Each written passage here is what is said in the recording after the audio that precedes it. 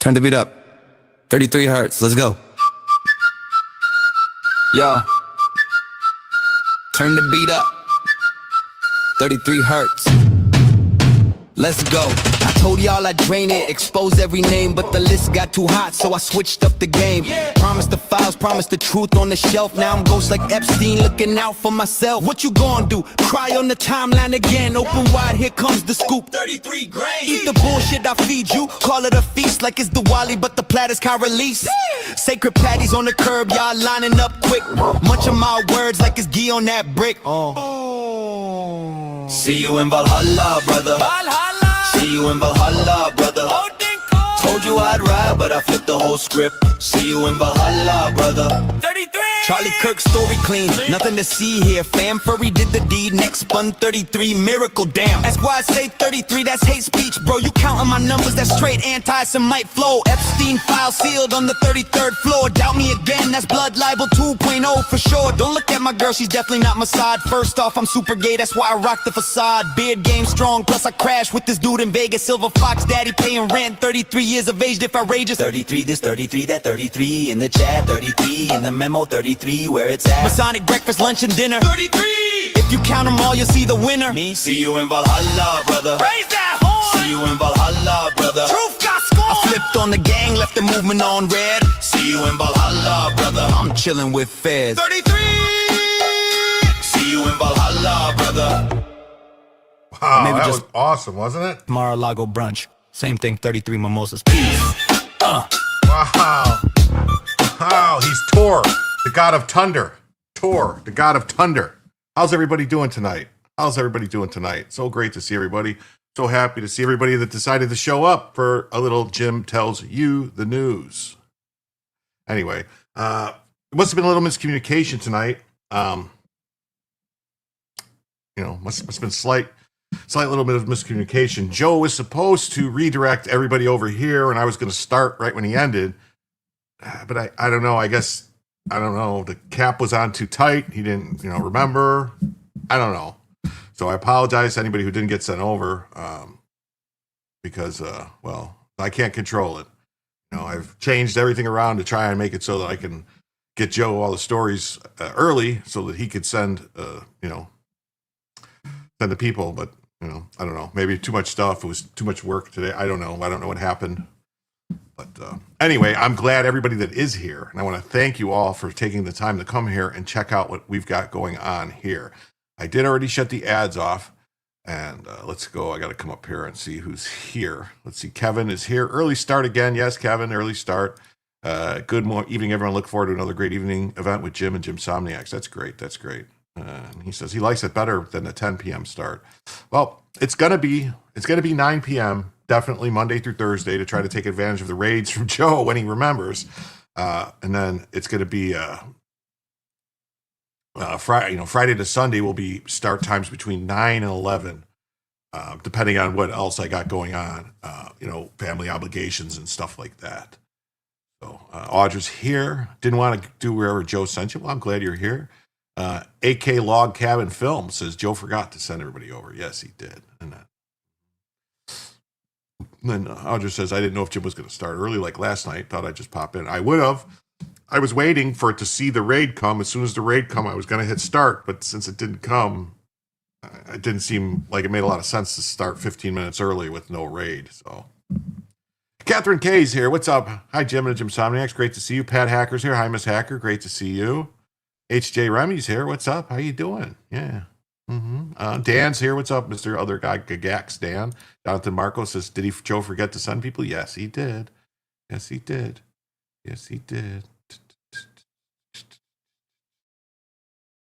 Here, what's up, Woodham?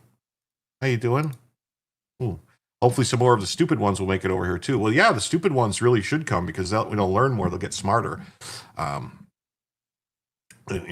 Ads are off. J Mark.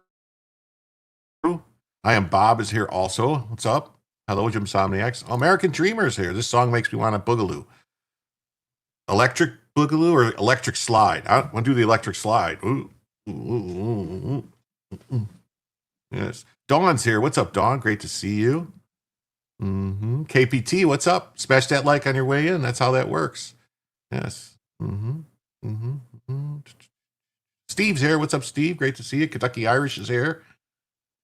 Rachel Boone made it. Yep. Good to see you. Well, Seagull's here too. C. Wilkie's here. How you doing? Tuckwheat, what's up, buddy? Cannibal Wizard, great to see you. Tim Lorsling's here too. Right? Nanner Nose is here. Where Nanny Goat, I'm sorry, is here. All right. So everybody's here that's going to be here. All right. And then just like always, I'll start with the I don't know what you call it, the proverbial or the Jim is the main attraction. Nice clean white shirt, crisp. Yeah, it's nice, right? I like it. It's got multiple pockets I can put things in, in case I need to hold some stuff. Anyway, just so everyone knows, I figured out what was wrong with me the other night. All right. And I don't know if this is TMI, too much information, but this is what it was. I had just recently, hit the like and subscribe, and hit the bell, man. That way you get notifications. Definitely. Bella is the main attraction. Yeah, she is. There she is. She is the main attraction. There she is. See? There's Bella. Bella is the main attraction. She's just chilling there with her doggy, having a nice night there. So, I figured out what was wrong with me the other night, what caused the blood pressure problem, what caused me to be flush. I'm pretty sure I know what it was. It might have been the Red Bull. It might have been a combination of things. Just want to let everybody know, all the people that reached out, all the well wishes and stuff. I think I know. I recently, I recently started using some stuff to try and get my. You notice I'm losing some hair here, and I didn't never really noticed it until this last haircut, and then I noticed it, and so I started using some Rogaine minoxidil, I think it's called. So I'm putting it on, and I guess one of the side effects of that is you could get. Uh, yes, I need to stop drinking the Red Bull. Yeah, it could be, but I think it's. I had just like within a day or two, I just started using the minoxidil in my head, so that could have been what was causing it. I saw some of the side effects could be like a rapid heartbeat, high blood pressure, redness, stuff like that. So, yeah, blurry vision. So all the things that were happening. But then again, yeah. Hair agra is like Viagra, but for your hair. Yeah. Well, we'll see. I don't know. I mean, I just put hairy palms. Yeah. I hope not. I hope I don't get hairy palms from it. But that would be.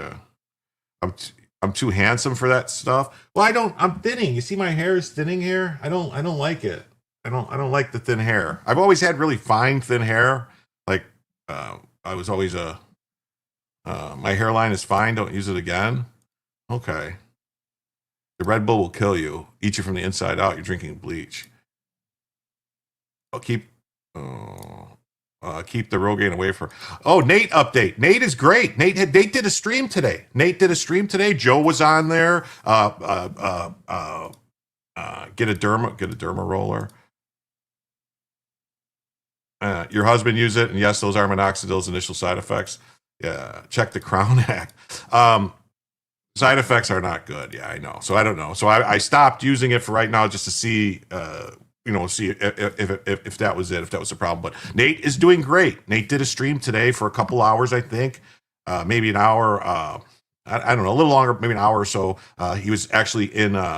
Eric Hunley was at his house with him, I believe. He was sitting right next to him, and Joe was on the stream along with Kurt and the guy Nick Strola from Nick Strava from Finland or Scandinavia somewhere, and Viva popped in, and a bunch of people, and it was a great stream, and it was a lot of fun, and Nate seemed great. But then Nate was basically got, I have to go now. I don't feel, I'm getting drowsy. I need to take my pills and stuff, and so he's still recovering. Oh, Ron Coleman was there too. Yeah, Eric. Yeah, Nick Starwood, Kurt. Yeah, it was great.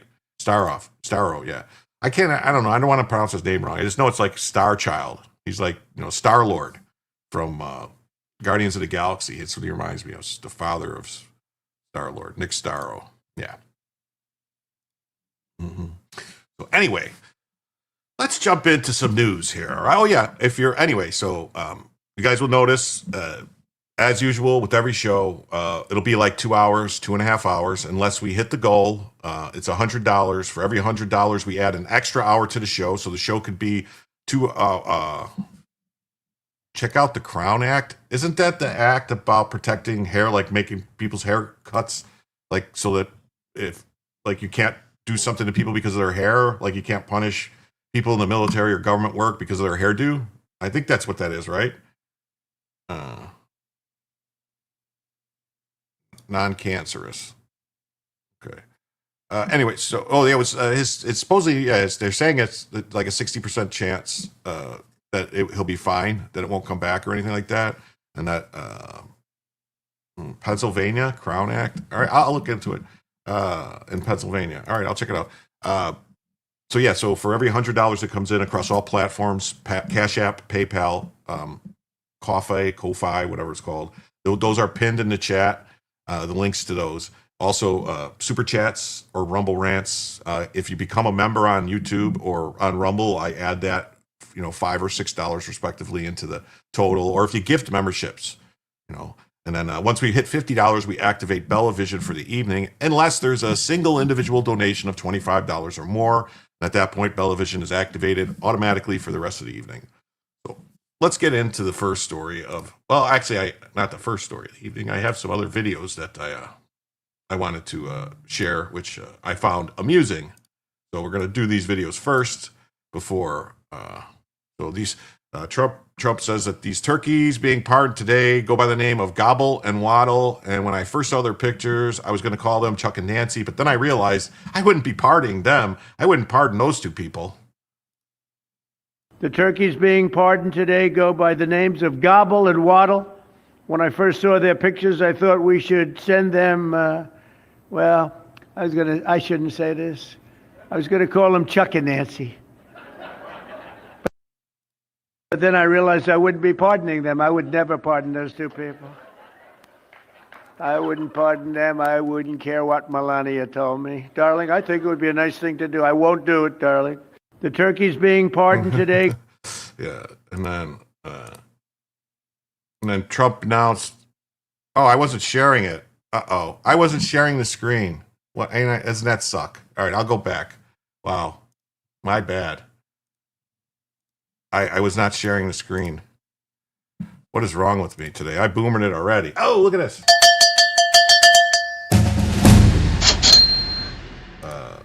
Let's go. Appreciate. Thank you for the $5. With that $5, we are now $95 away from the first additional hour and $45 away from Bellavision. So thank you very much. Thank you very much. Thank you very, very, very much. You always watch Sarah Palin's turkey video every year? Now I'm interested. What is that? Anything good you need to go back and watch? No, not I mean, here? No, I screwed up. I wasn't sharing the screen. Let me share it now so you don't hear it. The turkeys being pardoned today go by the names of Gobble and Waddle. When I first saw their pictures, I thought we should send them, I shouldn't say this. I was going to call them Chuck and Nancy. But then I realized I wouldn't be pardoning them. I would never pardon those two people. I wouldn't pardon them. I wouldn't care what Melania told me. Darling, I think it would be a nice thing to do. I won't do it, darling. The turkeys being... Yeah, he won't do it, darling. And then, oh, look at Pat Hacker's here. What's up? I'm sorry, not Pat Hacker. Pat Hacker, I already saw you. I'm sorry. Pam Graham's here. Sorry. Pam Graham, anything good you need to go back and watch? No, nothing. I just started and I screwed it all up. And Derek's here. What's up, Derek? Great to see you. Steve Hilliard's here, too. How you doing, man? Great to see you guys. All right, so let's see. We got this next video here, which says President Trump announces that Biden's turkey pardons from last year are officially null and void. He's getting rid of all the pardons. He used an auto pen, so he has the official duty to determine, and he's determined that the turkey pardons are totally invalid. You remember last year, after a thorough and very rigorous investigation by Pam Bondi and all of the people at Department of Justice, the FBI, the CIA, the White House counsel's office, and the Department of Everything. We have a Department of Everything. You know what that is? I think that's called the White House. Into a terrible situation caused by a man named Sleepy Joe Biden. He used an auto pen last year for the turkey's pardon.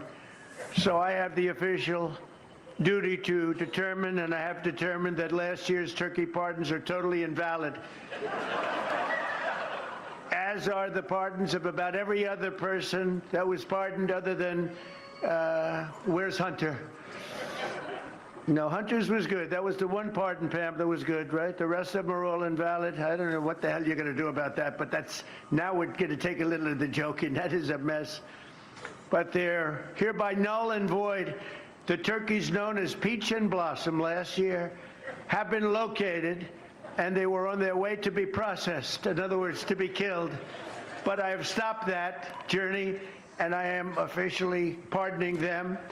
And they will not be served for Thanksgiving dinner. We saved them in the nick of time. This one has plenty of time, but they were saved in the nick of time. We're thrilled to be... Yeah, you thought it was Wobble. What's up, Hank? Great to see you. Wobble was the ones Trump pardoned this year. He was making fun of the pardons that Biden did last year. He was saying it was done with auto pens, so they're invalid.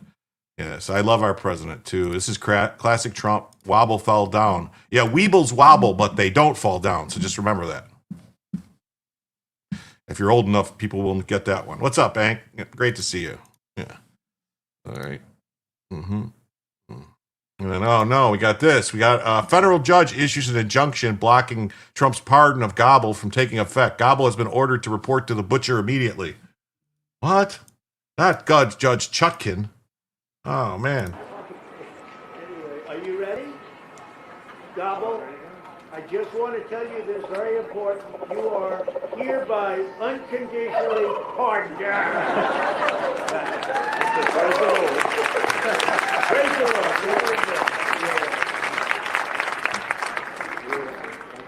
Beautiful. That's nice. Who would want to harm this beautiful bird? That's good. That's good. Thank you very much. Fantastic job. Thank you very much. Thank you. Thank you very much, everybody.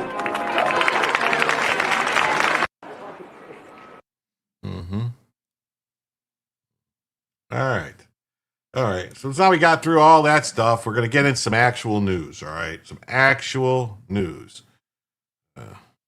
You come on early. I had to cut the LFS6B short to come here. Oh, I'm sorry to hear that. I was supposed. She wants some gizzard. Yeah, right on cue. Are you sure it's not waddle? The red part on the turkey's beak, waddle. I don't know.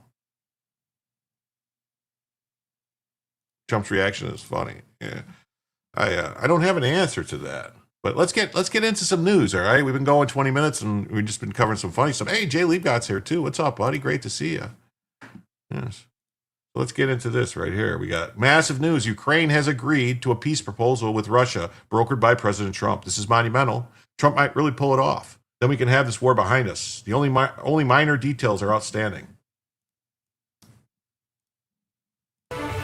You have some breaking news coming in. Moments ago, we are learning into CNN from a U.S. official that Ukraine has agreed to a peace proposal with Russia, saying only, quote, minor details are outstanding. Now, this as Ukraine's President Zelensky, though, says that more work needs to be done. Adding to the nuance here, in a post on X, Ukraine's National Security Secretary writes that the delegations had, quote, reached a common understanding on the core terms of the agreement discussed in Geneva. Overnight, a new wave of deadly strikes exchanged between Russia and Ukraine. At least 7 people were killed in Ukraine, 3 in Russia. So the war grinds on regardless. And not the war grinds on regardless. Yes. When your war stops trending. Yeah, look.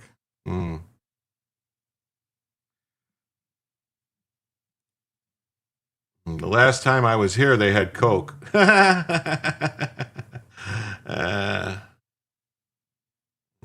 The peace president.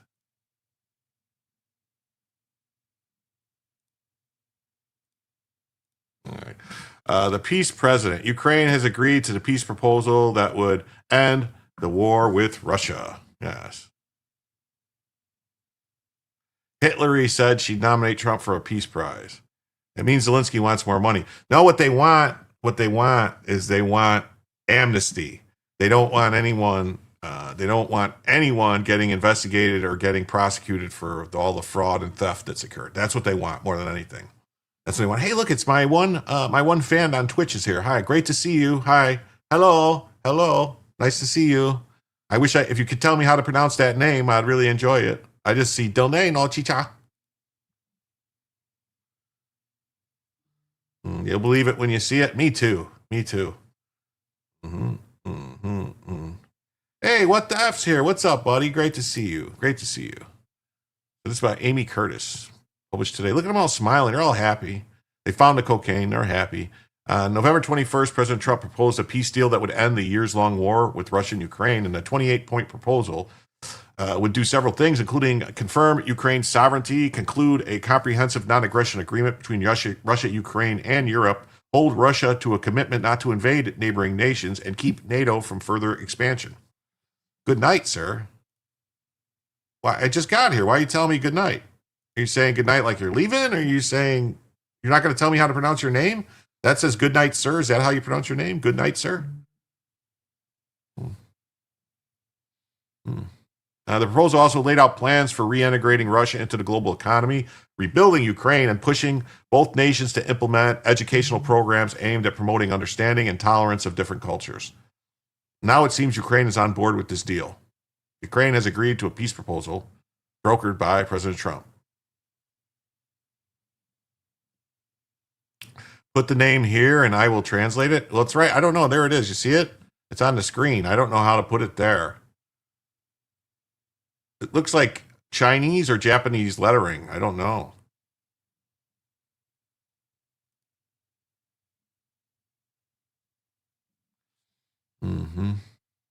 We saw that. Moments ago, we're learning from CNN the U.S. And Ukraine have agreed to a peace proposal with Russia. Ukraine's president, though, says that there's more work that needs to be done. Copy and paste it in chat. All right, I'll do that. His name is Bing Ding Ao. Okay. All right, good to know.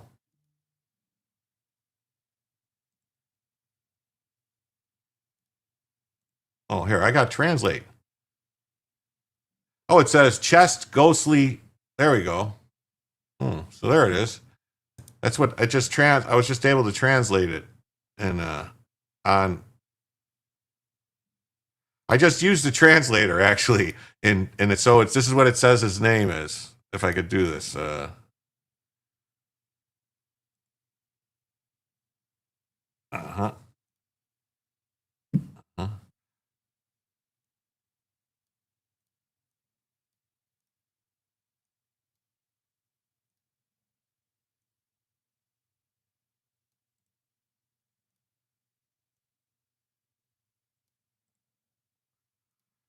This is what it says his name is.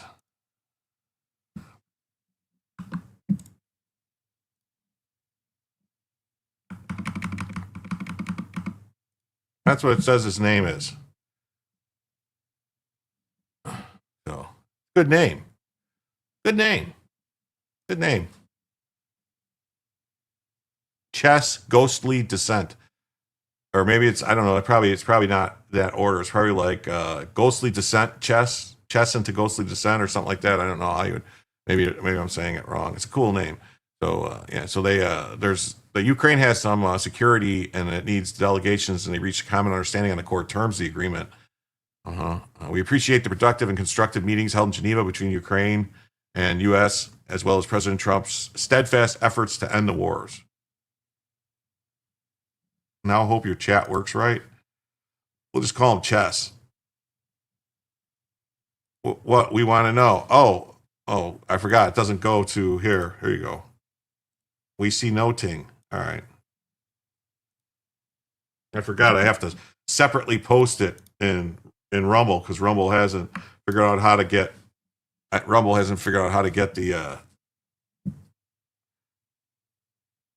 Years after you translate is all screwed up when you type in the chat. Uh-oh. I hope not. It seems to be working.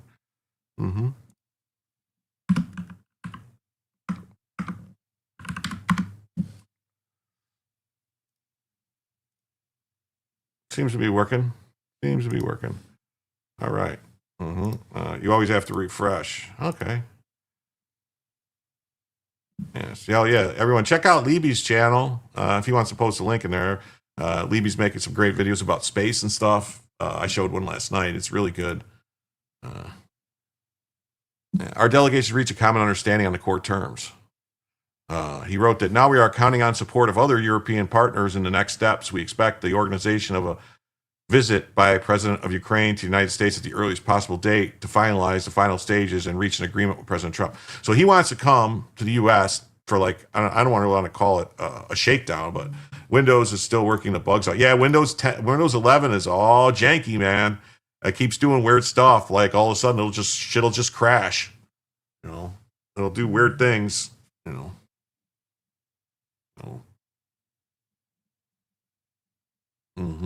At least 7 people were killed in Ukraine and 3 in Russia overnight. The war in Ukraine started back in 2014 when Russia annexed Crimea. Well, technically, that's not when the war started. Conflicts broke out in the Donbass. Things escalated in February to a full-scale Russian invasion. I mean, what was Ukraine doing that whole time? Was Ukraine bombing the Donbass, shelling them? I think they were. I think that would mean something. I think that would imply that maybe. So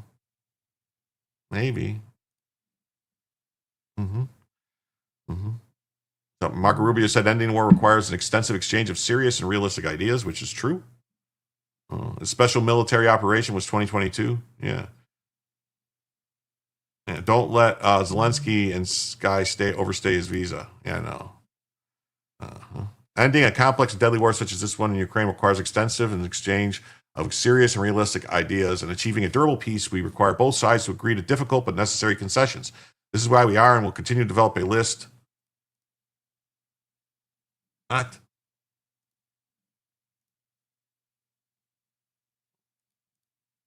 Why am I having problems with a list of potential ideas for ending the war based on input from both sides of this conflict? And then Olsen defenders. That's funny because it seems like you and Witkoff have only been taking input from Russia, which makes no sense because they would develop ideas on how to end a conflict.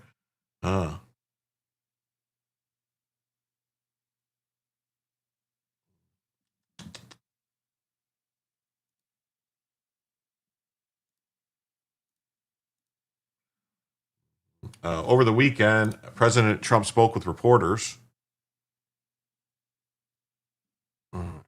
Rachel Boone says Ukraine was kidnapping young men and killing their families. Yeah, check out the Ko-fi bots over here. Post and says donate to Jim's Ko-fi coffee, whatever that is. I would like to get to peace. It should have happened a long time ago. The Ukraine war with Russia should have never happened. One way or the other, we've got to get it ended. So I agree. It's got to get ended, man. It's time. Time to end the war. Trump's army secretary meets Russians after U.S. Ukraine agree on a 19-point peace plan as fresh strikes kill 7. Hey, SB Farmers here. What's up, buddy? Great to see you. Oh, here's some guy's going to complain. Maybe we'll. President Trump gave President Zelensky until Thanksgiving to accept the US-Russian peace plan, but we already know that the plan is probably dead on arrival. In a very powerful address to the nation, President Zelensky called this a choice between dignity and support of Ukraine's most powerful international friend. And I think President Zelensky is going to pick dignity. Oh, good. Oh, okay. Well, then they can fight the war on their own without our fucking money. To Russian demands. It's a regurgitation of the same plan that the Russians put forward already in March 2022. This time around, they had the United States basically siding with Russia, China, North Korea, trying to help Vladimir Putin achieve its war. So the plan that you were offered in March of 2022, didn't the invasion happen in April of 2022, or am I mistaken? So before the war started, I think the war started in April 2022. Pretty sure. Maybe it was February, but you were offered this in March. And you didn't have like 1 million casualties yet. You didn't lose all this other land. All that they wanted was the land that the people voted to leave and join back to Russia because you were killing them for being Russians, and you had a cokehead president who was running around doing crazy shit. And so somehow you think this is a bad offer, basically, like, hey, we're willing to let you go. Yeah, dignity from someone who plays a piano with his dick. Yeah, we are here to pump you up. Yes. Yeah, one of the 10 largest landowners in the U.S. You wonder where Zelensky got all the money. It's strange, isn't it? Or aims at the negotiating table through non-military means. The plan would reward Russia for its aggression.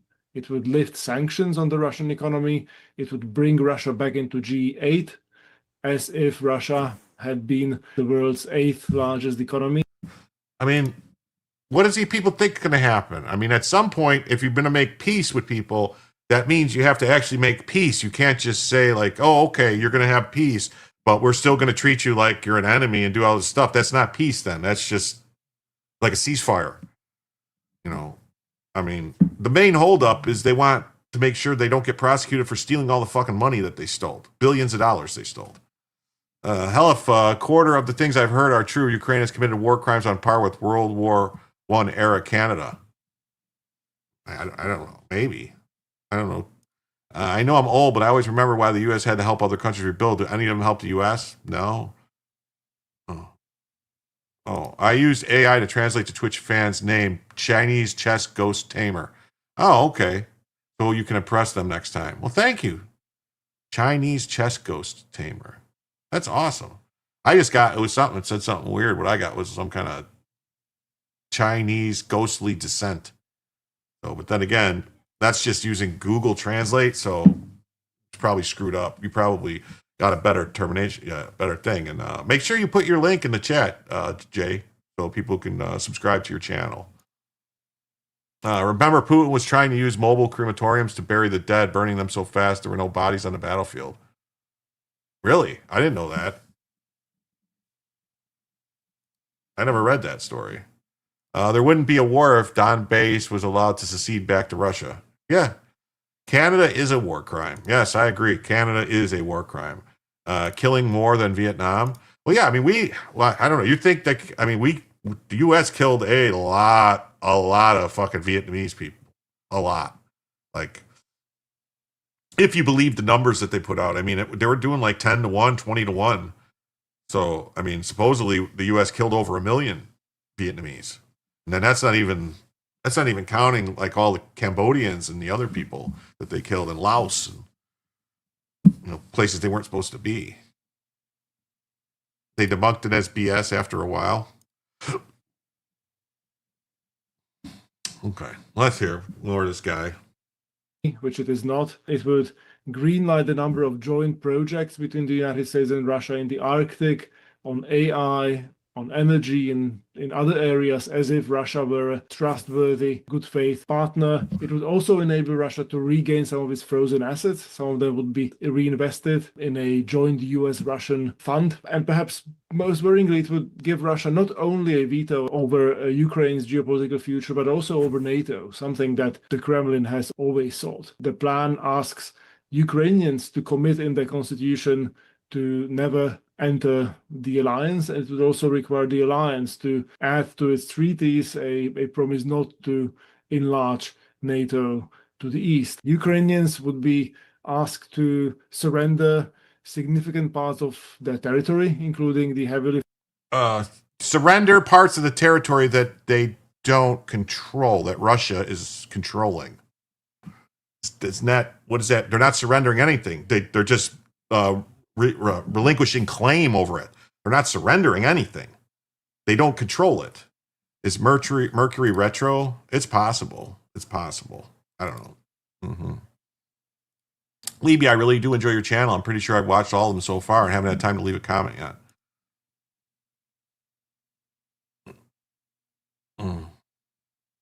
Yeah, that's how you knew that the mobile crematoriums were bullshit. Okay. All right. So let's see. These fucking guys. Fortified areas in Donetsk. That's very reminiscent of the 1938 Munich Agreement, in which Czechoslovakia had to give up its fortified frontier area with Germany, basically opening the door to the German invasion of the Czech lands. The so-called NATO security guarantees that the deal supposedly provides are nothing of the sort. NATO's Article 5 sees aggression against one member state as aggression against all member states of the alliance. This deal would provide for all kinds of off-ramps and sources of plausible deniability for the supposed allies. I would say that the president, he did deserve his shot at diplomacy. Special Envoy Witkoff, Marco Rubio, have been working on a plan quietly for about the last month.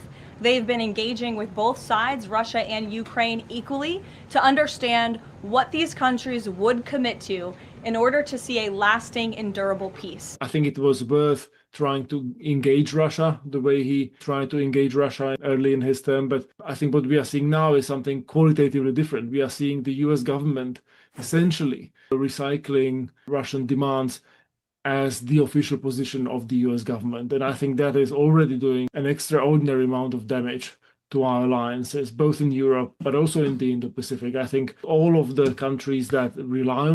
So you got this guy who's clearly a Ukrainian and speaking about he thinks Ukraine's going to win and defeat Russia, going to invade Russia and kill Putin and all this stuff, saying the stuff, hey, there is no alliance between the US and Ukraine. We don't have an alliance. They're not our ally. All right? They've been a fucking a parasite sucking off of us. And Bella is crying. Sorry I'm late. I was making a pecan pie and getting the ingredients ready for sweet potato pie. Then we're showing the mass graves with a white cross on every grave, trying to say Putin buried them in a mass grave and then marked each body with a white cross. If you can't defend it, it's not yours, says the last treaty. Yeah. Is the Azov battalion gone? Well, that was in this, that they wanted to get rid of the Nazis and stuff. But I think that was another thing the Ukrainians were mad at. They don't want, the Ukrainians like their Nazis. They like them. And there's been a lot of lying for money. Yes, a lot of lying for money. And Barbie World's here. I've been lurking, Jim. Good show. Thank you, Barbie World. Thank you for being here. Yeah. You're surprised this guy doesn't have a nose ring? Me too. It sounds like people just got home, huh? Yes. All right. Well, we'll finish this. The United States for the security, and that also the United States relies on to project power globally, are watching these developments with great.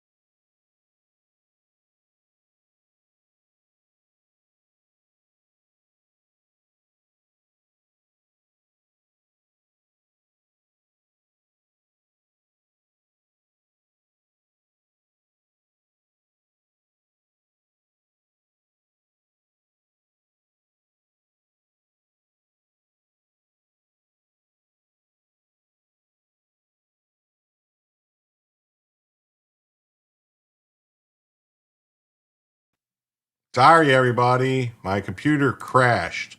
Believe it or not. I don't know. It just crashed. So give me a second here. Let me get everything loaded back up. I don't know what the fuck is going on, but it is not cool. This is ridiculous. So let me get this going. Present, extra camera. Is it still freezing and doing weird shit? I don't know.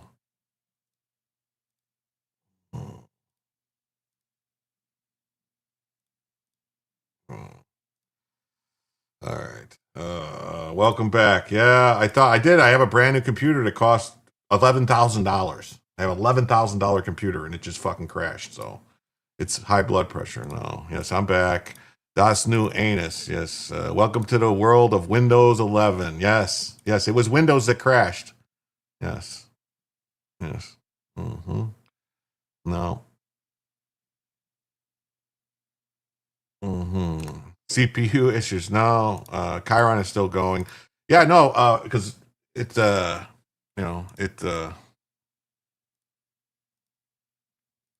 me see, I gotta see, is everything still? Oh, wait.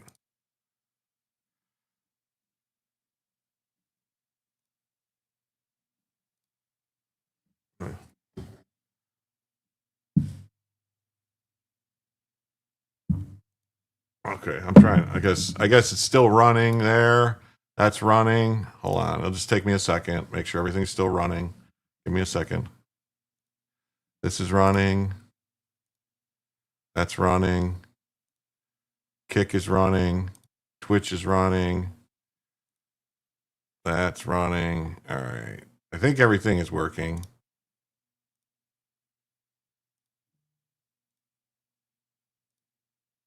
Looks like everything's working. Look at the administrative tools to see what the error was.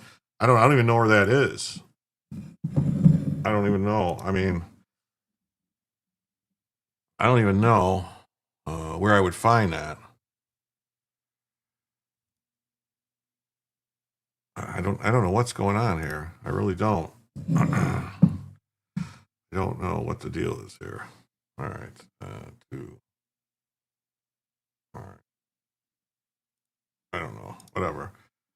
Too complicated for Jim. You hear Benny Johnson read a tweet by Emerald Robinson how Musk with 3 minions stopped the voting machine steal. No, that would be great. I'd like to see that.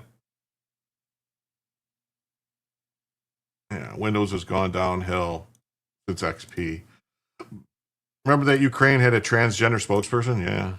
Yeah, Zelensky don't want to give up the money coming to him. He's not a president. He's a dictator. Probably longer. Yeah, I don't know where to find it. I don't know what just happened. I really don't. Why it crashed. Let me make sure my...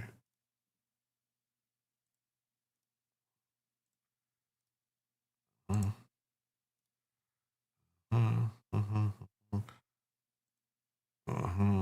me make sure my... I want to make sure my... everything is running properly. All the... Says my cooling temperatures are a little hot. Let me see. Put this to max cool.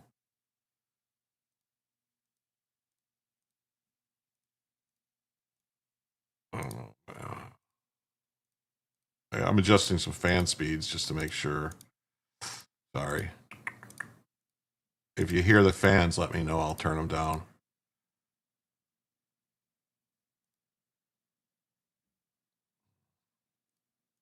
Yeah. All that money on a computer and still have issues. I'm hoping it's just Windows 11 because Windows 11, there's been a lot of issues. To open it, press Windows plus X, select Event Viewer.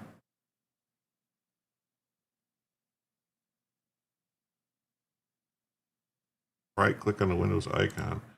Computer management. Okay. All right, I'm in here. Event Viewer.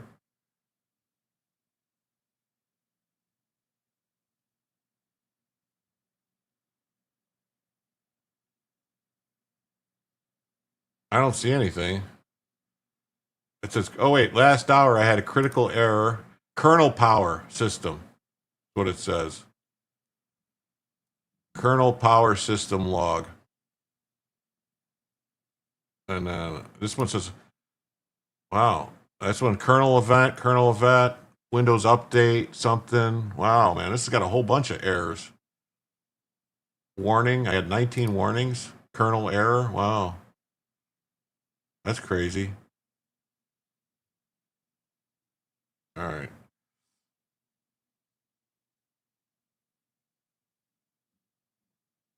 Power supply is light. I don't know. It's a 1200 watt power supply. Kernel is just shutting down, not the cause.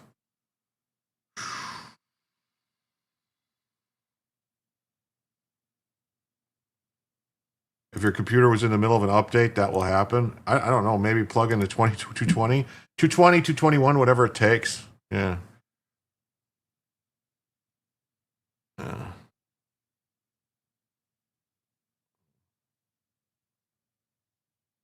I don't know. Ignore the event viewer. It won't help unless you understand what you're looking at. All right. All right, I'll close it out. All right, let me get back to the news. Sorry. Yeah.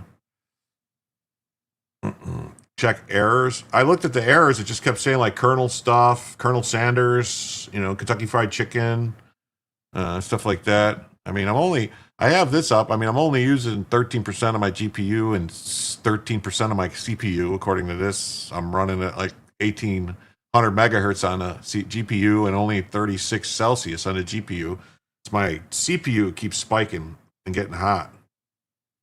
Event viewer is going to be a view of full. So Trump administration's army secretary sat down Tuesday with the Russian officials in Abu Dhabi to present a slimmed down plan to end the Moscow's 33-month-old invasion of Ukraine. Maybe the captain didn't follow the colonel's orders. It's possible. It's possible. Dan Driscoll arrived in the Middle East after representatives from Washington and Kiev hammered out a revised framework. The Ukrainians have agreed to a peace deal. There's some minor details to be sorted out, but they've agreed to a peace deal. That's good. Does this guy look at this guy. Doesn't he look like, what's the Shane Gillis, that comedian? Like you know.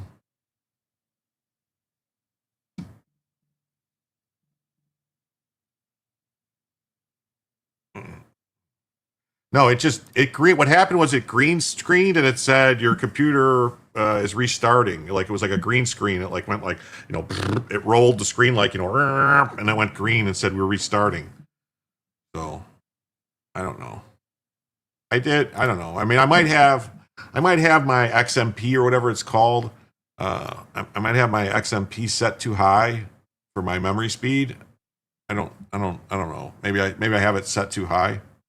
Likely memory error. Yeah, maybe I have my memory set too high. I don't know.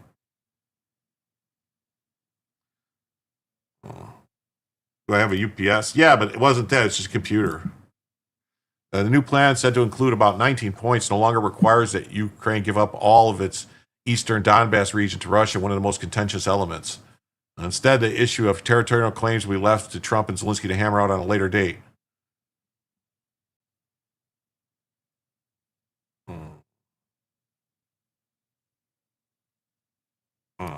You're relieved that Dan Driscoll's been sent and Keith Kellogg has been sidelined. No need for XMPS. It's all about the ball bearings. Malware bites. Maybe. Ukraine's National Security Advisor Rustem Umerov said that Kiev wants to arrange a Zelensky meeting in the U.S. so they can get some more money.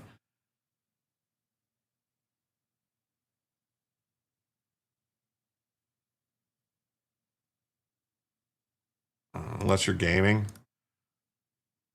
Okay. Late Monday throughout Tuesday, Driscoll and his team have been in discussions with Russia's delegation to achieve a lasting peace in Ukraine. Talks are going well and remain optimistic. Secretary Driscoll is closely synchronized with the White House and U.S. interagency as these talks progress. Do I have any update on Mark Kelly tonight? Yeah, I have some stuff about Mark Kelly we'll talk about after we, a couple stories first. After Anchorage, we thought these understandings had already been formalized. There was a long pause, and now the pause has been broken by the introduction of this document. A whole series of issues there, of course, require clarification. Is Zelensky going to try to appeal with the American public again? Probably. That's what he's doing. They're going to have other people. Make comments. They're going to try to get the other countries to say shit, but.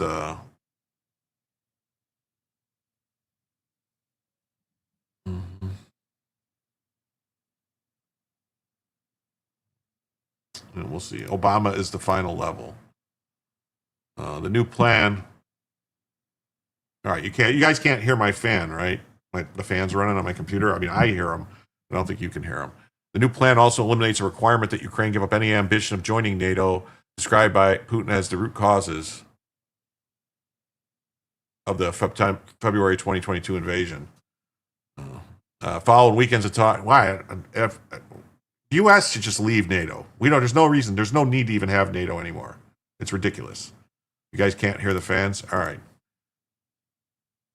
We can see which interests are intertwined and who's trying to weaken our position. Ukraine's position spreading disinformation, intimidating our people. And we are countering every such attempt to derail the end of the war. They're the only ones derailing the end of the war by the shit they're pulling. This war could have been over a long time ago. Russia's been saying since 1990s that Ukraine can't be part of NATO. Since the 90s. And the U.S. agreed. Yeah, NATO's as useful as hemorrhoids. Yeah. What do we need them for?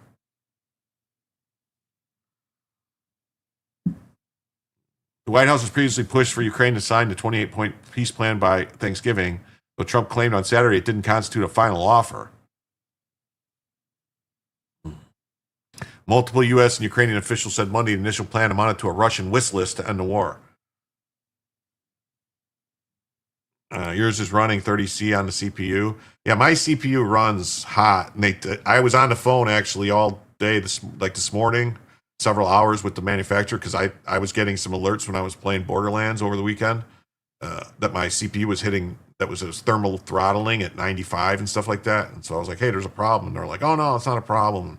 Basically, they told me that, they had me run, Cinebench or Furmark or something like that while they watched it, and they said it never got above 80. So they're like, oh, it's not a problem. And they said that these new AMD chips run really hot. There's nothing you can do about it. I think the SOB got bogged down processing the POS, ended up with a GFY error. Yes, that's probably what happened. The reason for NATO doesn't exist anymore. The only reason keeping them is paying people millions of dollars. If we leave NATO, we will have no control over them. NATO should be dissolved and disbanded. NATO is like tits on a boar, worthless. Put all the enemies in NATO and trick them. Muhammad said war is deceit. Yes, liquid cooled. Yes, this is all liquid cooled. It's completely liquid cooled. Did they tell you it ran hot before you spent 11G? No. Me personally, I would think I wouldn't have zero problems with it.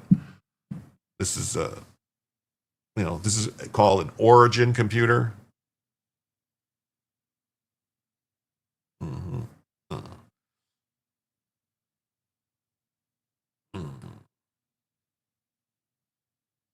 They do get hot under intense load. Shouldn't get anywhere that with streaming. Yeah, like I can tell you, like right now,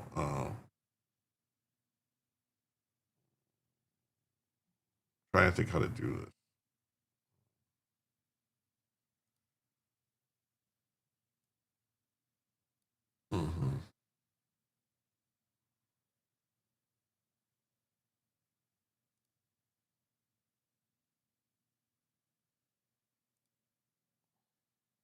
Yeah, like right now, my CPU package is running at 66C.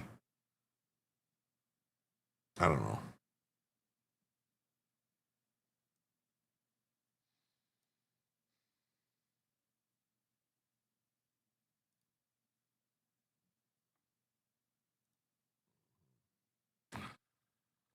Russia fired 22 missiles of various types and over 460 drones at Ukraine overnight. Zelensky wrote on Telegram. The strikes knocked out water, electricity, and heat in parts of Kiev. Video footage posted to Telegram showed a large fire spreading in a 9-story residential building in the eastern Dnipropetrovsky district. 66C, that's communist temps. Mr. K says that's normal. Mayor Vitaly Klitschko said he was going to knock some motherfuckers out. No. Make sure the fan vent isn't blocked. Oh, no, it's not. It's got it's got a radiator right here. Here, look. This is a radiator right here blowing hot air on me. I can feel it. The Rogue AI suite should take care of the fans automatically. It doesn't. It's not. It's using Corsair. It's got a whole Corsair system, like the Corsair Link system, running all the fans and everything. And so that handles everything. It's not connected. It's through like USB. It's not connected through the board. It's weird, man. I don't know. Anyway. So you might want to check your chipset and GPU drivers, but Windows likes to downgrade them. Well, I have an automatic thing that checks all that stuff, like the what's it called? The GPU is fine. Jim, that thing next to you is massive. Yeah, it is, right? All right. This is the radiator. There's also a radiator on top that blows hot air out. This blows hot air out. Air comes in the front. And can you troubleshoot later? Yeah, I'm sorry. I was just trying to talk to the chat. If it's Chinese, it's got to be good. Yeah, that's a mainframe size. Well, liquid cool is overrated. Just add a few extra failure points and works as a heatsink for a long time. You got a Noctua CPU fans, heat pipes. CPU sits at 59, around 65. Yeah, my GPU never gets hot, Mr. K. My GPU never goes over 50 at all. It's liquid cooled too. It's anyway. So. The Russian defense minister says it targeted military industrial facilities. The strikes were responsible to Ukraine attacks on civilian objects in Russia, it added. In a subsequent attack wave, 4 people were killed and 3 were injured in a strike on a non-residential building in Kiev's western Zvatransniv district, according to the head of the Kiev city administration, Tymur Tachenko.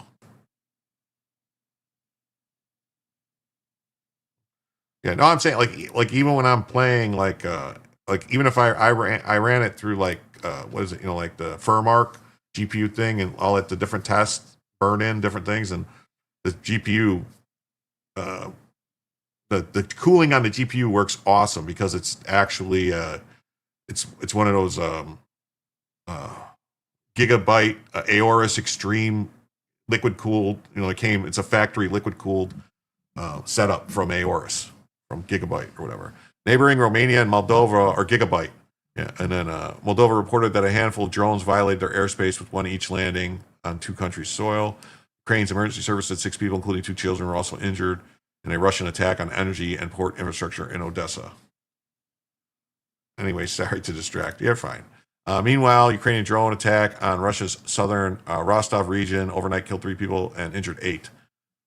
And Tangrang is not that far from the border. The Russian air defense has destroyed 249 drones overnight in various Russian regions and occupied Crimea. The occupied Crimea region, noting that 116 drones were shot down over the Black Sea. So that's what's going on there. And this. KTLA 5 and LA's news says Ukraine agrees to the court terms. All right, now we're jumping into this next story here. It's been going an hour. All right. FBI seeks interviews with 6 lawmakers who urged military to disobey the illegal orders. So now the FBI has launched an investigation. They're going to start questioning these people.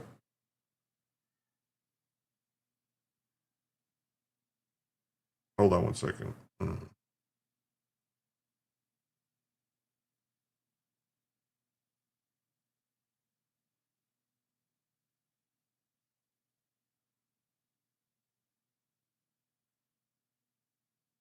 All right.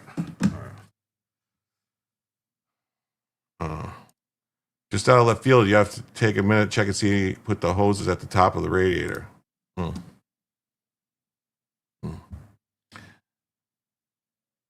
the FBI reached out to the Capitol Police to arrange interviews with the seditious 6, as they're called, who appeared in a controversial video encouraging service members to disobey orders. 4 of the lawmakers, Deluzio, Goodlander, Crow, and Houlihan, confirmed on Tuesday. Are the FBI allowed to investigate? I don't want a judge to toss it out because they weren't. I don't know. Yeah, you saw that story about the judge, right? Tossing stuff out. Yeah. President Trump is using the FBI as a tool to intimidate and harass members of Congress, they said in a joint statement. Oh, so now they're attacking the FBI. No amount of intimidation or harassment will stop us from doing our jobs. We swore an oath to support and defend the Constitution. Those oaths last a lifetime. Oh. Well, then they should be all, if they're admitting that those oaths last a lifetime, they should all be recalled to active duty to face justice in the UCMJ. That would be the correct way to do it. President Trump called for the arrest and trial of the lawmakers after they were featured in a 90-second video and called on members of the military and intelligence community to disobey orders from the president. Grand juries matter, yeah. We want to speak directly to the members of the military and intelligence community. That right there is sowing the seeds of insurrection, disloyalty, disobedience. It's against the law to do that. It's a crime. It's like right there with sedition, trying to, cause disloyalty in the military. Less telling us what they plan to do, wish they would actually just investigate. Yeah. Well, this is coming. This isn't from the FBI. This was reported by these members of Congress crying to the media saying, the FBI is investigating us. Yeah, undermining the chain of command. Yeah. The American people need to stand up. Yeah, we need to, don't give up the ship. Okay. It's called seditious behavior at the highest level. Each of these traitors to our country should be arrested and put on trial. Their words cannot be allowed to stand. We won't have a country. An example must be set. In a separate post, the president wrote the following: seditious behavior, punishable by death. Slotkin, a former CIA officer,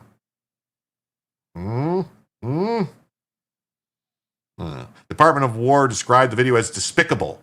He added, while it might seem harmless to civilians, it carries a different weight inside the military. Yes. It was a politically motivated influence operation. It never named a specific illegal order. It created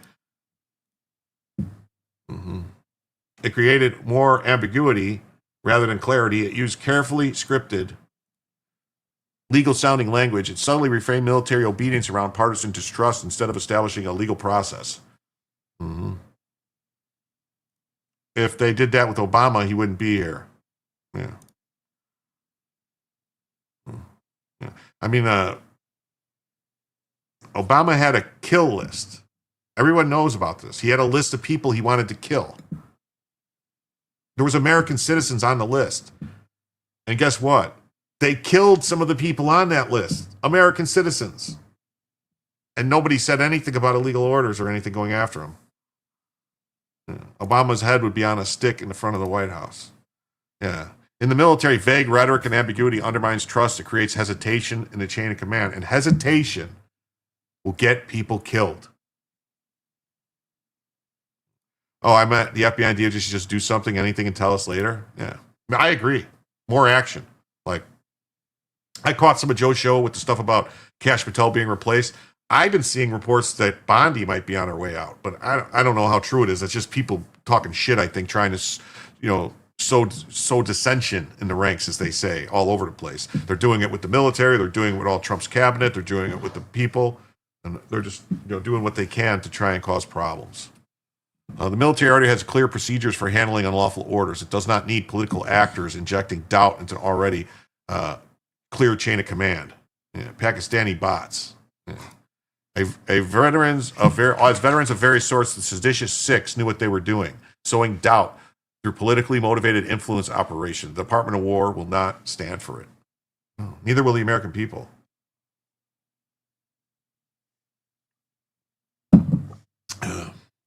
The video was about undermining a pillar of support for the Trump administration, which is a color revolution tactic as detailed in Gene Sharp's book, From Dictatorship to Democracy, which is the Revolution Business Bible.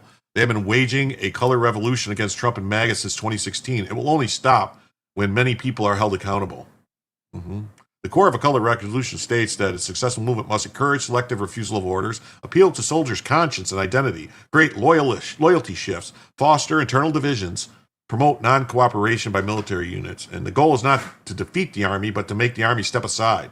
When the military refuses to suppress protests, the government collapses in days. This is why color revolutions look non-violent. Mark Kelly should be court-martialed. Yes, he should.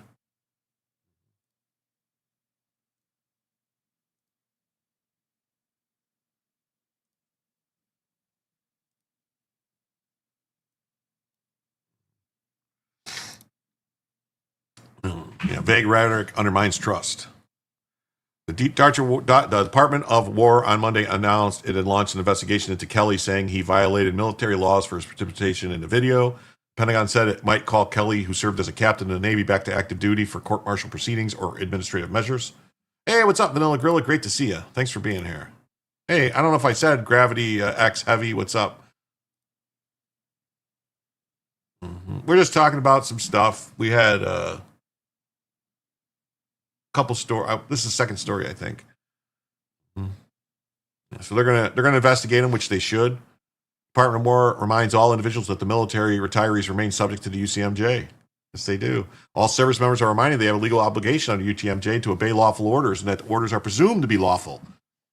That's the thing; they're presumed to be lawful. Just the fact of making people question orders is the color revolution. You're making people stop and question, wait, is this lawful? You told me to go outside and pick up the trash. Is that lawful? What if I don't own the trash? What if someone else owns the trash? You don't have to follow any of Jim's legal orders. No, you don't. You don't have to follow any of my orders. Except you have to follow the order, which is like and subscribe.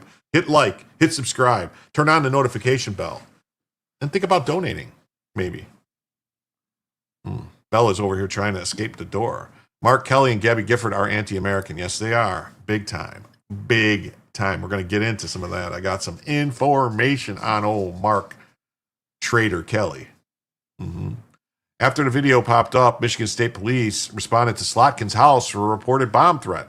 Oh, isn't that odd that immediately she puts this video out and then she reports a bomb threat? I'd like to really see, I want this investigated. Whoever made the bomb threat, even if it was someone on Slotkin's staff, just to promote, to make it seem like they're getting threats. If this is like, Hussy if she's Slutkins Old Sluttykins is over here posting fake bomb threats. She needs to go down. Hey, what's up, Fran VT? Great to see you. Great to see you, everybody. Wow. Great to see you, everybody. That's awesome. Mm-hmm. Mm-hmm. Yeah, it's great. Mm-hmm.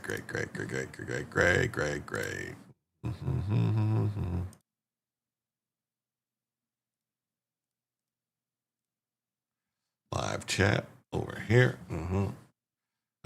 Their spokesman said Slutkins was not at home when the authorities responded. Oh, so she wasn't home. She just called them and said, hey, someone tell me there's a bomb in my house. I think maybe they said there was a bum in her house and they thought it was her husband. Yeah.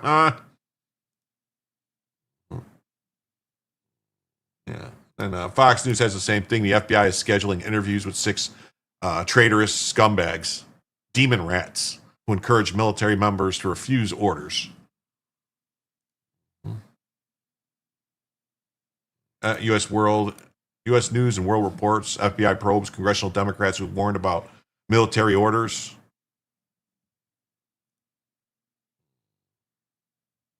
Then we got this nice thing here, which I wanted to read. It says from Arizona Central.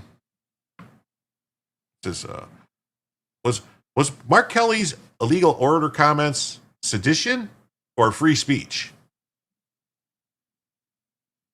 We're not going to listen to it again because I don't want to. But Mark Kelly tells service members you can refuse illegal orders. Key points. This is the AI-assisted summary. It says, as a retired Navy captain, Kelly is still subject to military rules that can restrict speech. Dang it, you missed catching Joe again? Well, old school, he's been streaming earlier. I appreciate it. You can always watch him later. But I'm glad you're here. Please remember to hit the like button. And you're already a member, so I know you're subscribed. I really appreciate it.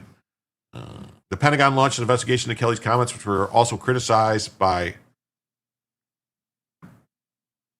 Why would it say... Do you see what this says? The Pentagon launched an investigation, which were also criticized by former President Donald Trump. So this AI thinks Trump is not the president.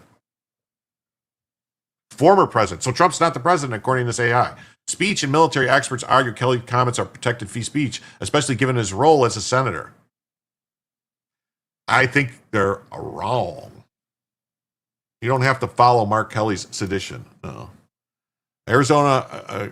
This. So we already know that this AI summary is a bunch of bullshit because they don't even recognize Trump's authority as president. Arizona's Mark Kelly was accused of sedition and misconduct after he told military members to refuse orders in a video posted to social media. Yeah, but military and speech experts say they were protected free speech. Here's a little tip. You don't have any free speech in the fucking military. You don't. You don't have any free speech in the military. You don't. The incident raises questions about the speech rights of a man juggling dual identities. A United States senator who represents 7.5 million Arizonans and a retired Navy captain who's obliged to follow military rules, which expansive speech bans that don't apply to everyday people. Oh, so what you're saying is that he's got other things he has to follow. Students use AI, but they are told to still have to verify information is correct. You can say, ouch. Maybe.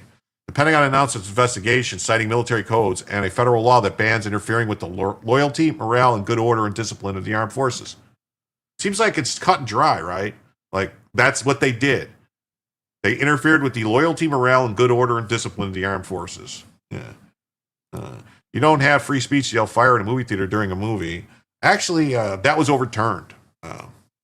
That was overturned, that decision. I'm trying to remember the name of the case, but that was overturned.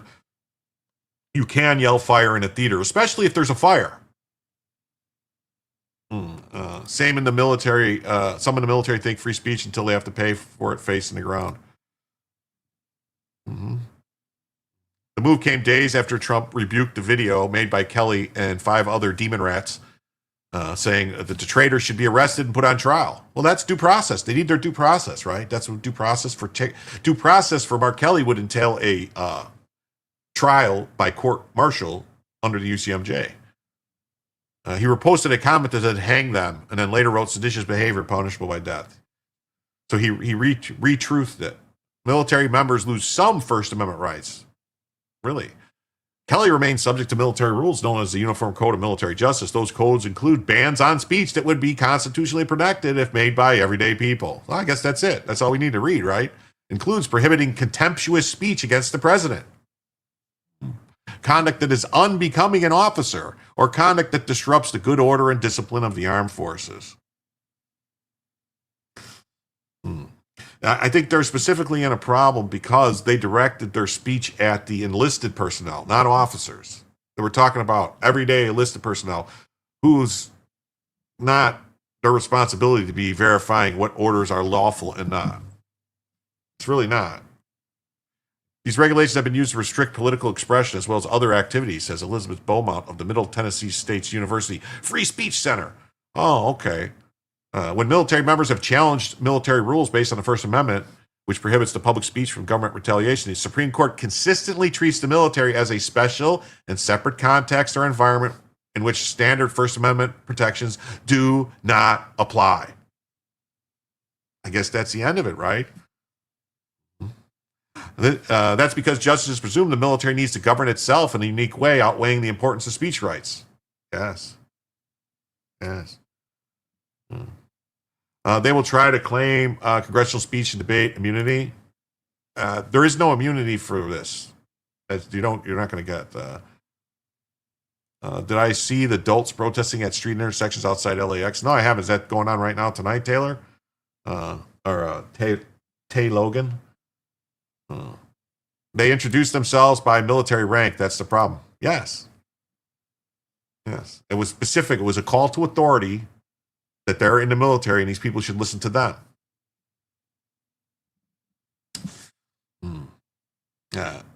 Pete Hegseth, the Secretary of War, said Kelly knew he was obliged to follow the UCMJ. He reposted a comment calling the video a Trojan horse to plant doubt in the chain of command and inject anarchy in the military. I agree with all this. Encouraging our warriors to ignore the orders of their commanders undermines every aspect of good order and discipline. Their foolish screed sows doubt and confusion, which only puts our warriors in danger. When Senator Kelly may have protection from prosecution. Why he may. Yeah. LAPD's all over it. Travelers are pissed. I'll look. As soon as I'm done with this, I'll look it up. Eugene R. Fidel, military justice professor at Yale, said none of Kelly's comments came anywhere near any prohibition, not even close. Oh, okay. Yale law. Oh, okay. Kelly, in a video, and the other Democrat lawyers said the public's trust in the military was at risk,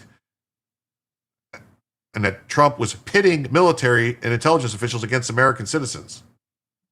How is that not sowing distrust? The threats to the Constitution aren't coming from abroad; they're coming from right here at home. Kelly's comment about refusing illegal orders, not legal ones, is already in the law, and therefore a true statement. Beyond the accuracy, the comments were intent to overthrow lawful or civil authority, which is sedition. They're trying to play fucking word games when they know exactly what they were doing. Yeah. No, he's encouraging the questioning superior officers for political reasons. That's exactly what he's doing. That's sowing dissent. Let's have a trial. They said since the fact that he's a status as a retiree and a sitting senator also changes the dynamic in favor of his speech rights. Yeah, the intent is obvious. They're expected to be able to speak freely about matters of public moment. They're not ornamental, and having a chilling effect on the United States Senator is really shocking. When I was enlisted, would you have paid attention to the comments of the Seditious Six? I don't know. I mean, I joined the Navy when I was 17. I was pretty dumb and listened to stuff, but I mean, I don't know. Maybe if I was, I don't know. Maybe if that the problem is, we have a whole, look at what happens that you see on the internet with people when they get pulled over by the police. They're immediately like, why'd you pull me over? Let me see your supervisor. Well, you can't do this. I want to supervise, it's an epidemic and people see it. And so this is going to cause a whole bunch of people to go, I think this is illegal. I got to check before, you can't tell me to clean the latrine. I want to check if it's illegal. It's racist or something. That's what's going to happen. You're going to have people doing it because believe it or not, the majority of the people that join the military do it because they want to serve the country, and it's like a tradition. It was a whole. The way it was when I when I joined, the people that went in, it was usually like tradition. You know, their fathers served, their father's father served, their father's father served, their uncles, all that stuff. Now, because of the offers of the schooling provided, the the GI Bill. What's the other one called? There's a bunch of other things, and then the loans guarantees. Like they give loan guarantees now to buy houses and stuff like that. They give you down payments. There's all these benefits that the government gives. It's brought in a whole bunch. Yeah, free medical school. You know, all the free schooling, free college and stuff. It's brought in a whole bunch of people that are not there because they want to serve the country. Some of them don't even like the country. You know, barracks lawyers abound. Yeah. Yeah, there's no other reasonable motive other than political gain. But you know, the world is different now than it was when we were younger. Yeah, but see, like, and even then, I don't know. I'm sure there was some people when I was in. Yeah, I'm sure there was some people that would have probably listened to these idiots. You know, yeah, only 2.5% of us serve. That's right, less. It's actually less than that now. Actually serve, and it's generally like the majority of them come from families that serve in the military. It's a tradition, you know.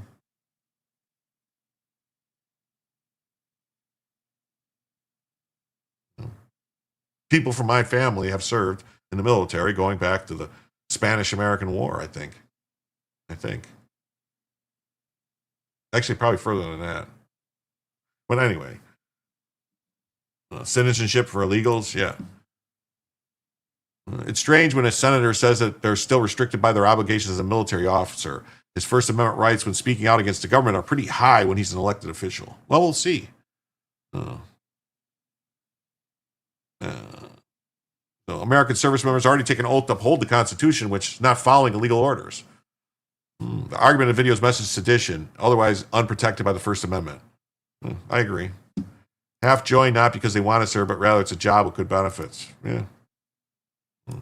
I think everyone is able should be required to serve 2 years. I think there should be, I think there should be something that would help a lot of people right out of high school, basically. Like, we shouldn't be sending people to college, you know, right out of high school. There should be like a 2-year period of some kind of training and stuff like that. And, you know, like service, not so much military service, but service to the country. Some kind of service. There weren't any good wars going on, so I didn't join. Well, see, that's how they got me. I was sitting in my basement, eating a pizza, smoking some weed, and all of a sudden, a screen comes across. An alert! Oh my God, we just invaded Panama. And I'm seeing the people coming in on parachuting in and the helicopters and all this stuff, and they're blaring the music, and I was like, wow, that was like cool. I want to do that. I didn't do any of that. Civil service of some type, yeah. Yeah, something, some kind of service, like a pre-Thanksgiving day. Yes, tomorrow, Wednesday is, just so everyone knows, Wednesday, the day before Thanksgiving, is the most popular bar day of the year. More DUIs happen on the Wednesday. I think more DUIs happen, but it's more people drink, more money is made. More, I don't know why, but more partying happens on the Wednesday. Jim just wanted to go to Panama to get Noriega. I just wanted to go to Panama to get some Panamanian. Yes, the kids are so lost and mentally ill due to physical labor. Maybe. All right, let's see what we got here. Yeah, so here we go. So in light, this is some stuff I wanted to bring to light. Because everybody comes to town, yeah. It's a good time, yeah. Marching powder, Bolivian marching powder. Hilarious. Oh, yeah, someone said something about, let me look.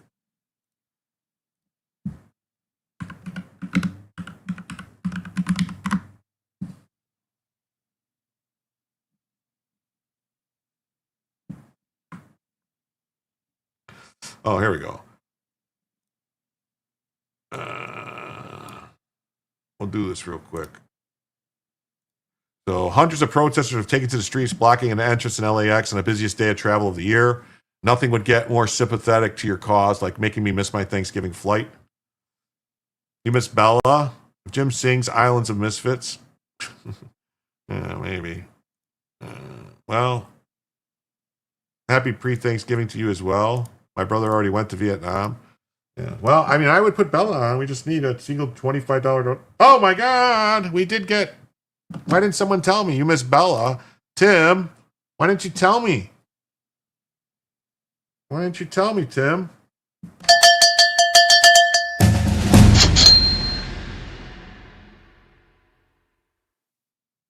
Why didn't you tell me, Tim? Why didn't you tell me that you donated $25 on PayPal?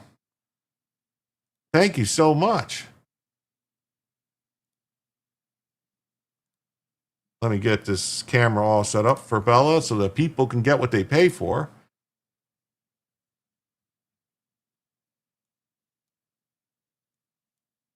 There she is. Chillin', Bella, Bella, Bella. You did a few times, but chat was very active. I'm sorry. You gotta make sure you let me see it. You gotta make sure you let me see it. I apologize. I apologize for that. I should have been on top of it, and I screwed up. All right. So let me fix the banner then, because with that banner, that puts us now at let's see. $70 away from the first additional hour. Oh, wait, no. Yeah, it's just $70 away now from the first additional hour. Thank you so much. Mm-hmm. Does most of that drinking occur at airports? A lot of it does. He got Bella Bucks left over. Mm-hmm. You got drums. Mm-hmm. Thank you. Forgot about that. Thank you so much. All right. So yeah, so nothing would make you more sympathetic. Let's see what's going on here. It's just a short clip. Well, look, there's a couple videos. Here, these are people's lives. You need to stop.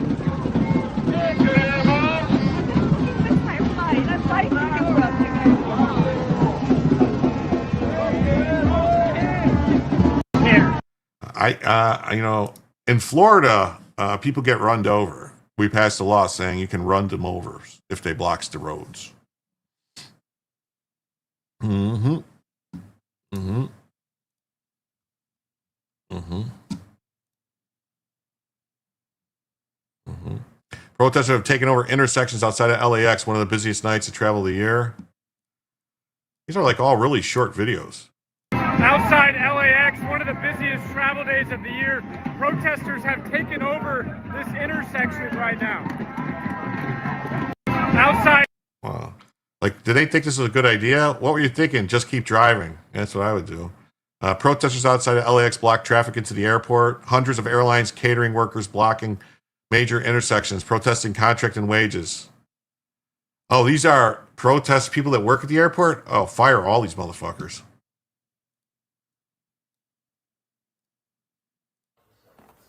All right, we are following some breaking news. This is a live look from our LAX cam, and you can see that traffic is starting to back up just a little bit. Not long ago, this was really a ghost town, and the reason why is because there was a protest with hundreds of airline catering workers that shut down an intersection that leads to LAX, that intersection at Avian and Century Boulevard.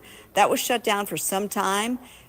Police are on scene. That has since reopened, but in the meantime, the backup leading into LAX is pretty atrocious. And so no doubt that certainly caused people to run late to the airport, perhaps miss flights. Matthew Seedorf is out there on the scene with the latest on this breaking news situation. Again, the intersection is back open, but not after causing quite a backup into LAX on this Tuesday before Thanksgiving.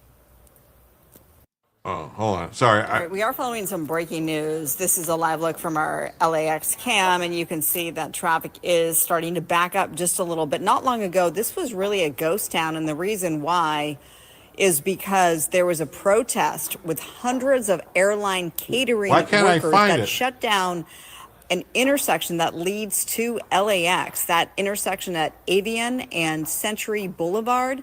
That was shut down. I couldn't find the damn tab. Protesters are taking over the intersections. LAPD and riot gear. Hundreds of airline protesters outside of LAX. Okay. Oh, wait. We got Brian Ogden for $1. Thank you, Brian. Thank you, Brian. So with that, we are now $69 away, dude. 69, dude. $69 away from the first additional hour. Thank you so much. I can tell you many did not mean it. It was payday. Housing, food, and education. Retention was a bitch. Yeah. Can we buy life insurance policies on freeway protesters? That would. Hey, what's up? How you doing, ID Crisis? Hail from work. Nice to see you. Yeah, protests of sleeping. Yeah. You're violating people's rights by blocking traffic. I would argue that you're actually kidnapping people. You're actually kidnapping people. Unlawful, whatever, unlawful arrest, unlawful detainment, something like that. Something along those lines, I would call it. My opinion, but who am I? Just a guy on the internet. Airport security there is very mean if necessary. Well, they should be. Have they eaten the airline food? They should, Mellow Cat. Yeah. So I have freedom of speech to say people don't have to stop their cars unlawfully standing on the street. Maybe. You always get my jokes. I try.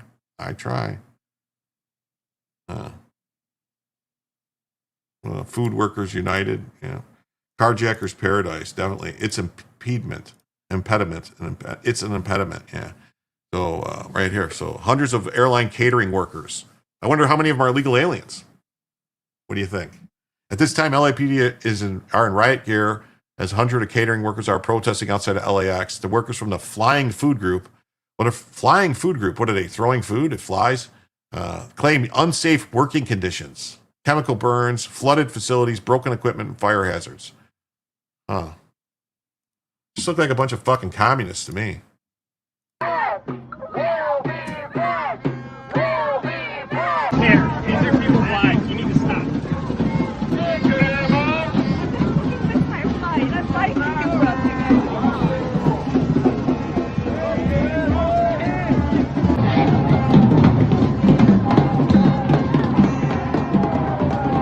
Why are you not stopping Private Pile's guts out? This is the entrance over to LAX right now. Hey, what's up, Snarf? Great to see you. Yeah. They need to bring back the wood shampoo. They really do. Bring back the wood shampoo. Winning hearts and minds, yeah. Keep calm and quiet, piggy. Let's see. Let's see, anything new real quick before I jump into the other thing I was going to talk about. Latest. Powers don't want you to know that there are no protests at Bob Hope, John Wayne, Ontario, all within an hour of LAX. No credible reports of external funding for the Dearborn protests. All right. Yeah. So Molly Hemingway says, what is wood shampoo? It's like a mahogany massage, a pine persuasion. It's a billy club, and you clunk them on the head. Wood shampoo. Burbank might be okay. Fuck Sodexo, horrible food. Yeah, bamboo. Yeah, effing worthless cops. Yeah, they are worthless. Yeah, a bamboo baton. The old wood shampoo. Mm-hmm.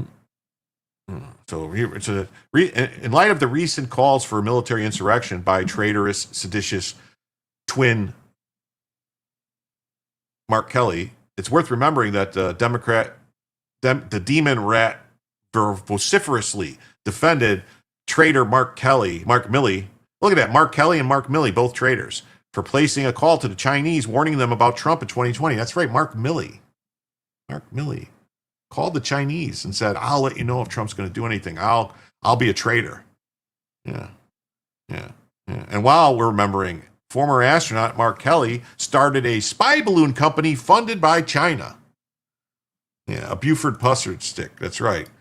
Kelly, a former astronaut and Navy captain, has represented Arizona since 2020. Wow. It's weird, like how when all them shenanigans happened with the election, Kelly was able to win. Yeah. Yeah. A commitment to the Constitution. Democrat Demon Rat Senator Mark Kelly defends Mark Milley's warning to China. This guy. Yeah. He defended this former Joint Chiefs of Staff, Mark Milley, for telling the Chinese that he'd warned them of any U.S.-led attack by the Trump administration. That is treason. I'll warn you.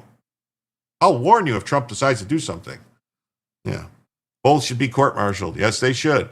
The moment came during Tuesday's hearing for Lieutenant General Kane before the Armed Service Committee. Trump nominated Kane in February to lead Joint Chiefs of Staff.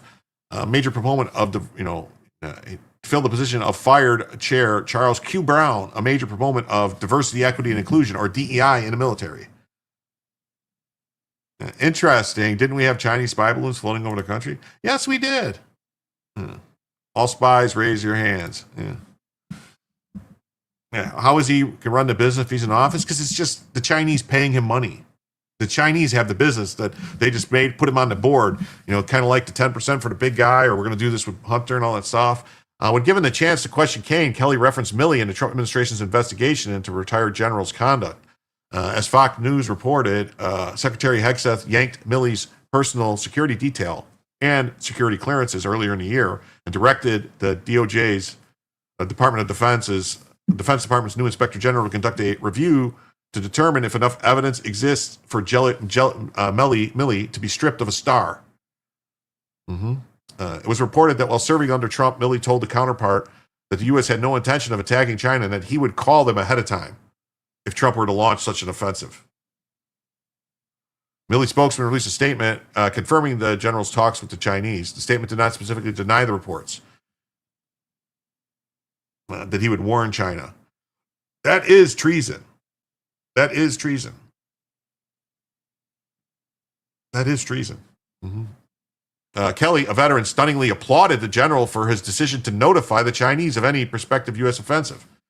He's now facing investigation for an possible demotion, allegedly because, in coordination with then Secretary of Defense Esper, made phone calls to Chinese military to reassure them the United States was not going to launch an attack. Milley did this out of deep respect and commitment to the Constitution. Really, the Constitution says that a general can go around the elected commander-in-chief to do things? No, he doesn't. No, it doesn't. We have civilian control of the military. We don't have the military coordinating with the military of foreign governments. You know who did that? You know the last guy who did that was a general?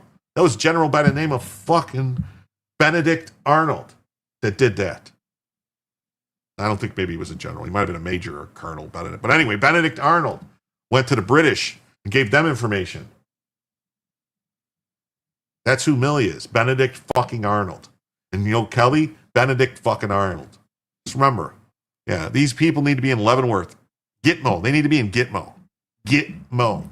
Get going to Gitmo. The remarks did not sit well with Senator Banks. When given the opportunity, the Indiana Republican took time to blast Milley for inappropriate political behavior to a whole generation of officers. Spiro Agnew. Yeah. That's why I support President Trump's decision to relieve CQ Brown and to go beyond the usual 4-star choices and pick an outsider like you for this important role. Here's Christina Wong. Senator Banks sets the record straight on Milley after several demon rat senators suggest he was punished for speaking the truth. I look forward to having a chairman of the Joint Chiefs whose only focus is national security. But you have a hard road ahead of you. As you and I discussed before, General Milley modeled inappropriate and political behavior to a whole generation of officers.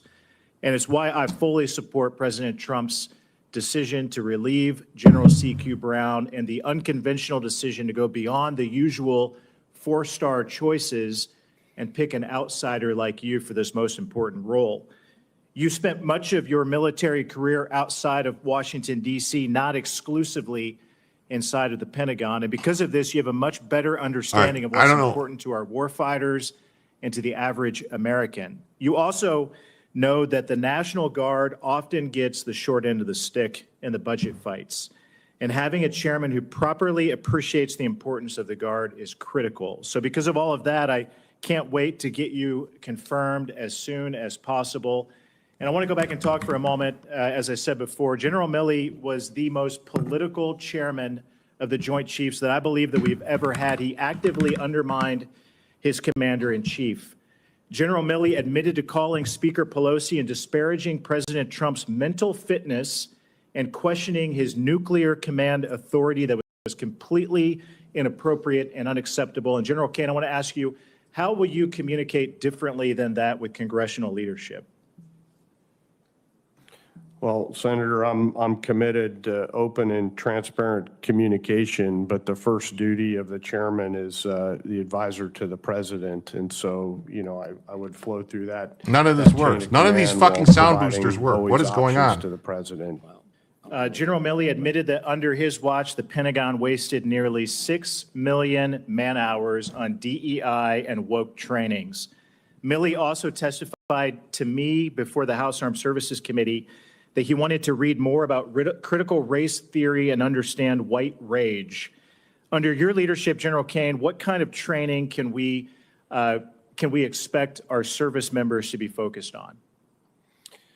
Warfighting, lethality, and readiness. None of these are what is going on. General Milley was also the chairman during the disastrous Afghanistan withdrawal. And as a veteran of the war in Afghanistan, this is very personal to me. Under his watch, there was no accountability at all for the deaths of American heroes at Abbey Gate, no accountability for the chaos at the Kabul airport, and no accountability for leaving Americans behind. When military failure and incompetence result in the death of U.S. troops, do you agree that the officers in charge must be held accountable? Well, Senator, I appreciate the question. You know, the Afghanistan withdrawal was not anything anybody would have wanted. It was very difficult circumstances, and the officers on the ground had very little to do with the policies that they were directed to follow. And we all mourned the 13 lost at Abbey Gate. Those officers, I'm sure, did the best in a situation that was not of their making. Certainly, accountability is an important tenet in the United States, but I hope that we consider the fact that those officers were just doing the duties that they were assigned to do. You do agree, though, accountability matters. We should always learn from our mistakes and hold those accountable who made those mistakes. General Milley told his aides that President Trump was preaching, quote, the gospel of the Fuhrer. I asked General C.Q. Brown last year before the House Armed Services Committee if that was inappropriate, and even General C.Q. Brown agreed publicly under oath before that committee that that was a very inappropriate statement by General Milley. Do you agree with General Brown that the chairman of the Joint Chiefs should never disparage the commander-in-chief, the President of the United States of America? I do, Senator. When he was chairman, General Milley testified. All right. I don't know. I want to apologize, you guys. For some reason, my sound thing stopped working. I cannot boost the sound on anything. So if you can't hear it, the sound blaster stuff is not working at all. I don't know what happened. It was working and it just stopped. Very odd. Very odd.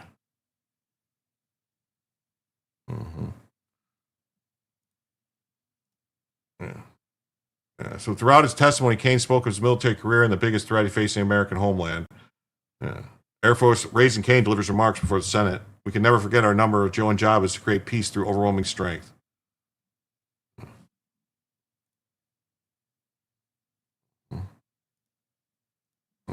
We got this.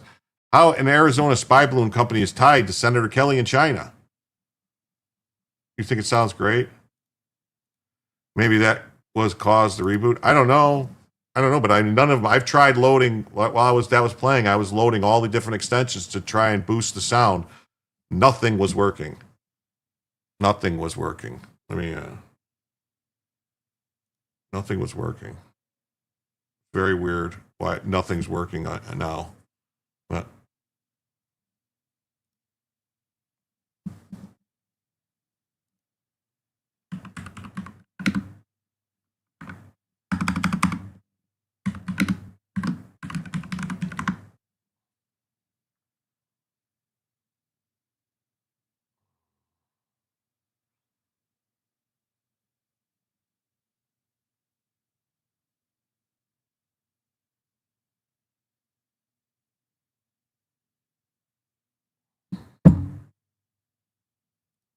Go figure.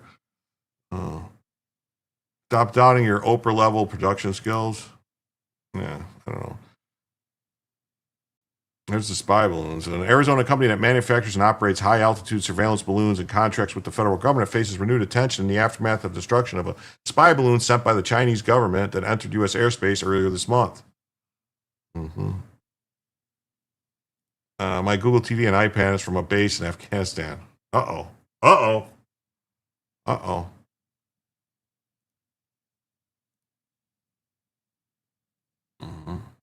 As recently as 7 years ago, the company secured funds from Chinese investors.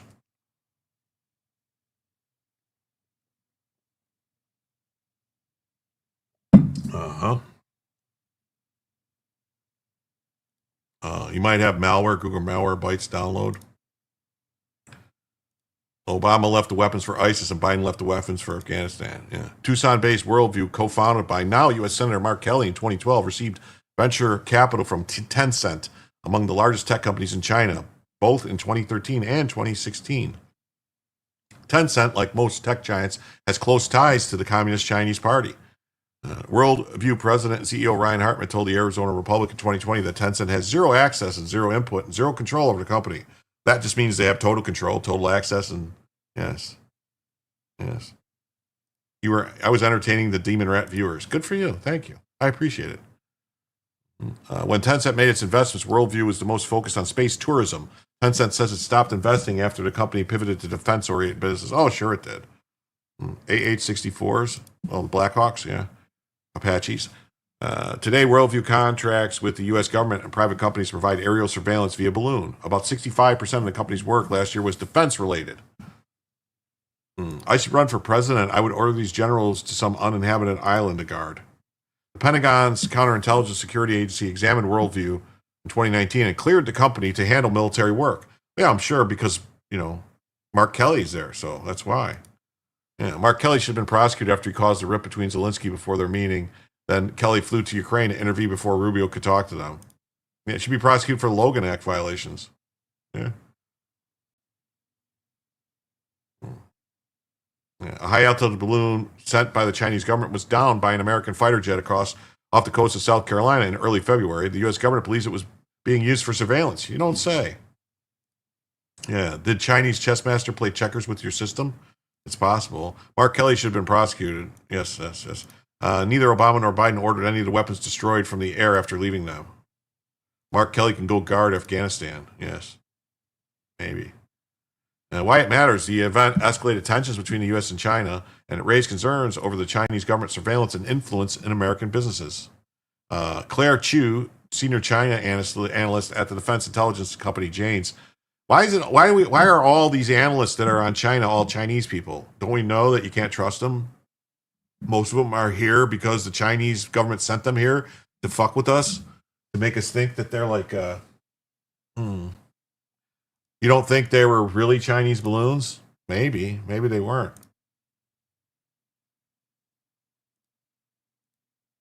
Maybe they weren't. I don't know. There's something going on. There is something going on over here. And the H-1B. Yeah, Gallego is worse. Yes, he is. Because they're good at taking pictures. Unfortunately, he is our best senator, lol. From Arizona? Yeah. I don't know. Maybe if you guys were able to stop the fraud and the rampant fucking criminality happening with the voting machines, you wouldn't have these problems. Just saying. Hey, there's 102 people here. We're coming up on 2 hours. Please remember to hit the like button if you haven't already. And please remember to subscribe to the channel if you're not already subscribed. And also keep in mind that for every $100 in donations that comes in across all platforms, including memberships, the show will be extended by 1 additional hour. Those donations can come in on PayPal, Cash App, or Ko-fi, which is pinned in the chat. And there's also QR codes on the screen, or Super Chats, Rumble Rants, gifted memberships, or becoming a member. We are currently $69 away from adding an additional hour. Just saying. Could have had Carrie Lake, yes. Because of McCain, we'll never get rid of the corruption here. Yeah. I would say our airspace isn't compromised. Okay. Answer that one, Jim. Why Why was Comey appointed head of the FBI even after both parties knew he was a communist? I think you're thinking of Brennan. Brennan was the communist. I don't know if Comey's a communist, but Brennan voted for the Communist Party, and he was the head of the CIA, not the FBI, head of the CIA, which is worse. Don't forget the 10 Canadian UK gym tariff. Yes, definitely. Don't forget the tariffs. Don't forget the tariffs. Brennan. Yeah, it was John Brennan was communist. Because we got communists in the government. McCarthy was right. It's not a good look to have one of the largest Chinese investors involved here with a lot of critical technology involved in potential surveillance capabilities here at home. National security global economic experts told us that Tencent's investment was odd, but not necessarily a cause for concern. Comey was also a communist? Oh, well, revoke their security clearances? Yes, Tasmanian Rebel, that's what I say. American Enterprise Institute researcher Derek Scissors is that I wonder if he's any related to Julio Scissors, my good friend in chatter, Julio Scissors. Tells us that many Chinese companies invested in seemingly random U.S. entertainment and tourism businesses around 2016 in an attempt to move money out of China. We have a very small stake in the company with no board seats or investment rights, Tencent said in the statement to Axios. We invested when the business model focused on space tourism. Once the business shifted, we stopped investing. Maybe that's why they changed, because of the investment. Maybe. He's worse than a Swiftie. Yeah. Mm-hmm. Kelly stopped working with Worldview in 2019 ahead of his first Senate run. In 2021, he placed his Worldview stock worth at least $100,000 in a blind trust. As a combat veteran, he's proud of the critical role that Arizona plays in developing technologies that partnership with our military. Oh, of course he is. Fucking scumbag. AI changed it? Yeah. Probably. In 2014, former Worldview CEO Jane Poynter told the Chinese news outlet Peng Pai that Kelly met with Tencent USA head Wallerstein and introduced space tourism technology to him. He was really interested and willing to invest. According to the article translated from the Chinese, best way to take over a country is from within with a puppet government. Yes, it is. In 2020, Kelly told the Arizona Republic, I had a very brief conversation with one individual from Tencent that lasted about 30 seconds, maybe a minute. Yeah. He said, where do we send the money? Put it in this bank account. That's how long the conversation lasted. The big picture says Chinese investments are exploded and they need to be stopped. We need to ban China from working inside the U.S. We need to kick them out, bar them from owning any land. Yes.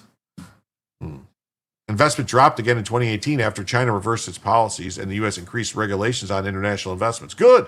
Kick them all out. Why is China buying up foreign land near the government installations? Exactly. Why? Because they're spying on those things. They're probably installing stuff to try to knock out the communications. China is preparing for war with us, and we're fucking walking around like it's no big deal and like they're never going to do anything. And this is James Comey, New York Magazine 23. I'd move from communist to whatever I am now. I don't know what I am now. I'd vote for Jimmy Carter. I'd vote for Clinton. I'd vote for whoever the Democrat was. Oh, remember when they tried to tell us that Comey was a Republican? Hobbs will allow Chinese to do anything in Arizona. Well, Hobbs is bought and paid for by the cartels. She was doing money laundering and stuff. And, oh, wow, whoa. Thank you. Brian Ogden says, Happy Turkey Day and love one another. All the people now smile at your brother. Hey, pass a turkey leg around the table and just love one another. Thanksgiving. Thank you, Brian Ogden. With that $10, we are now $59 away. $59 away from the first additional hour of the show. And it's a really good show. Thanks, Mama Pillow. It's a really good show. Happy Thanksgiving to you. It's a really good show.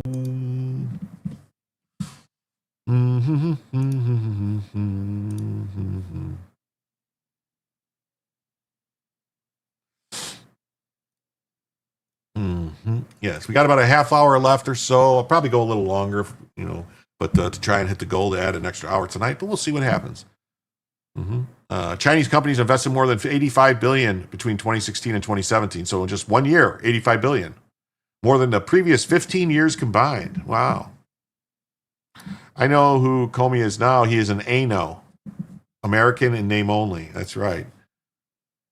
These numbers are low, including the only transactions in which a Chinese company took at least a 10% stake in a company. Many smaller investments were kept private.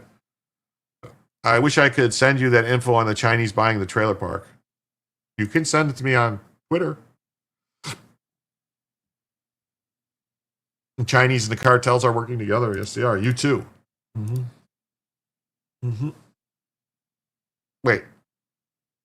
Had a hailstorm, knocked out the net for 40 minutes. Did I miss anything good? Just my computer locking up. Oh, you were there for that. Never mind. Caps lock, my bad. No problem. You haven't been able to yet? X keeps refusing it? What? You can email it to me, Audra. My email is jimtellsyou@duck.com. Jimtellsyou@duck.com. You can email it to me. Jim, J-I-M, tells you, @duck.com. You can email it to me. Sounds about right. 10 began investing in U.S. companies before 2016, requiring California-based esports company Riot Games. That's right, Riot Games is owned by Chinese communists. It's continued to invest regularly despite the crackdowns. It's one of the largest Chinese venture capital investors in the U.S. Scrutiny of their prolific investing, especially as it pertains to national security, is not without merit, Chu said. What to watch? Worldview entered into a reverse merger agreement that allowed it to go public with an estimated value of $350 million. Wow. What do you know? So the 100 Rocket League. So the $100,000 investment that Kelly had in this Worldview is now going to be worth what? Because he owned 10% of the company, so he's going to be worth $35 million. Wow, that's a great investment, ain't it? It'll be required to reveal more information about its investors, but it won't necessarily have to show details about the past deals, like the one with Tencent. Julio Scissors noted. All right, and then we got this. Victor David Hansen says that the demon rats who told the military not to obey orders are not being honest. So I can read it. It says on an episode, it's Hansen's own words. They take aim at the 6 demon rats. Let me see. There was a link in here. Where is it? There was a link. There was a link here on YouTube.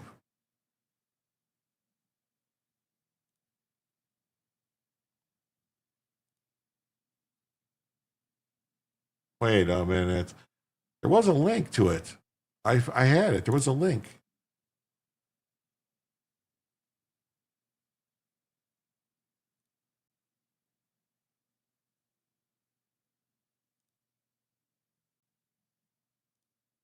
Mm-hmm.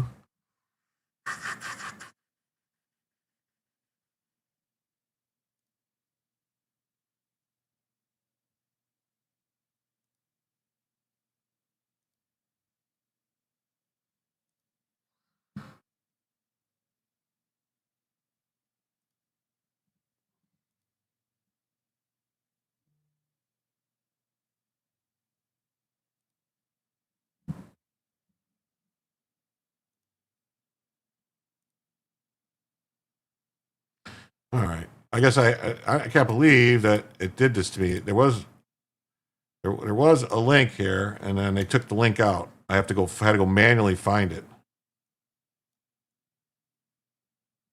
I apologize, man. This is crazy because I don't want to read this whole thing. On this episode, Hansen said in his own words that Victor, that the illegal orders. Subscribe to his channel. These 6 Democrat members, one of the most interesting odd examples of a performance art. If you are promised a province, it would bring in money. It's at the bottom. What can money buy you when they've sold out your own country? I think it's at the bottom. It was at the top before. It was like right there at the top.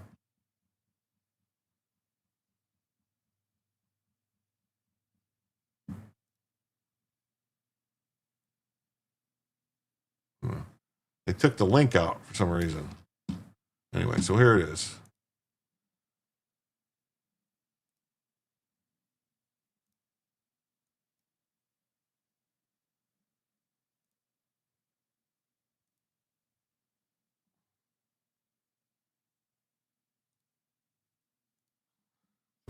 Uh-huh. If China took over the U.S., also owning stocks against American companies would pay if America crashes. Yeah. Point. The podcast available. And he has an audience with the president that's got more, as Trump said, I don't know what this guy is, but I've never seen so many reporters here because of the contrast between their philosophies. So, to Cincinnati to donate up almost. He says that Chicago is calm through Black Friday. ATOR. Okay. Victor, two things I just want to drop in. Be as if I said the moon is a long distance from the earth. I don't know. Whatever. This is bad. This didn't work out the way I wanted. It was supposed to be a thing. I had it. I had the time. I don't know. We have 1.3 million soldiers on active duty, and they are representatives. 6 of them who say on this video that they're veterans and that they. So fuck this. I'm jumping to the next story. Whatever. All right. Todd Lyons to Newsmax. We will remove fraudulent entrants. Isn't Black Friday racist? It's a security feature? Maybe. Well, yeah. So Todd Lyons, the acting director of the Immigration and Customs Enforcement, told Newsmax on Monday that they are prepared to deport Somalis if their temporary protected status is officially lifted. Wow. Yes.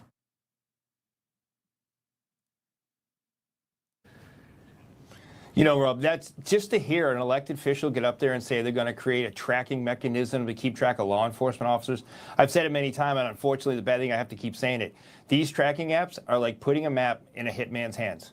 We've already seen a sniper attack. We've already seen military-style ambush at an ICE facility. Border Patrol facility got shot up in Brownsville. It is getting worse and worse. And I hate to say it, but elected officials are the ones with this rhetoric and the ones that are stoking the fire. You know, ICE officers, 99% of our arrests before never had any incidents like this. But they're the ones calling for arms, calling for people to stand up, come resist the men and women that work for me, when all they're trying to do is their sworn law enforcement duty. Wow, that's crazy. That's just crazy. That's just crazy that they would do that. Yeah. Yeah. The acting director, I got to pause this, otherwise they're going to try to mess with me. So the acting director says they're going to deport him. President Trump announced on Truth Social that he is terminating temporary protected status for Somalis. How is this any different than warning mobsters of a planned raid? I don't know. Calling for heads, yeah. And I haven't got anything back. It's saying I didn't go through, so fingers crossed. He sent a couple of videos about that in the damn Chinese built dam, the big dam.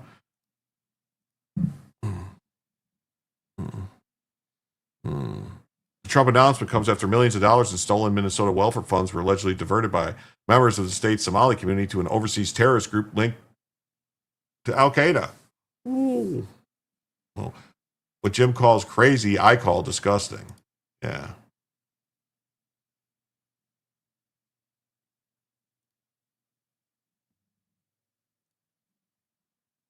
Secretary Noem said the Department of Homeland Security must officially begin the process before the TPS can be lifted. Rob Schmidt tonight, we are ready to act. When someone's temporary protected status is lifted, they are now illegal aliens, and they're here in the country illegally. That's good. Get them all out. Yeah, the huge hydroelectric dam they built. And we go ahead and remove those criminal elements from our neighborhoods. Lyons said people fraudulently use the asylum process to come to the country to take away from people who want to be here lawfully. It's been cracking up, hasn't it? I think there's been problems with the dam. I think it's too big or something like that. An issue where it was built on stable lands. It's been a problem. I think it's like, the 7 gorges or 6 gorges? The acting ICE director said anyone who comes here under false pretenses, we're 100% going to remove you. ICE was an organization born out of 9/11. We don't know who the people that are that Biden let in, and we got to get them out. Mm-hmm. Yeah, so the largest funder of Al-Shabaab is the Minnesota taxpayers. Mm-hmm. Here are some of the state's welfare funds that ended up in the hands of a terror group. Minnesota is drowning in fraud. Billions of taxpayer dollars have been stolen during the administration of Governor Tim Walz. Mm-hmm. Democrat state officials overseeing one of the most generous welfare regimes in the country are asleep at the switch. The media, duty-bound by progressive pieties, refuse to connect the dots. In many cases, the fraud has allegedly been perpetrated by members of Minnesota's sizable Somali community. I am the captain now. I am the captain now. Federal counterterrorism sources confirm that millions of dollars in stolen funds, billions of dollars in stolen funds has been sent back to Somalia, where they ultimately land in the hands of Al-Shabaab. A confidential source said the largest funder of Al-Shabaab is the Minnesota taxpayers. Our investigation shows what happens when a tribal mindset meets a bleeding heart bureaucracy, when imported clan loyalties collide with political class, too timid to offend, and then the accusations of racism are cynically deployed to shield the criminal behavior. The predictable result is graft. Taxpayers are left to foot the bill. If you were to design a welfare program to facilitate fraud, it would probably look a lot like Minnesota's Medicaid Housing Stabilization Services Program, the HSSS program, the SS program. Minnesota's SS program, the first of its kind in the country, was launched with a noble goal to help seniors, addicts, the disabled, the mentally ill, and the criminal with housing. It was designed with low barriers to entry and minimal requirements for reimbursement. Nonetheless, when the program went live in 2020, officials pegged its annual estimate price at $2.6 million. Costs quickly spiraled out of control. In 2021, the program paid out more than $21 million. The following year's annual costs shot up to $42 million, then $74, then $104 million. During the first 6 months of 2025, payouts totaled $61 million. Social Security, yes. Obama started all this bullshit. Yes, he did. Mm-hmm. Do you have the story on Mayor Johnson saying they can't jail their way to safety? Yeah, I have that. I do have that. Yeah, he said you can't solve violent crimes by locking up violent people or something like that. Something retarded. On August 1st, Minnesota's Department of SS Services moved to scrap the program, noting that the payment to 77 housing providers had been terminated this year due to credible allegations of fraud. Yeah, $61 million for SS. Yeah, for the SS. Mm-hmm. Then, acting U.S. Attorney for Minnesota went even further, stating that the vast majority of the HSS program was fraud. On September 18th, Thompson announced criminal indictments for HHS fraud against Mukhtar Hassan Aden, Mustafa Tayyib Ali, Khalid Alad Makdifa Mohammed, Christopher Adalossi Valade, Emmanuel Alawada Hamomene Faladibane, Asada Amara Adawa, and Anwar Amara Adawa, 6 of whom, according to the U.S. Attorney's Office spokesperson, are members of Minnesota's Somali community. Come on, man. And they gave $1 billion for condoms for Africans. Yeah.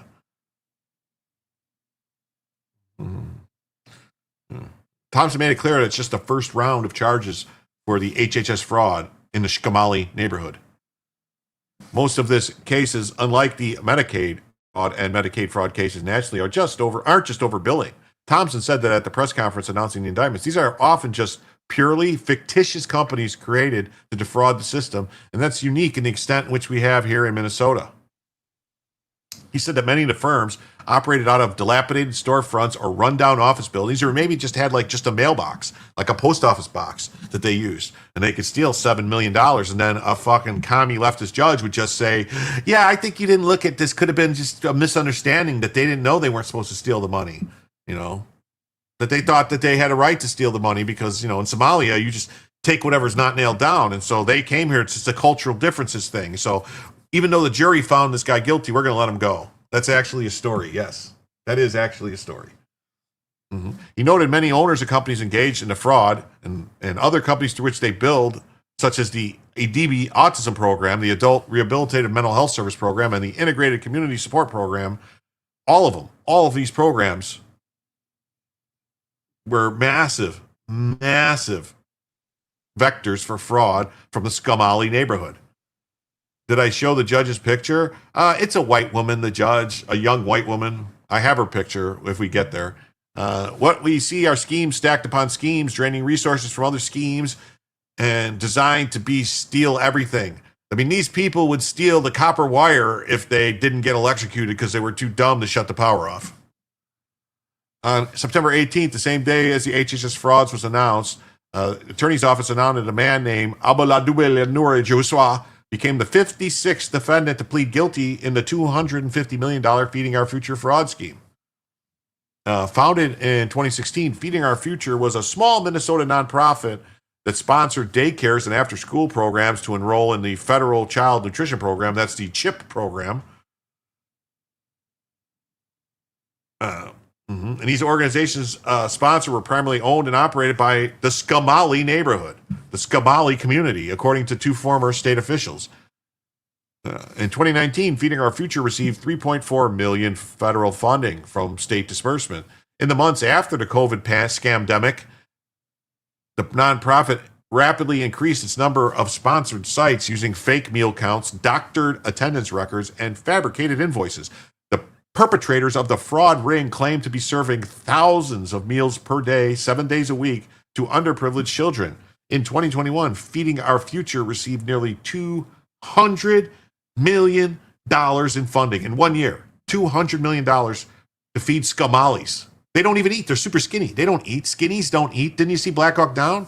Them skinnies, they don't eat. In reality, the money was being used to fund lavish lifestyles, purchase luxury vehicles, buy real estate in the United States, Turkey, Kenya. In 2020 alone, Minnesota officials raised concern about the nonprofit's expansion. In response, the group filed a lawsuit alleging racial discrimination related to the site applications, noting that Feeding Our Future caters to foreign nationals.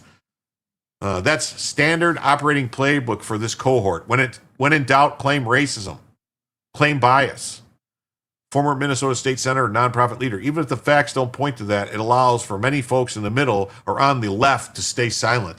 And just go, oh, well, you're racist, so just give them your money. Stop being racist. Let them steal your money. Hey, if you don't let them steal your money, you're racist. Stop being racist. Give them your money. Crowder had something today where he said the average IQ of Somalia is 67. I think it's actually below. I think it's below 65. All the numbers I've seen puts it below 65. Maybe employers should contribute twice as much as the employee to SS, fill in the gap. Sure. Keith Ellison told Somalis to file charges. I'm sure he did, yeah. He probably said, file charges, we'll go after the people who are claiming you're stealing from them. We'll go after them. They really like to do that. Yeah. Yeah, like they went after that poor white lady whose purse was getting robbed by a Somali. And they tried to frame her as being racist for saying, get out of my bag or something like that. I can't remember what her name was. Poor white lady. The media doesn't want to put the light on this. If you're a politician, there's a disadvantage for you to alienate the Skamali community. If you don't win the Skamali community, you can't win many Skamalias. And if you don't win many Skamalias, you can't win the state. End of story.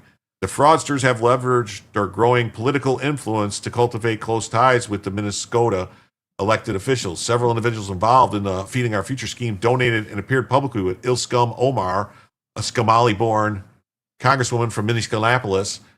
Omar's deputy district director, Ali Issi Steeler, advocated on behalf of the Feeding Our Future. Omar Fatah, former state senator who recently ran for Minnesota mayor. Being called racist doesn't bother me anymore. You have no power here. Governor Tim Tampon Waltz supports the program, and one of the accused, Abdi Nurar Salah, was a senior aide to Minneapolis Mayor Jacob Commie Boy. Get on your knees and cry about the dead crackhead who died of an overdose. Cry. Yep, color racists can suck my white privilege. Just days later, U.S. Attorney Joseph Thompson announced his office's first indictment, yet another fraud case. This time, the scheme involved federally funded autism services for children. Yeah, wouldn't you know? Every Skamali kid has autism.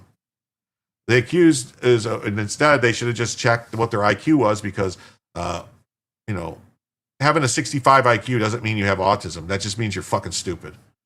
She alleged to have played a role in a $14 million fraud scheme perpetrated by Minnesota's Early Intensive Development Behavioral Intervention Program.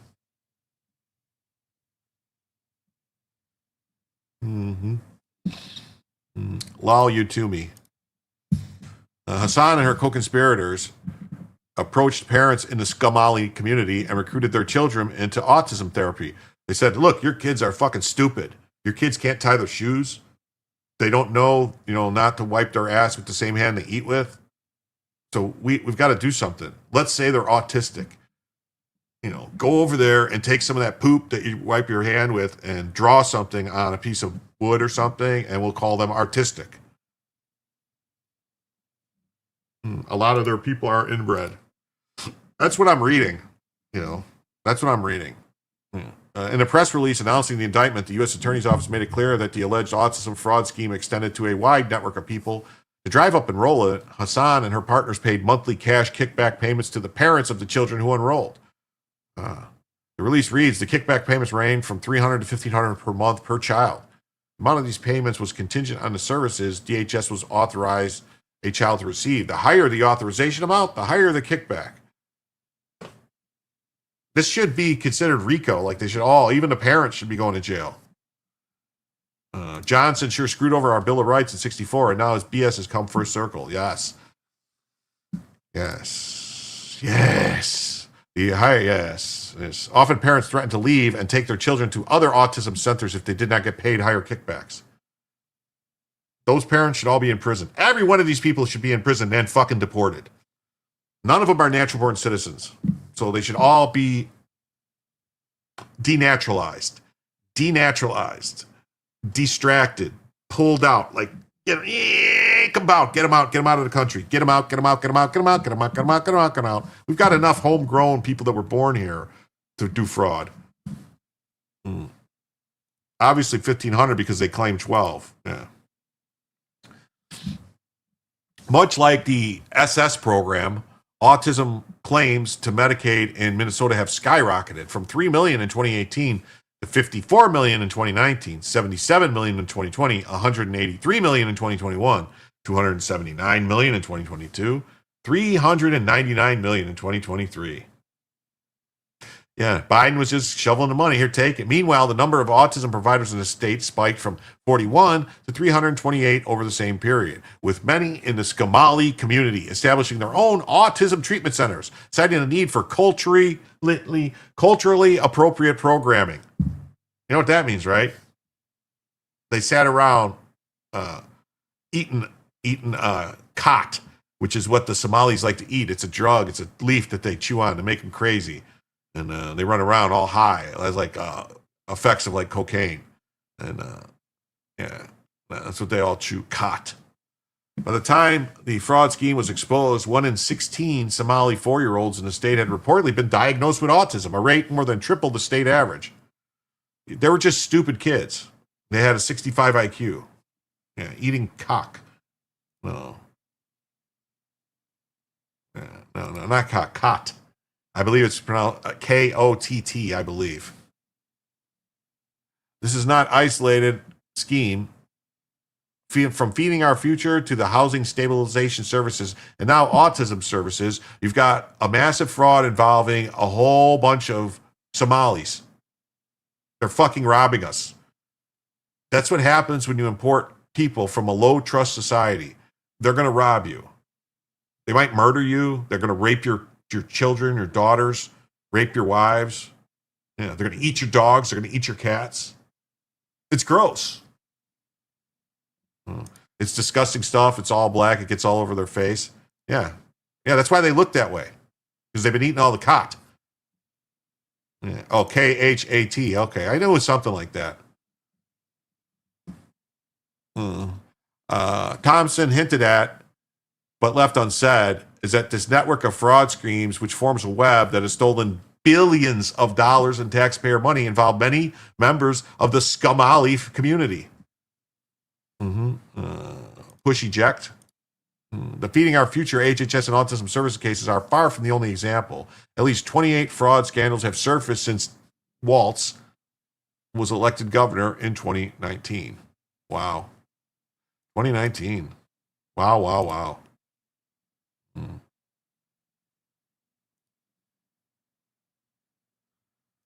They even give the alcohol and gunpowder to the children. Yeah. No wonder Illinois has gotten so rich.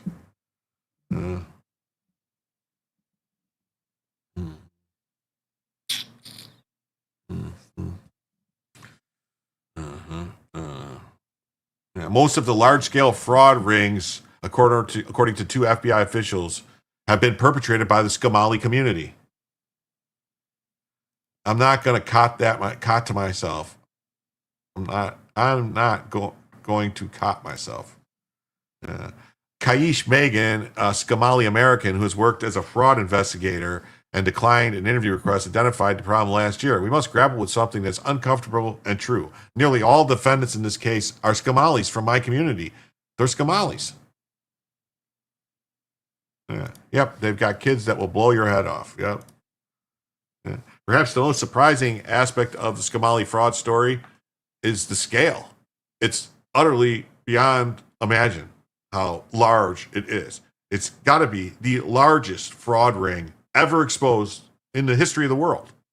Nothing surpasses the amount of money stolen by the Somali community. The Somali fraud rings have sent huge sums in remittances or money transfers from Minnesota back to Somalia, according to reports. An estimated 40% of households in Somalia get remittances from abroad. In 2023 alone, the Somali diaspora sent back $1.7 billion, more than the Somali budget for that year. Why hasn't anything been done about this yet? Because they call people racist. They say, you're racist for noticing. You're racist for noticing. Our investigation reveals for the first time that some of this money has been directed to an even more troubling destination, the Al-Qaeda-linked Islamic terror group Al-Shabaab, according to multiple law enforcement sources. Minnesota's Somali community has sent untold millions through a network of hawalas, Hawala Walla Bing Bangs. That's where they take the money and they pass it on to different Hawala Walla Bing Bangs. And then it's no way to track it. They don't use banks. It goes from one Hawala's house to another Hawala's house, then it goes to Hawala, and then it goes bing, bang, boom, and right to the person. Yeah, and it's clan-based money traders. Yeah. And it's wound up in the coffers of Al-Shabaab. According to Glenn Kearns, a retired Seattle Police Department detective who spent 14 years on the Joint Terrorism Task Force. Yes, they made a movie about this. It was called Black Hawk Down. Black Hawk Down. Listen, everybody, we got a Black Hawk Down. Yeah, and then this is where they get lefty judges that'll just throw it out. Calling me a cracker or a racist just has no effect on me. Yeah. Bad place, yeah. Especially if you're a fast rope guy that misses the rope. And you hit the ground, break your back. Screw everything up. Or if you're like Twombly, who gets, blows his ears out. They discovered 20 million abroad in a single year. Yeah, one network of Hawala Walla Bing Bangs, and the amount of money was staggering. The investigation eventually expanded into Minnesota, where he realized that something was happening. Something was happening here, and it was very clear. The Somalis are stealing all the money and sending it home. We had sources going into the Hawala Wallas to send money, and it went to Minneapolis and pulled out the records as well as the shit all these Somalis were sending the money out are DHS benefits. What? All of the shit all these Somalis are sending out money are on DHS benefits. That's right, you heard it. Every one of them is collecting money from the government and sending it to Somaliland. I think maybe the Italians, maybe we should tell the Italians to take it back over because it used to be called Italian Somaliland. And it was run by the Italians. Maybe we need some Italian to go back in there and take it over again and just run it right and get them, fix it up. Yeah. Third generation dirt track racer, definitely racist. Yeah. Two-tier system is here. The majority don't believe it yet. Yeah, they don't believe it. It ain't exactly clear. Something's happening here.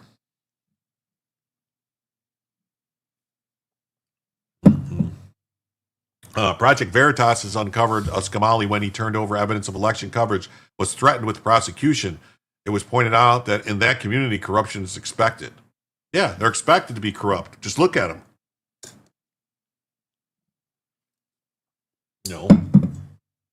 You got shit going on. They marry their brothers.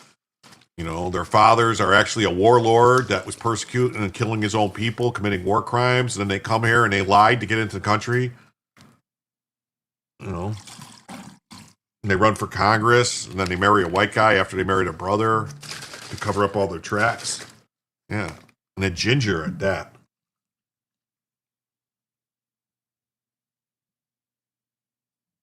Mm-hmm. Thousands of people getting weak. Yeah. Mm-hmm. Don't blame the Somalians. That's their culture. Democrat voters. Yeah. Snake lady. Omar. Yeah. Omar coming. Yeah. Omar coming. That's what they yell in the streets. Yeah. Zelensky says corruption is normal too, and corruption, not coverage. Damn autofill and worthless proofreader on my side. Yeah. You know, if you guys ever saw The Wire, when they're yelling, Omar coming. That's how they do when Ilhan Omar coming. Omar coming. Wow. Mm-hmm. They investigated the Hawala Wallas in Somalia, and they were receiving the money transfers. He determined primarily through human sources that significant funds were being sent from America to Al-Shabaab networks in Somalia. Whether the money was intended for Al-Shabaab or not, Kearns said they were taking a cut. Yeah, they were taking their cut off the top.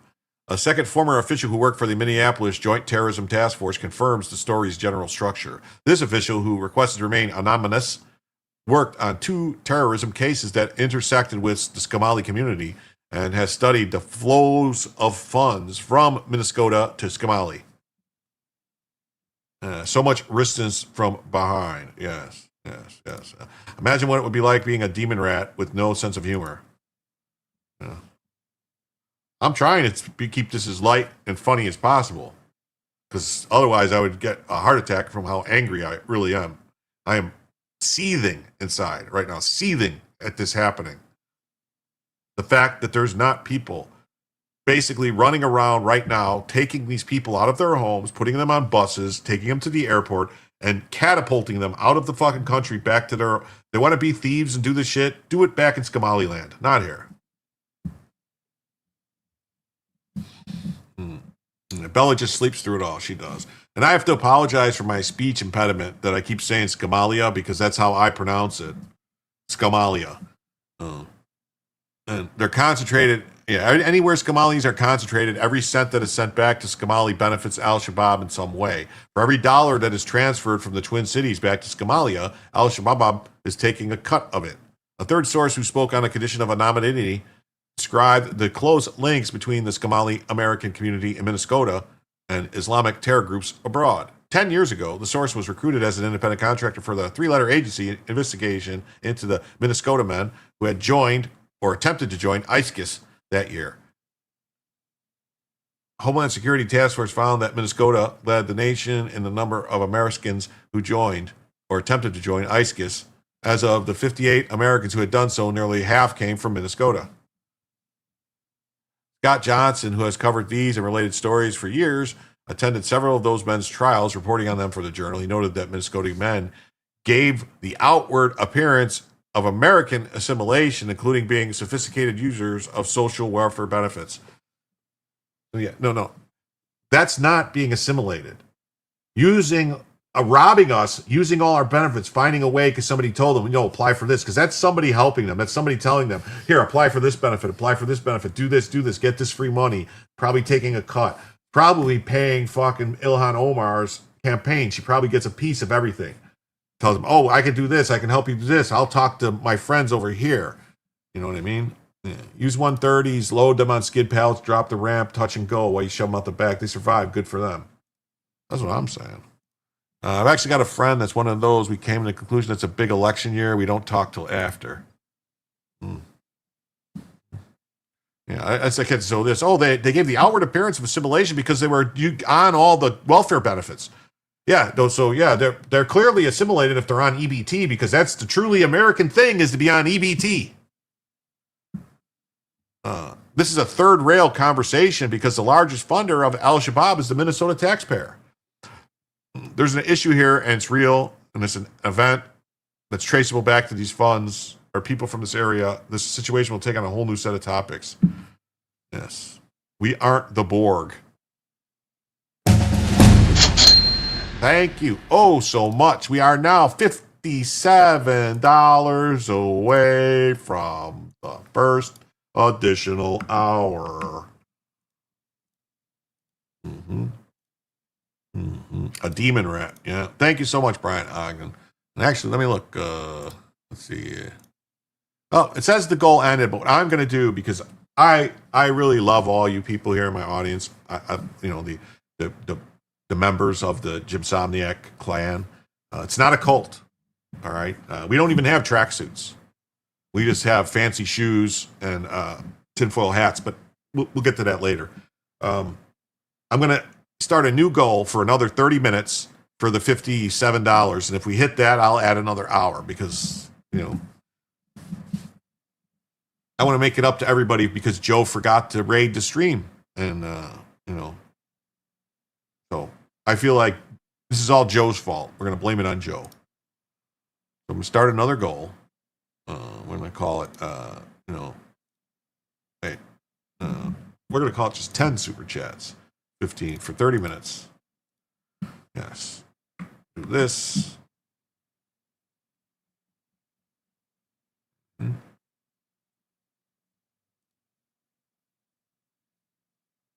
We're currently $57.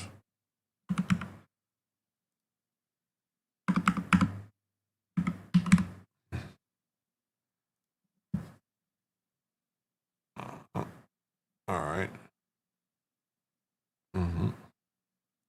Oh, Daniel Gagak says, forget the touch and go. 15,000 feet midair refuel repeat.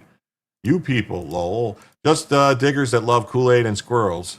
That's right. No, thank you. Jim and Tim for 2028. Well, that's awesome, dude. That's great. I'm in. As long as the ticket includes rapid deportation. Hank says, yeah, I told my neighbor that a couple years ago about discussing politics. Hasn't been real close since then. Wait, I put on my tracksuit for no reason? Well, you could be like me and have no pants on. Just saying. A welfare fraud is likely to become a major issue in Minnesota's 2026 election. Does anybody really think that welfare fraud is going to become a major issue? The Democrats are going to refuse to acknowledge it, and they're going to call anybody racist who brings it up. And then they're going to say, well, we can't win the Somali community. The Somalis are going to vote for a Somalian if we don't, if we tell them we're going to take away their EBT that they're selling. He's seeking a third term. He's presided over a litany of scandals and faces Republican Kristen Robbins, who has made fraud prevention central to her campaign. Gaithard, a former state senator, said political blowback is brewing in the state and that some information emerges from ongoing investigations. It's a real rough place to be if you're on the current administration. He added that if you talk to law enforcement officials and others close to the probes, they will tell you that off the record, we aren't even close to being halfway there in understanding the true scale of the fraud. The scale of the fraud, state issues. Yeah, state issues. Yeah. The first step in solving a problem is acknowledging it. You can't solve a problem if you don't acknowledge it. You have to know what the problem is. All right? It's like anybody, honestly, if you've ever known anybody who suffered from any type of addiction, alcoholism, drugs, or eating disorder, anything, cigarettes, until they acknowledge it's a problem, they're never going to solve it, unless they just say it's not a problem, because some people it's not a problem. Like I drink a lot of tea, but I'm not addicted to tea.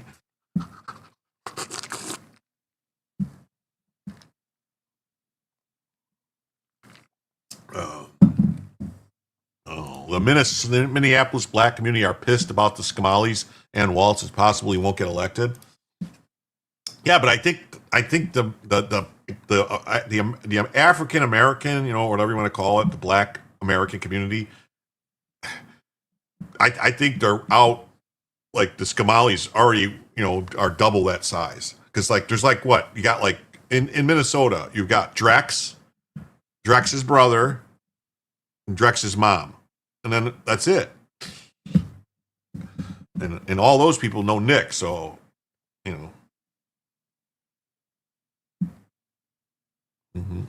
not addicted at all. No. And the blacks are becoming Muslim. Yeah, they're all converting. Islam ding dong. Minnesotans will have to confront an uncomfortable but unavoidable reality. Members of the Somali community have played a central role in massive fraud now engulfing the North Star State. Yeah. Chris Rufo, senior editor for the Manhattan Institute, wrote this. He's also the guy that's behind a lot of the stuff with the schools. With the schools.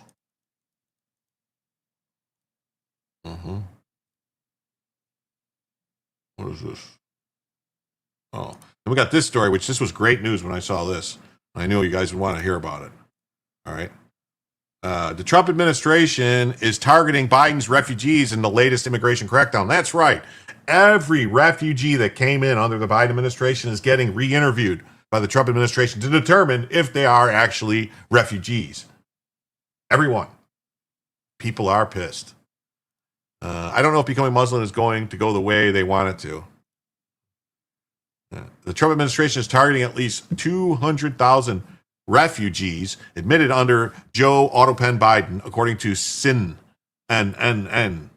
The Trump administration will re-interview the refugees to see if they were persecuted, to see if they lied. More than 200,000 unvetted aliens flooded in during the Biden administration. More than 20 million illegals poured over the border during the Biden administration. The Trump administration is slowing down refugee admissions. That's right. Zitto. Refugees from South Africa are exempted. Well, that's right, because they're really being persecuted. The Trump administration is moving to re-interview certain refugees that were admitted under President Sleepy Joe Biden as part of a comprehensive review of their cases, according to an internal memo and a source familiar with the plans. Yeah, see? The effort marks an unprecedented step in Donald Trump's immigration crackdown. This time targeting one of the world's most criminal populations. Refugees must show that they were persecuted or face persecution. Yeah, that's the fucking law. That's the fucking law. If they weren't persecuted or didn't face persecution, they have no right to be here as a refugee. You know? Oh, what do you know? It says we received $5. Let me see if I don't want to say his name. On PayPal, received $5.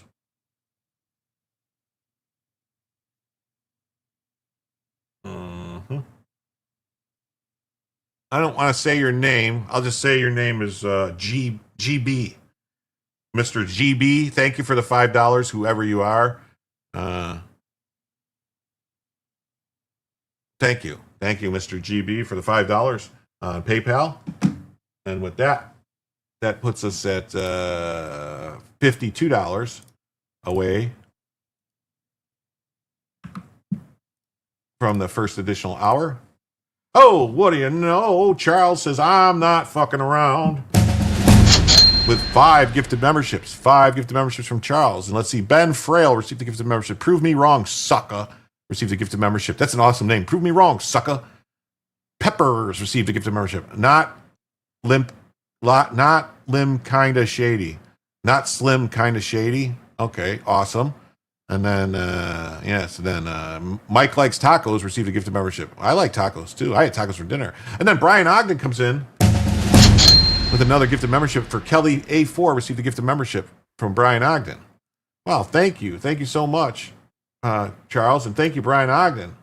Wow, that's awesome. Thank you so much. And so with that, that's $36 away. $36 off.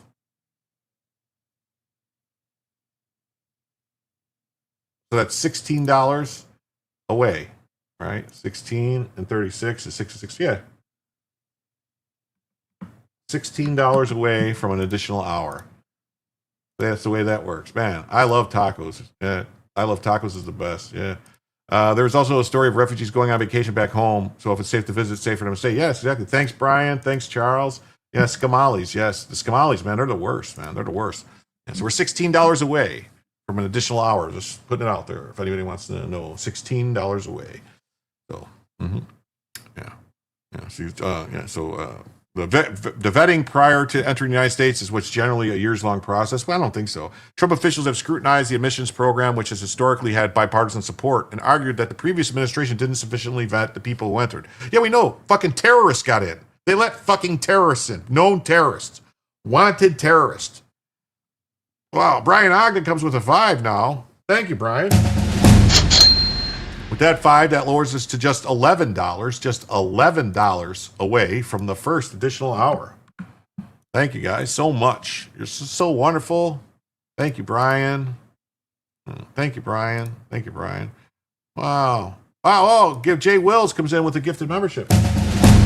Thank you, Jay Wills. And with that gifted membership, that went to Willow Trees number 1, received a gifted membership from Jay Wills. Thank you, Jay Wills. That brings us now to just $5. Just $5 away from the first additional hour of the show. What do you know? What do you know? What do you say? $5 away. Yeah, thanks, Jay Wills. Rally the troops. All right, we're just $5 away right now. $5 away.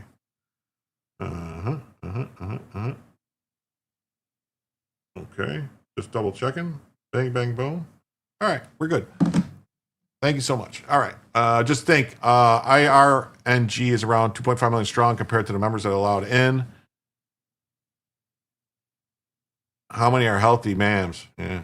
Late, but made it. Well, thanks, Jay Wills. You're awesome. Forging Freedoms here says, have you guys seen the ad DHS put out with the music, There's No Place Like Home, encouraging people to self-deport? Yes, that was awesome. Problem is, those videos, though, you can't play the music. You'll get struck. You get structed. You play the music. That's how they do that stuff. So it's kind of, let me fix Bella. Bella's over here chilling. Which actually, I should do this. Maybe I could just flip her. Let me see if I flip her. If I do this. If I turn the mirror off. There we go. That's better, right? Isn't that better?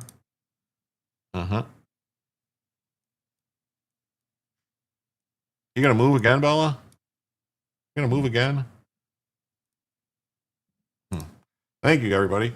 U.S. Citizenship and Immigration Services expected to be charged with the review and re-interview process according to the memo. And between fiscal year 2021 and 2025, 235 refugees entered the U.S. after going through the admission process. Yeah, much better. Now she moves. Yeah, she knows. Bella, she knows she's up to something. Yeah. More than 2 million illegal aliens have left the U.S. since Trump was sworn in. Good. They need to add a 0 to that, 20 million, and then add another 0 to that. Multiply it by 5, and then add 10. Yeah.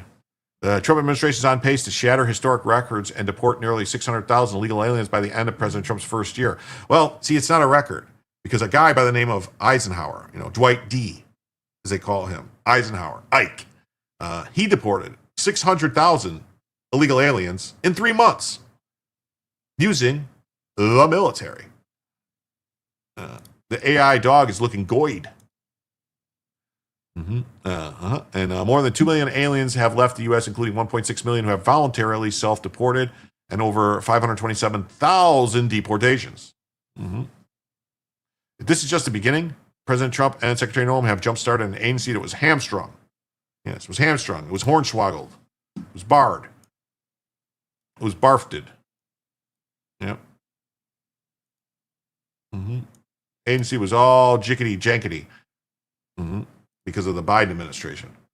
And in the face of an historic number of injunctions from activists, tyrannical, lower court, inferior judges, threats to law enforcement, DHS, ICE, and CBP, not just closed the border, but made historic strides to carry out President Trump's promise of arresting and deporting every illegal alien in the country. Everyone. They all must go.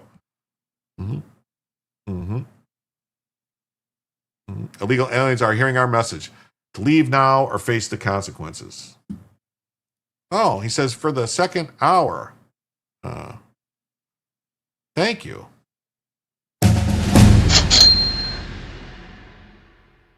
Tactical assessment. Red Chinese victory. Impossible. America will never fall to communist invasion. Communism is the very definition of failure.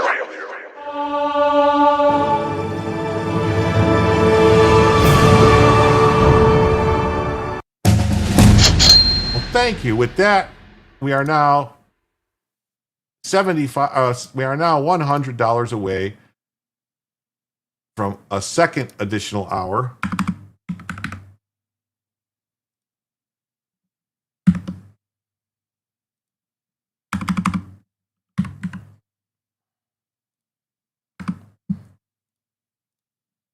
Thank you so much, Mr. Dan Gagax, Schwartz. Barf. Yeah. Oh, now we got this from BS Alert. Genetically modified fiber. Thank you. Thank you so much. Now we are $95 away from a second additional hour. As Brian Ogden points out, yes, we are now $95 away from a second additional hour. Yes. Yes, we are. Yes, we are. Mm-hmm. Thank you all so much. So much. Mm-hmm.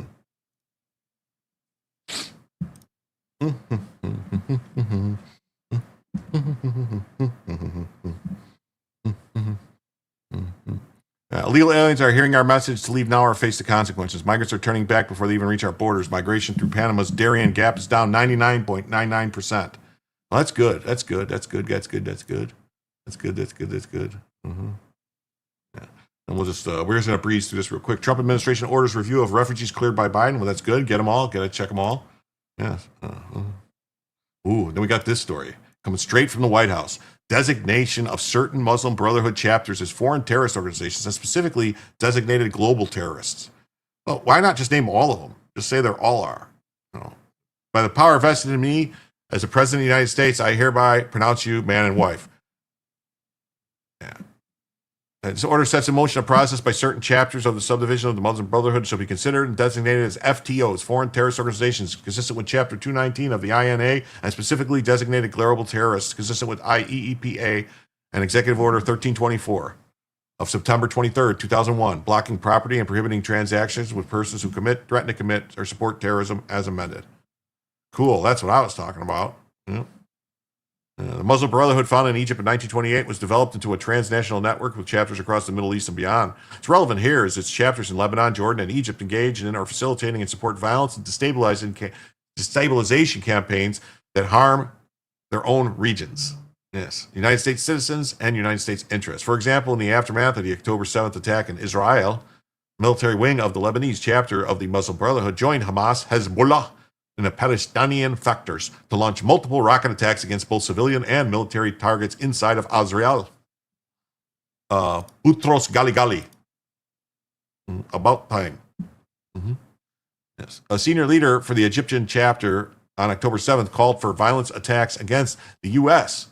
and its interests. Jordanian Muslim Brotherhood leaders have long provided material support to the militant wing of Hamas. Such activities threaten the security of the American citizens in the Levant and other parts of the Middle East, as well as the safety and stability of our regional partners. Yeah, the Muslim Brotherhood. The Muslim Brotherhood. They poo-slam Muslams. Who slams the poo-slams? They do. Who slams the poo-slams? They do.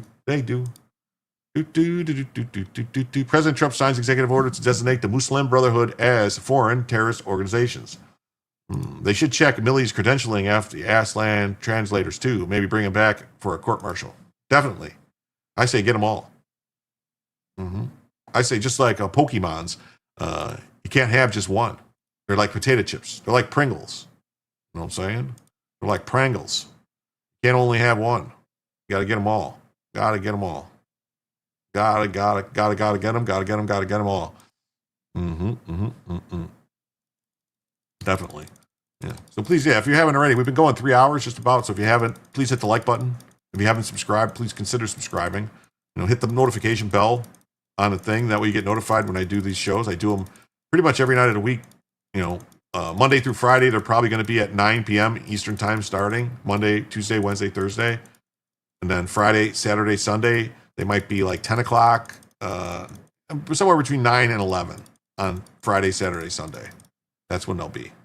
So just, think about it. Think about making a comment. Think about all that good stuff. All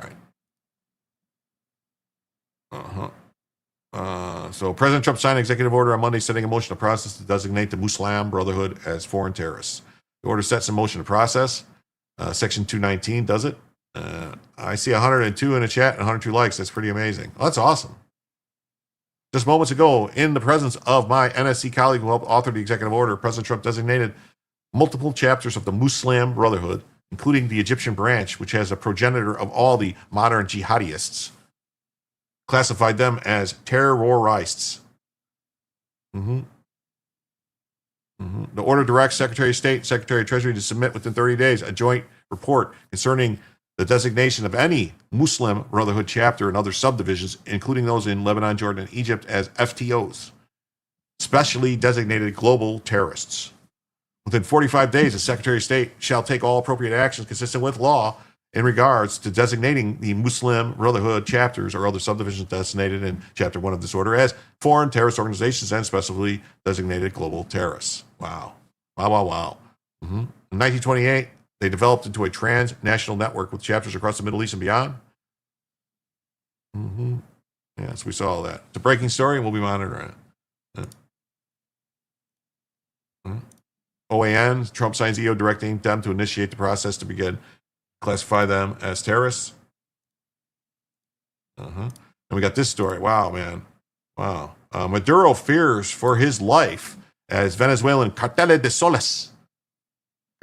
las Solas, yes, is designated a foreign terrorist organization, and reports anticipate new wave of operations against the country. Press secretary's brother, who was an 11-year-old son with an alien, saw her take into custody by ICE in Massachusetts. No one is exempt from the law.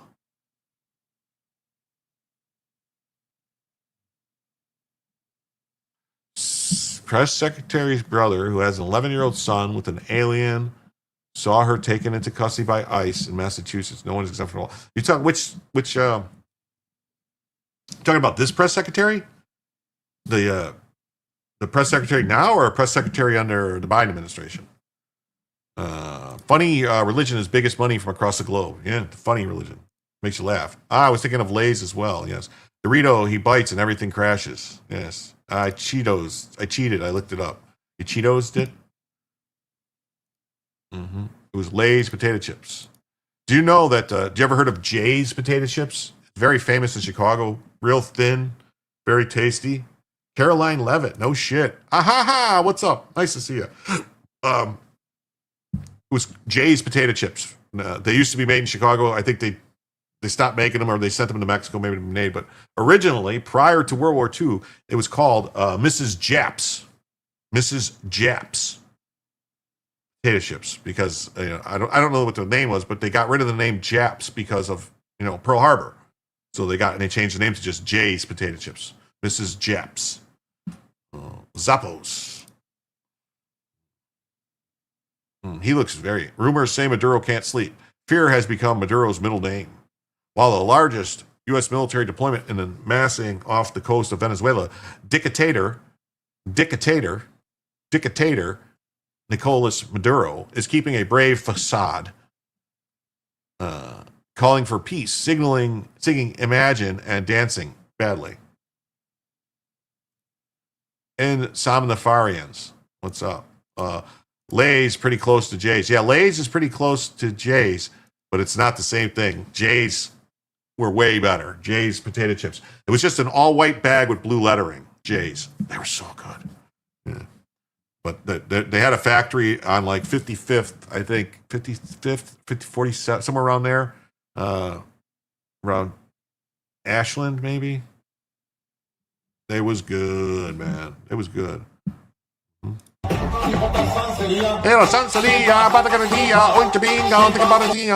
Yeah, he's dancing badly. Reports state Maduro is in fact in fear for his life. Well, he should be. U.S. is preparing to launch new operations against the country in coming days, officials said, including a CIA operation to overthrow Mr. Maduro. Charles Chips. Yes, what's up? 50 million is a lot of pesos. Yes, kettle chips. The Trump administration has described Venezuela as a narco state. It's a narco state. Maduro fears he could be killed following a betrayal from within his inner circle. Reports are, I don't know if they're going to talk about it in this thing, but I've seen some other stories that the U.S. is planning on dropping leaflets all over the country telling people that, hey, if you kill him, we'll give you $50 million. What? That sounds kind of fucked up, but also kind of cool. Based.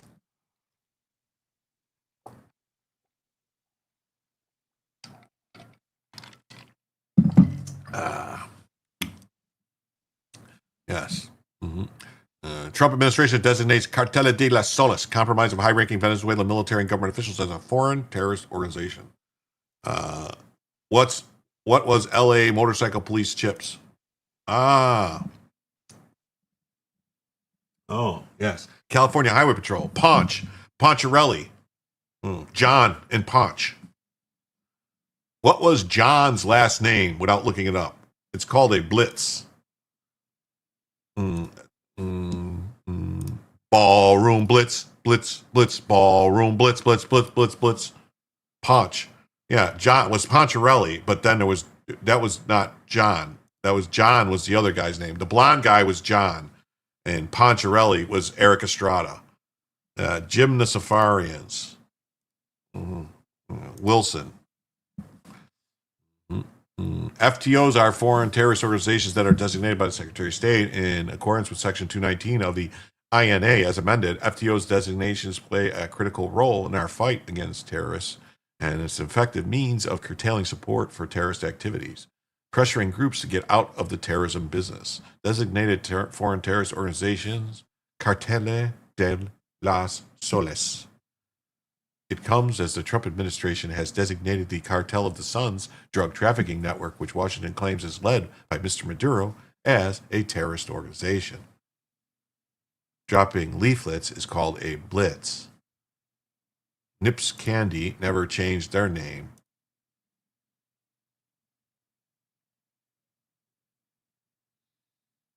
Do you know why? People consider Nips to be a slur? Because it was never called Japan. According to the Japanese, it was Nippon. Nipponese. I like you when government spies on terrorists. That means I have one less person to spy on me. Evening, boss. Hey, what's up, Big Heart? Great to see you. Lady Bomba says 4 pies are now done. I can relax. Oh, man, I love some pie. Frank was Ponch's first name. Yeah, Frank Poncherelli. Gundam Zig says, Donga wata yo abazabadu. Trump and Marco Rubio are officially designating Maduro's Cartel de las Soles as a foreign terrorist organization. Maduro is furious. I'm so furious. Inside the president's circle, top officials have already begun to play with the idea that he will not remain in power. Said Estequio Contreras, who once served as deputy foreign minister under Hugo Chavez, Maduro's predecessor, and has since broken with the government.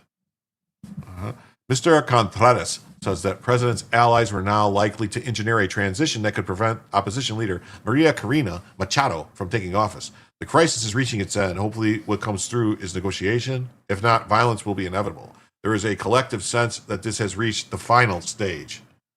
My grandpa fought the Japanese on New Guinea. That's what he called them. Nips. Yep. Well, that's what they're like. I want to say it was like that was Nippon, like Nippon or something like that. Nippon. Well, that was what they're like, the empire. Nipponese, not Japanese. Like, I think I'm turning Japanese on because I think so. Well, it's a good time for bed here. We'll see you all good people tomorrow. Well, good night, Hank. Thanks for stopping by. Remember to hit the like on your way out. Read more. Oh, look at there he is. 2 terrorists going to a room. Guam, they were called that.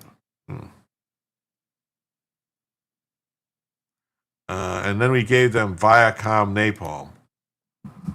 Iran is backing Venezuelans Maduro to keep a presence in Latin America.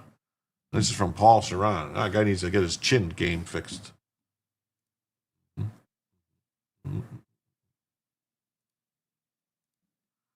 I'll accept. It says Maduro tied Cartel de Soles labeled a terror organization. Hey, that's the guy from Office Space. Not Office Space, I'm sorry, The Office. President Trump's administration has ramped up the pressure on Nicolas Maduro by designating Cartel de Soles a foreign terrorist organization. The designation published Monday in the Federal Register is the latest measure. Move comes as Trump evaluates whether to take military action. U.S. gangs now answer to Mexican cartel, Texas sheriffs say. Venezuelans began using the term Cartel de Soles in 1990 to refer to the high-ranking military officers who had grown rich from Hugo Chavez and then under Maduro. I like cake, but I would rather eat pie. Depends on the cake and the pie, really. Trump's because I like pudding pie. And I like chocolate cake. The administration blames such designated groups for operating the boats that it strikes. Yeah, see? That's why we're hitting the boats. Ramps up military. Yes, ramping up the military. And then NBC News is the same thing. U.S. designates Cartel de Solis as a terrorist organization. And then this. If you guys were here yesterday, we talked about this. That it was being reported that that Doge had shuttered. That they shut down Doge. But according to Elon Musk, it says Reuters lies relentlessly. According to Elon, and it says, as usual, this is the fake news Reuters. President Trump was given a mandate by the American people to modernize the federal government and reduce waste, fraud, and abuse. Just last week, Doge terminated 78 wasteful contracts and saved the taxpayers $335 million. We'll be back in a few days with our regularly scheduled Friday update. Yeah, because Reuters says Doge doesn't exist. They said, no, motherfuckers, we're here. We were just tricking you. Pumpkin white chocolate cheesecake in a pie shell. Ooh, that sounds good. Yes. I love me some cheesecake. I really do.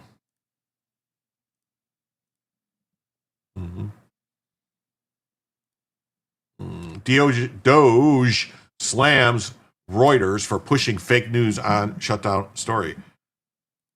Doge was shut down not. Yeah, that's what they're saying. Tyler Durden says, our earlier reporting exposing Reuters' false claims that Doge had disbanded has now been confirmed. Doge's official X account blasted the news outlet operating under an Israel-based X account as fake news. Oh, so Reuters is based out of Ireland. As usual, the fake news. President Trump was given a mandate, and he's not fucking around. Yes. Apple pie cheesecake with strudel topping, caramel drizzle. Oh, now I'm hungry. Is he permanently typecast as that guy from the Office Space show? Maybe. That's what I'm thinking. Well, all right. Well, the goal ended, but I'm going to start another goal for another hour because we're, because that's how we roll around here. That's how we rolls for 1 hour. All right. 1 hour. And our second additional hour is.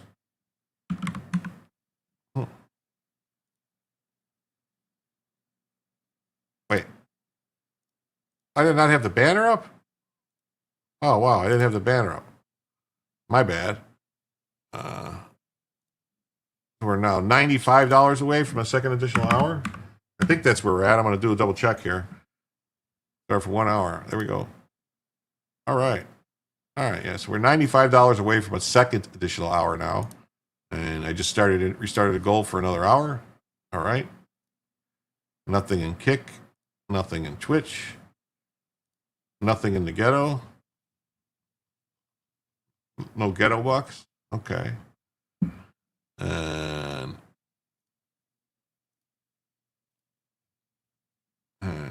looks like that's it. 95. That's where we're at. All right. Key lime pie. Oh, I like key lime pie. Just last week, we read this. They terminated 30 to 35 billion. So Reuters fake news raises a larger concern. Foreign media outlets inserting themselves into U.S. political narratives, and in Reuters' case, actively fueling the information war by spreading misinformation and disinformation. Cesium Cat's here and says, chocolate peanut butter pie, my favorite. How many shows did I miss, Mr. Jim? It used to be 75. Wow. We went through this last night, actually. Last night was the first night that it went back to 100. It was 100 previously. I lowered it to 75 for my birthday. It says 75 in the target. Does it? Where?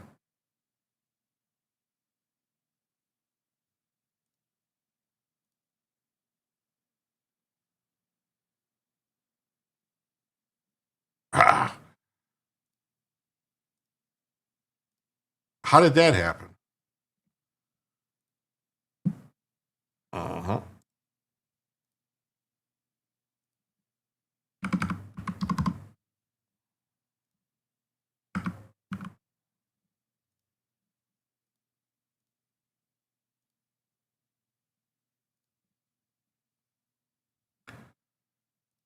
All right. There we go.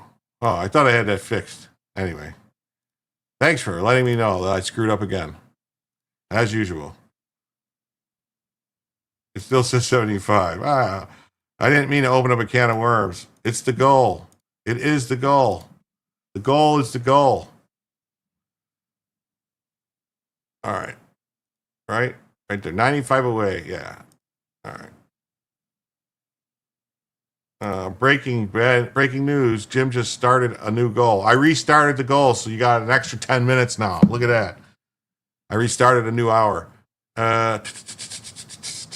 Deep dish pecan pie. 2 millionaire pies, toasted coconut on top, cakes, cookies, candies, blue. Oh, come on, stop. Okay. So they lied about Doge being canceled. It's everywhere. Trump's Doge slams fake news report saying it shut down. White House denies that Doge doesn't exist anymore. The White House says you're all a bunch of fucking liars. They still make Jay's. Sadly, they do not make low sodium barbecue. Lay's does though. When do they? But if I'm not mistaken, the Jay's that are being made now are made in Mexico. I'm pretty sure they're not. They don't taste the same. They used to have a factory in Chicago and you used to get them. Man, oof. But now they're made in Mexico. Here we go. Straight to the point, exclusive. FBI Director Kash Patel. This is going to be at 39 seconds in, arrival at the FBI headquarters. What needs to be fixed? 24/4, Atomic Crooks investigation is closed. 621, Democrat lawmakers alleged sedition. So we're going to look at this. This was an interview today. All right. Interview today. We're going to jump through this. All right. Let's see.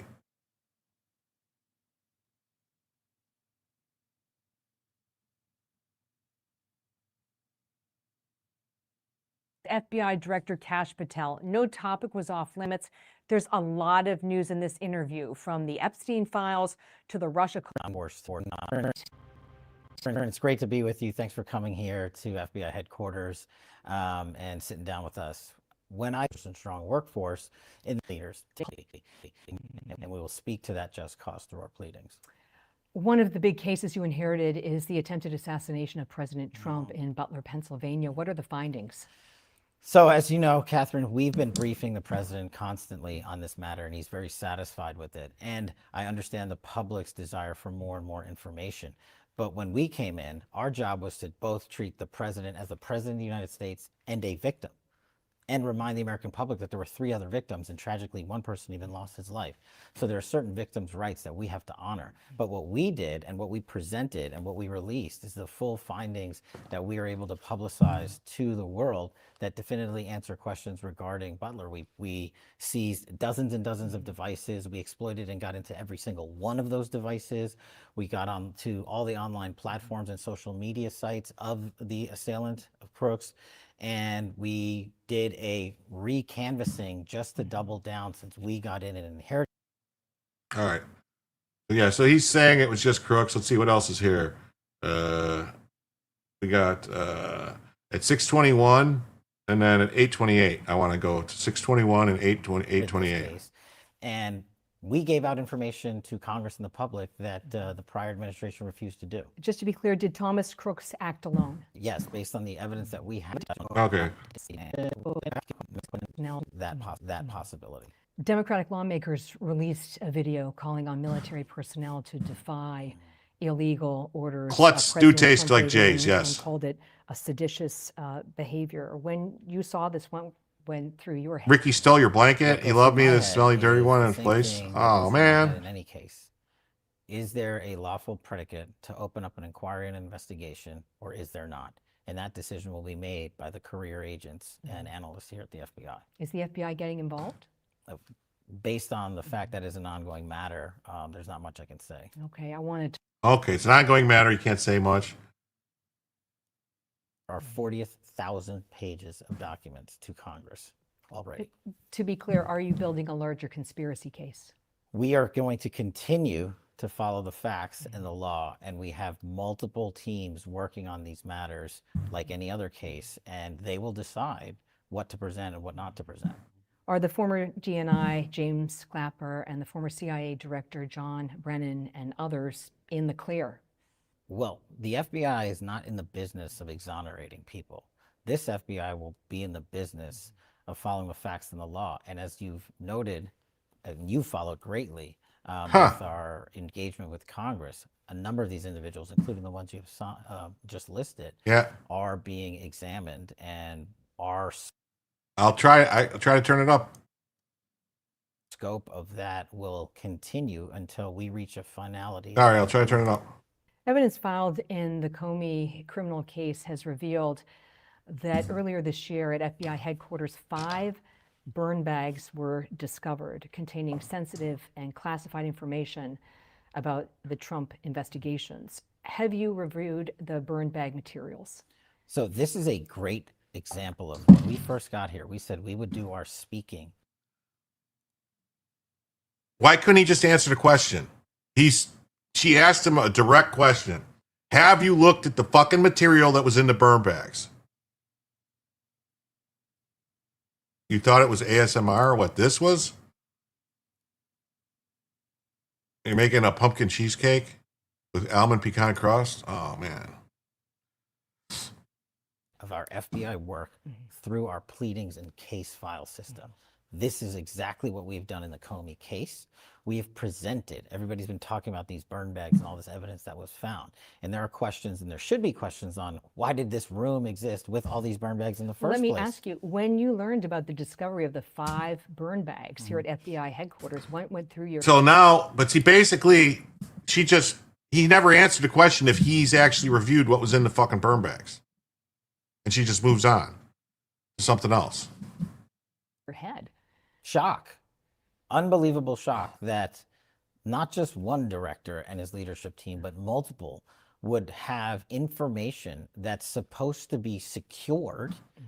Some of it's classified, but I mean secured for purposes of record-keeping purposes, to keep up with federal statutory requirements, because that's what we're supposed to be doing. And instead, they were deposited in bags listed for destruction. So that was very disturbing. Just that in and of itself, putting aside whatever was in there. Yeah. So he's not going to tell us what was in there. Do you have Charles chip delivery in Florida anymore? I have no idea. I've never heard of it. Cash is a burn bag. Yeah, he's fucking. Because as director, you are not in the front line. You don't deal with these issues. Well, I would think though that if you, with something like this, serious with this, that you would that you would know about it. You know what I mean? Like you would find out what it is. You know? Uh-oh.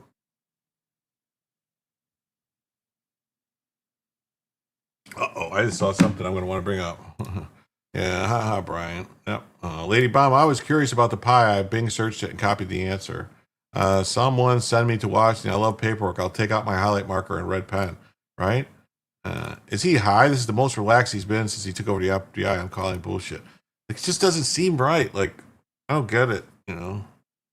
No longer a fan of Cash. He probably has a kind heart and believes his agents. Like, I don't understand. Like, the thing about Cash, before he became FBI director, he was running around for years talking about how it was this corrupt den of thieves and liars, and they need to go in there and they need to start firing people. And then as soon as he got in there, he's like, they're all great. He fed her the questions. That's what it seems like, right?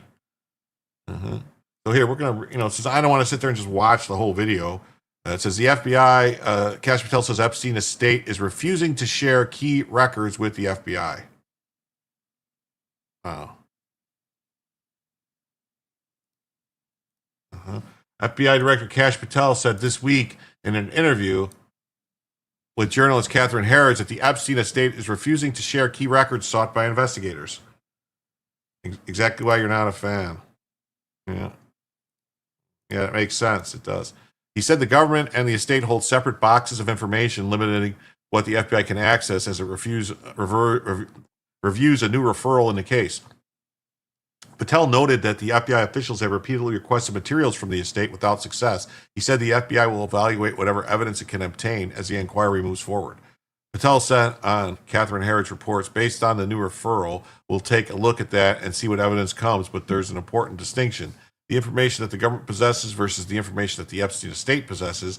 These are two separate boxes of information, and the Epstein estate has not been willing to share information with the U.S. government, and even though we've requested them to do so. Well, here's the thing.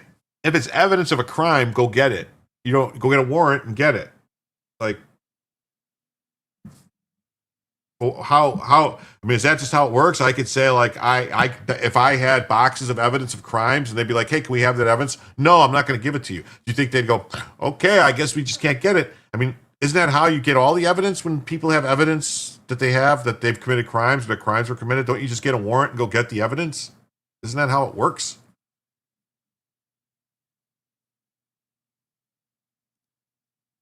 Oh my God, just dropped a vid of a 16-year-old GAO guy hiding files. What? Seriously? Seriously? Seriously? Where's it at?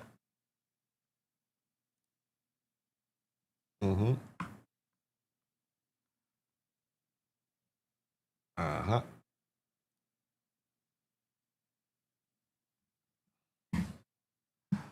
Mm-hmm. Mm-hmm. Mm-hmm. Mm-hmm. I don't see it. Let me look. Bookmarks. More.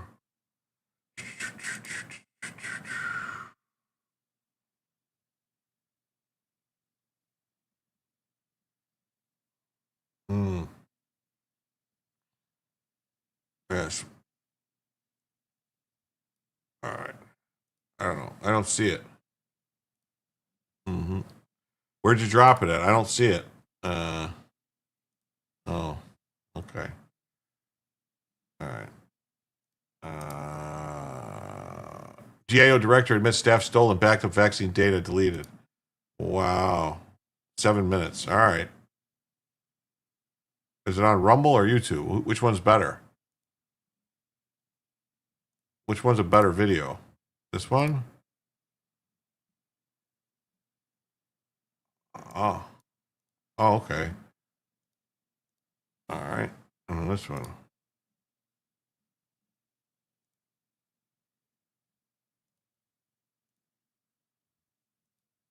Oh, okay. All right.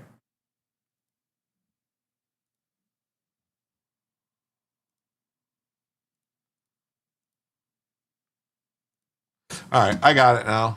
I got it now. I'll pull it over here. We'll look at it in a second. Thank you.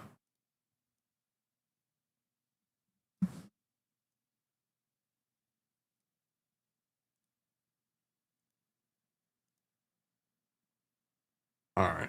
We'll look at that in 1 second. Let me finish the story. We'll pull that up next. Why it matters. Patel's comments comes the Trump administration remains under pressure to release the so-called Epstein files. Oh, James O'Keefe. All right. Yeah. Rubble is always better. Ghetto strong. GAO director admits. Yeah. YouTube. Yeah. I got it. We'll look at it 1 second. So, the disgraced financier who died by suicide while awaiting trial on sex trafficking charges. MAGA supporters and Democrats alike want this stuff released, and they're bitching about it, and they want it all released. So, yeah. So there's Patel going, what to know? Heritage asked Patel about the case, and the president signed a bill set 30-day deadline. They said they're working with the DOJ to determine what could be lawfully produced. We have in our productions to Congress, which have been historic to this year, will treat every matter the same fashion while holding always victims' rights. Victims' rights and victims' lefts. Heritage also raised the issue of the DOJ probe announced in the past few weeks looking into the relationship between demon rats and former President Bill Clinton. She asked if the investigation was limited to demon rats. We just filed a fax, Patel said. On the issue of the Epstein estate and the files, Patel said the FBI had separate boxes. Some of the files the estate holds have been released to the House Oversight Committee, including thousands of emails from Epstein to various contacts. Yes. So any email that had Trump's name in it, even if it was nothing to do, like just them talking shit about Trump. Mm-hmm. Bed sheets for Christmas. Cool. Yes. Mm-hmm. Heritage asked about Patel that people were skeptical of actual justice, and he said the FBI work is going to show a strong record of arresting violent felons. Trump said in a recent post, perhaps the truth about these demon rats and their association with Epstein will soon be revealed. Democrat Garcia told Caitlin Collins that we're fighting to ensure those documents are released. And by the way, Republicans have tried to stall every single time to get more documents. That's bullshit. That's a fucking lie. They were trying to release the stuff. I will give, like Marsha Blackburn from Tennessee, the senator, was trying to get these documents all released for years. And Dick Durbin, when he had control of the Senate, blocked her at every step. You know of John O'Keefe? Who is James O'Keefe? John O'Keefe was the police officer who was killed by someone outside of that house, the McAlbert's house, the McCabe's house. And they tried to frame Karen Reed for it and failed. James O'Keefe was the founder and progenitor of Project Veritas, which then became, he changed it to, oh, yes, of course, joke. All right, sorry. Never mind. So it's dramatic. The DOJ has is enormous. It's more documents. Why would they think that Democrats in the House have promised more files? Yeah, but so the Democrats have been just releasing shit and purposely redacting stuff that shouldn't be redacted to try and blame other people. So we'll see. We'll see what's going on with that. All right, let's see this. Here we go. Share this tab instead. StreamYard. I work for the government accountability office. I'd watch out for the vaccine denying head of HHS who's going to ruin healthcare in this country even more than there already is. Are they doing anything to stop him? We are, in some places, administration has gone through and they've destroyed statistical agencies, data source outlets, and they've not literally like deleted data. And we have, stolen and backed those things up.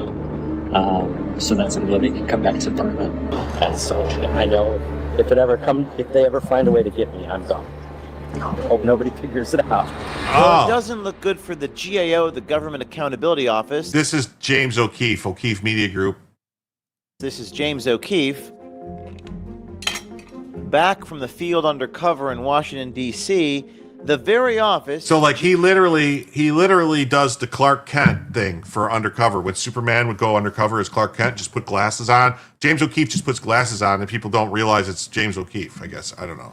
His best outfit though that he had when he Officer John O'Keefe. Okay. The best outfit he ever had was when he dressed up as a pimp with the whole pimp hat and the pimp outfit on and went into Acorn and basically took down Obama's Acorn organization, which was Obama's political action group. That whatever happened to his idea to have an army of undercover reporters with tint cameras, with the little tiny cameras. A lot of states passed laws making it illegal. It's illegal in like Washington State, illegal in I think Oregon. It's illegal in California. They basically said you can't record anybody without their permission. They made it a felony. GAO, supposed to hold the government accountable, is now the one in question. It limits the amount of permanent damage because like research on vaccines and things that he's basically trying to just delete are stored outside of his control. I want us all to be afraid to say whatever, but inside the agency, we all are pretty firm. Like the way GAO survives is to continue to do good work. The U.S. Government Accountability Office, known as GAO, been around since the 1920s. Their purpose is to oversee and have oversight over government spending, very similar to what DOGE recently was supposed to be doing. So the OMG undercover journalism team met with GAO to find out what they are actually accomplishing. What do you do again? I work for the government accountability office. So For the government what? accountability office. Okay. I remember you saying it's similar to Doge. Not really, but it's like what Doge pretended they were Doge. doing. Going in and finding places where they could save money or fix government, except really all they were doing was kind of business. They're pretty much doing what you do Yeah. without the research. So yeah, we do like the research to see what works and what doesn't. We make recommendations.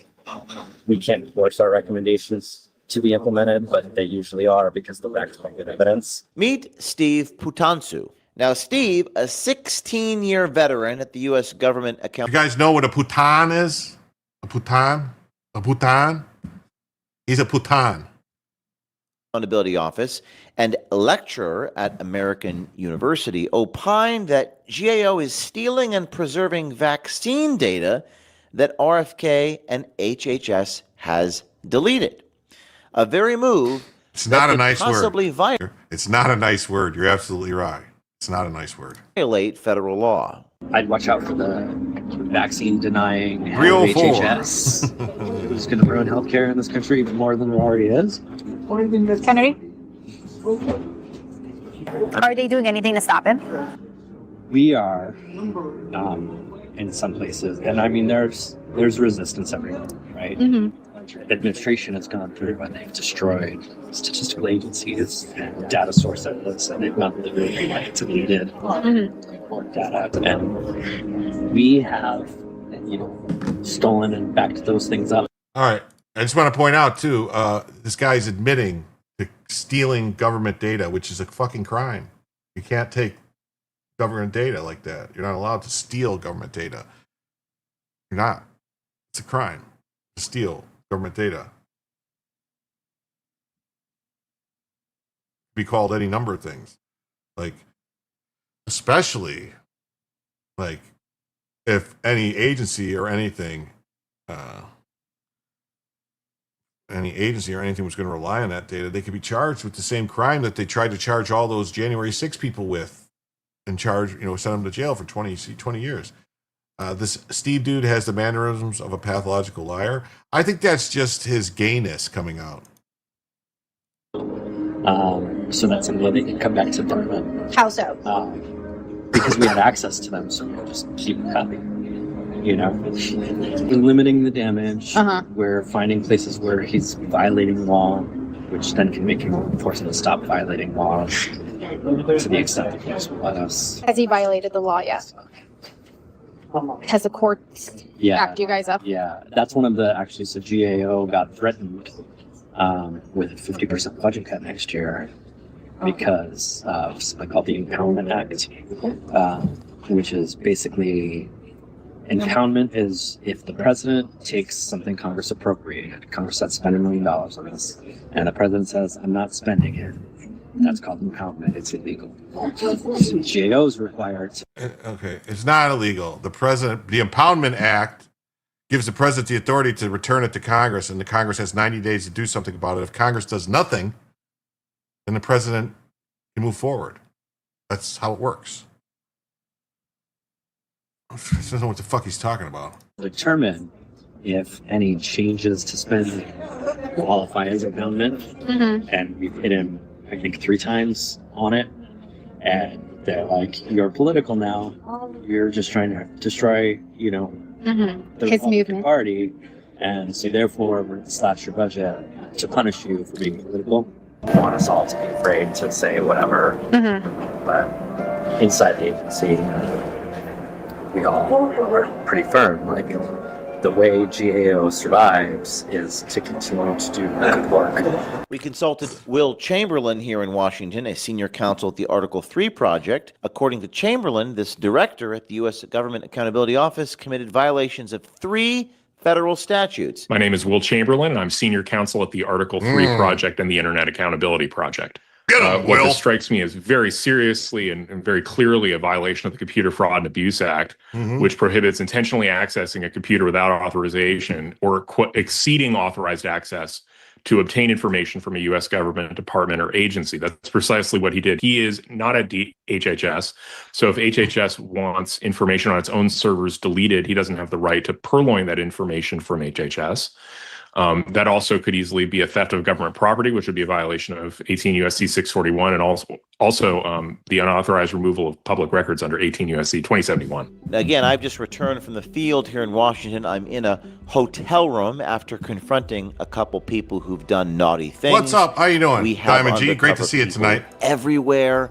Sometimes you wouldn't even Sure, he didn't get suspect thousands who. of women. And this is why we do the type of journalism we do, to shine a light on people like this who are What's bragging up, openly, La Raza for brazenly Trump?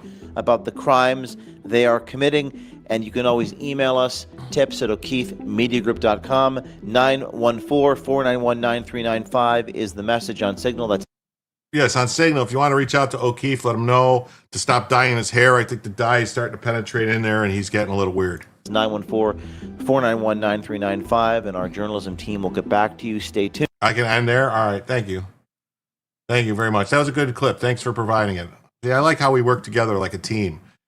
This is a story I saw, and I know this is going to cause a lot of problems with a lot of people. I'm not taking any position on whether or not this story is right. This is a story I thought we should explore. Okay? Having a good night. It was nice to see you on Nate's stream. Hope all is well with you in the chat. Oh, everything's great. Everything's great. More people are addicted to marijuana, but few of them are seeking help. I didn't think anyone ever thought people could be addicted to marijuana. I was always told that you couldn't be addicted to marijuana, but is that not true anymore? Now are they saying you can be addicted to marijuana? Because this is from the AP saying more people are addicted to marijuana. Is there marijuana addicts that is there? I don't know. I'm asking a serious question here. I don't know. I mean, reefer madness. Bella's a little crooked, but it's all good. All right, I can fix her. Give me a second. Addicted? That's what I'm saying. Reefer madness? That's what I'm saying. Is this what we're going with again? It seems odd to me.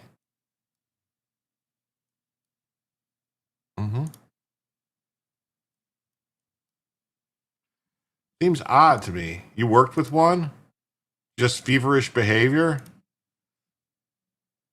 I don't know. Let's see. Oh, look at this. Is this one of the addicts? She can't stop fucking with flowers, I guess. She's addicted to the reefers, and she can't stop fucking with the flowers. Wow. Today's pot is not 1970s pot. Oh, I know that. Twinkie killers. Yeah. Wait, world individuals trying to find something of life for their own flaws. O'Keefe doesn't look right with the blonde hair. Is that a rug? That's what I'm saying. I don't like the hair on him. It looks like he's trying to pretend he's in his 20s or something. Addicted, yes. I've seen people addicted to weed. Okay.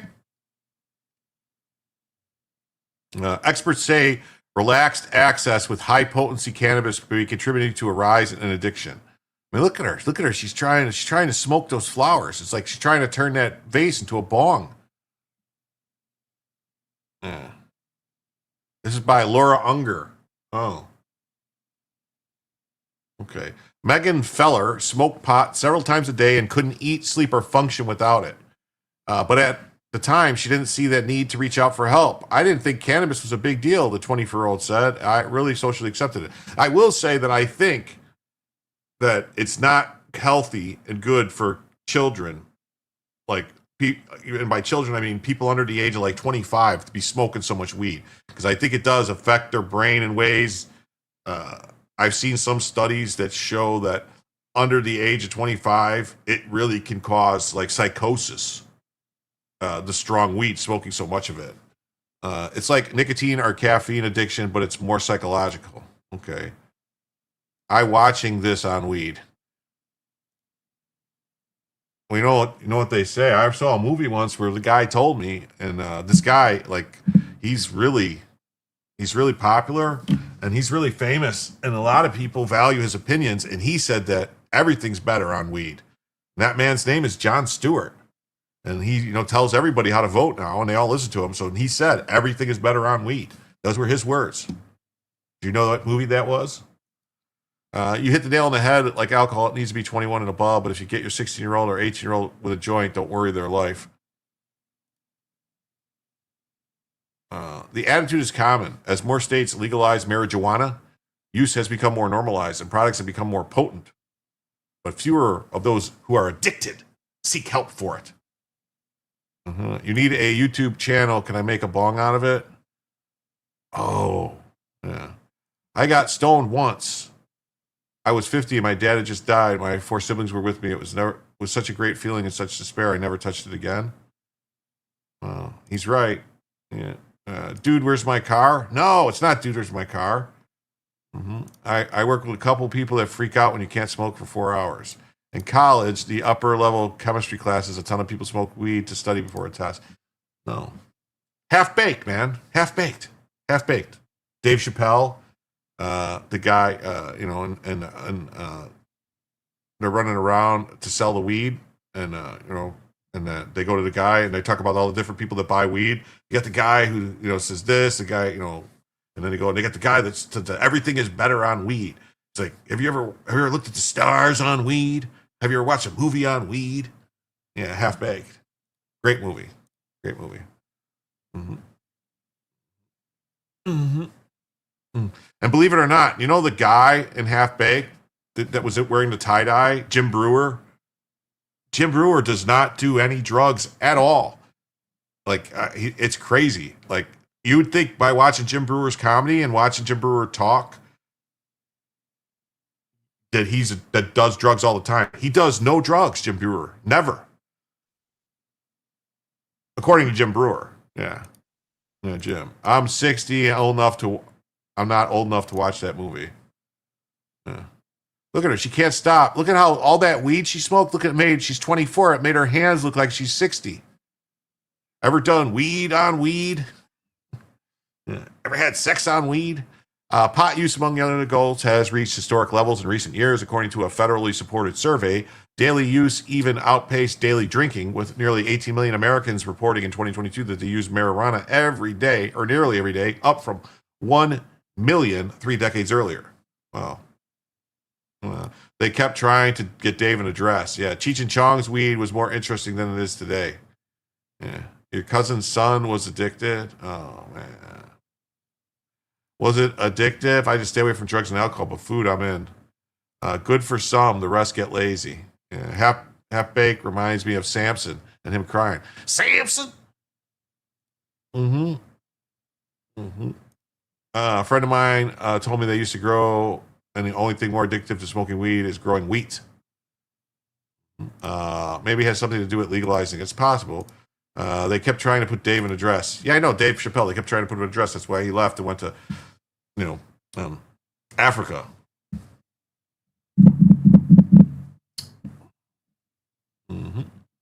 Studies show an increase in cannabis use disorder when people crave marijuana and spend lots of time using it, even though it causes problems at home, school, work, or relationship.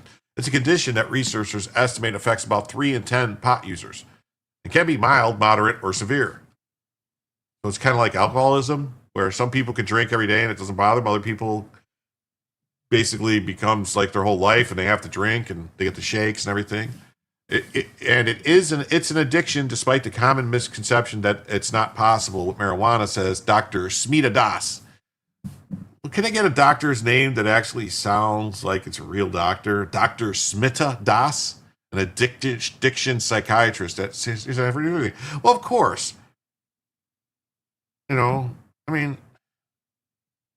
have an addiction psychiatrist. She's going to tell you everything's an addiction.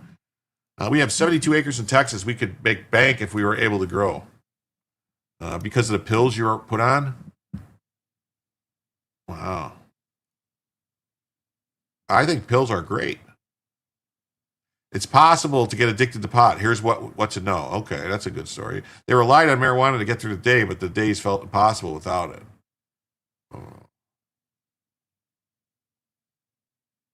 Residents of Michigan towns bordering Indiana and Wisconsin vote to ban or limit marijuana shops.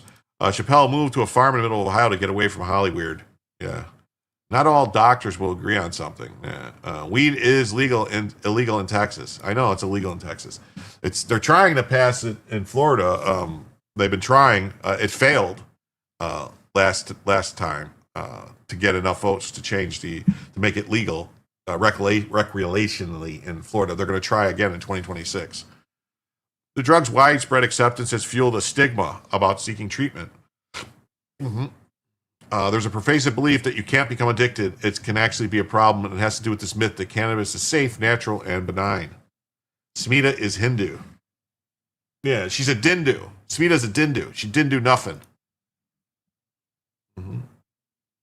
Stronger weed, bigger problems. While pot isn't as harmful as harder drugs, frequent or heavy use has been linked to problems with learning, memory, and attention, as well as chronic nausea, vomiting, and lung problems among those who smoke it. Some evidence also linked it to early onset psychosis in people with genetic risk factors for psychotic disorders like schizophrenia.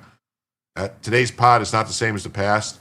Many people recall older relatives who smoked a few doobies and ate some food and fell asleep, but it's absolutely different.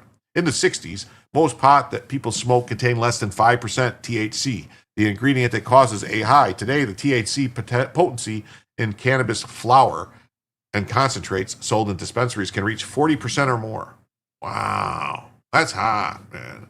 I took my ACT with a good buzz and scored a 23 composite. That's not good. 36 is the highest you can get on the ACT. So 23 is not good, right?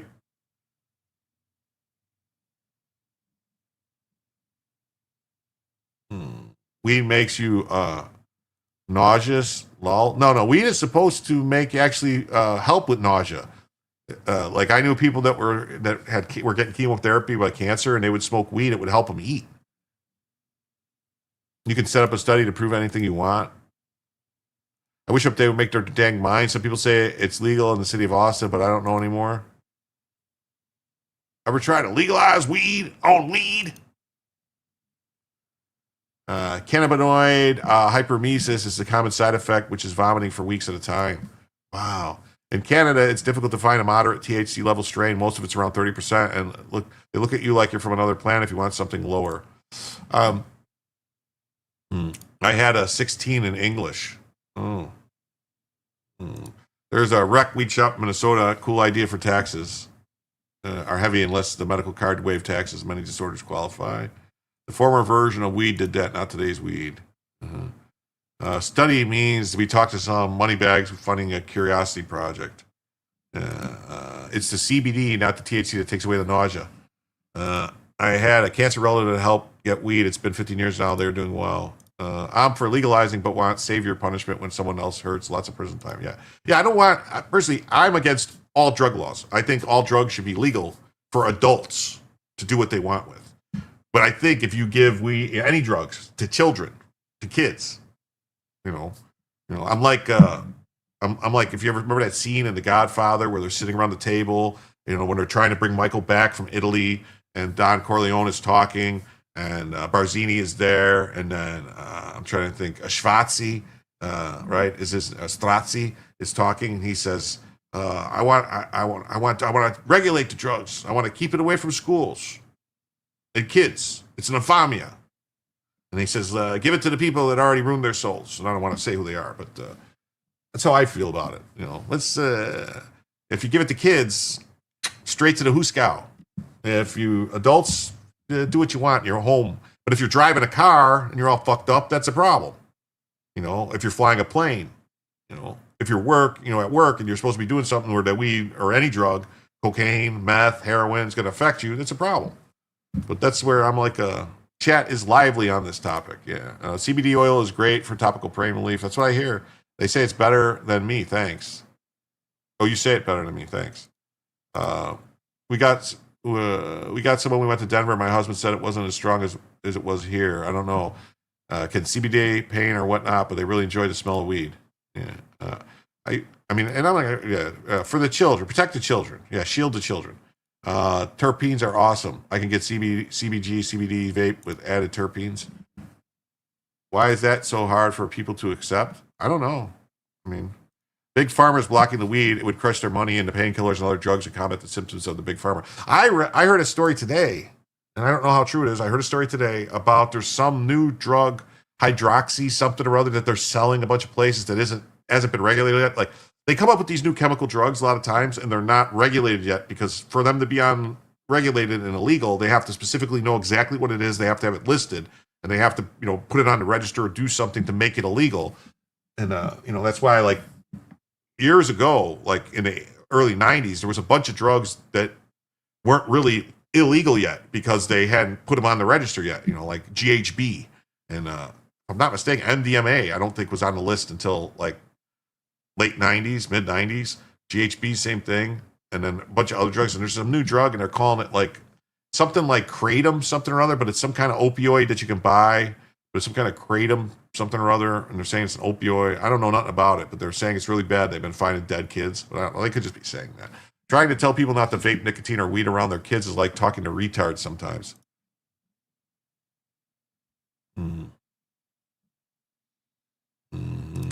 By the way, after the show last night, Mazakeen needed to go out, so I let her out. She came back immediately and grabbed my hand and led me outside because, oh my God, the whole neighborhood was getting secondhand. Oh. Different for different people. I eat, then sleep. My brother gets motivated. Yeah.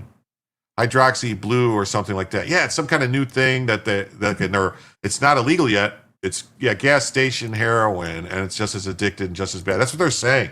They're actually saying that it's like 12 times more, not potent, but it binds or does something better than heroin. Triliptol was seizure medicine they use for bipolar. Is that what it is? Secondhand high. Yeah. So teas are often vaping potent marijuana concentrates rather than eating brownies made from cannabis flowers or taking a hit from a bong. Like, dude, the last time, 7-8 years ago, I went up to my buddy's house for New Year's, to hang out for New Year's, and he had these gummies, and he was like, "Oh, these are really good gummies here," and he gave me a gummy. I didn't know what it was, and he told me like, "Oh, just eat half of it," and I'm like, "All right." It was like 100 milligram gummy. I was on the couch, like tripping. It was insane. You're gonna have to look into that new one. I've not heard of it yet. It's something weird. Sure you didn't. Tinaptitine. I don't know. It's some new stuff. I just heard about it on the radio today. It was on YouTube. Someone talking about it. It was you know what it was? It was Dr. Marty McKay. He was on the PBD podcast talking about it. He said you shouldn't have had more than 20 milligrams your first time. Yeah, it was psychedelic.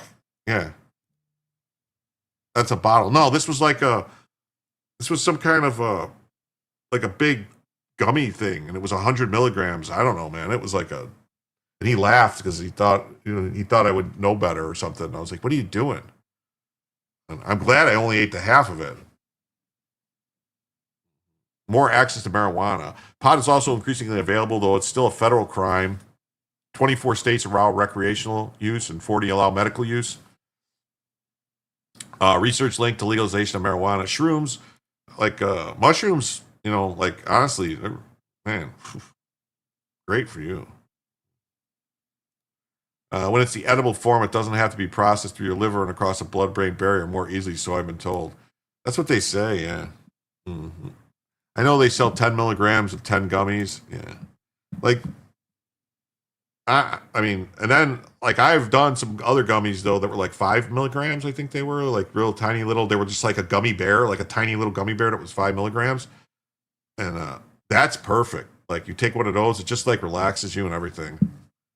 Why do people say fentanyl will kill you, but millions of pounds are crossing the border? Would a lot of people be dead? It's killing a bunch of people. Dispensaries charge 3 times as much as a drug dealer. Who's the criminal? Funny. A study last year focused on Michigan found legalization was associated with an immediate increase in the rates of ER visits for the condition among people, especially middle-aged adults.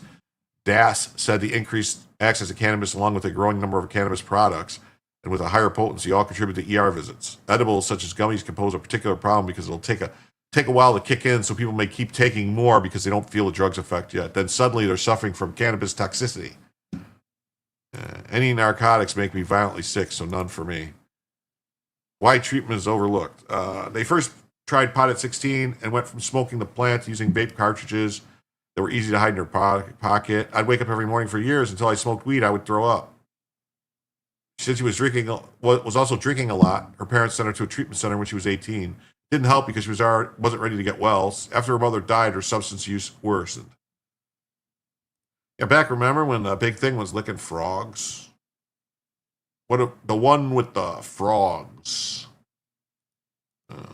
That's because they were eating 50 to 100 milligrams the first time. The amount of THC you need to kill you is not possible to consume.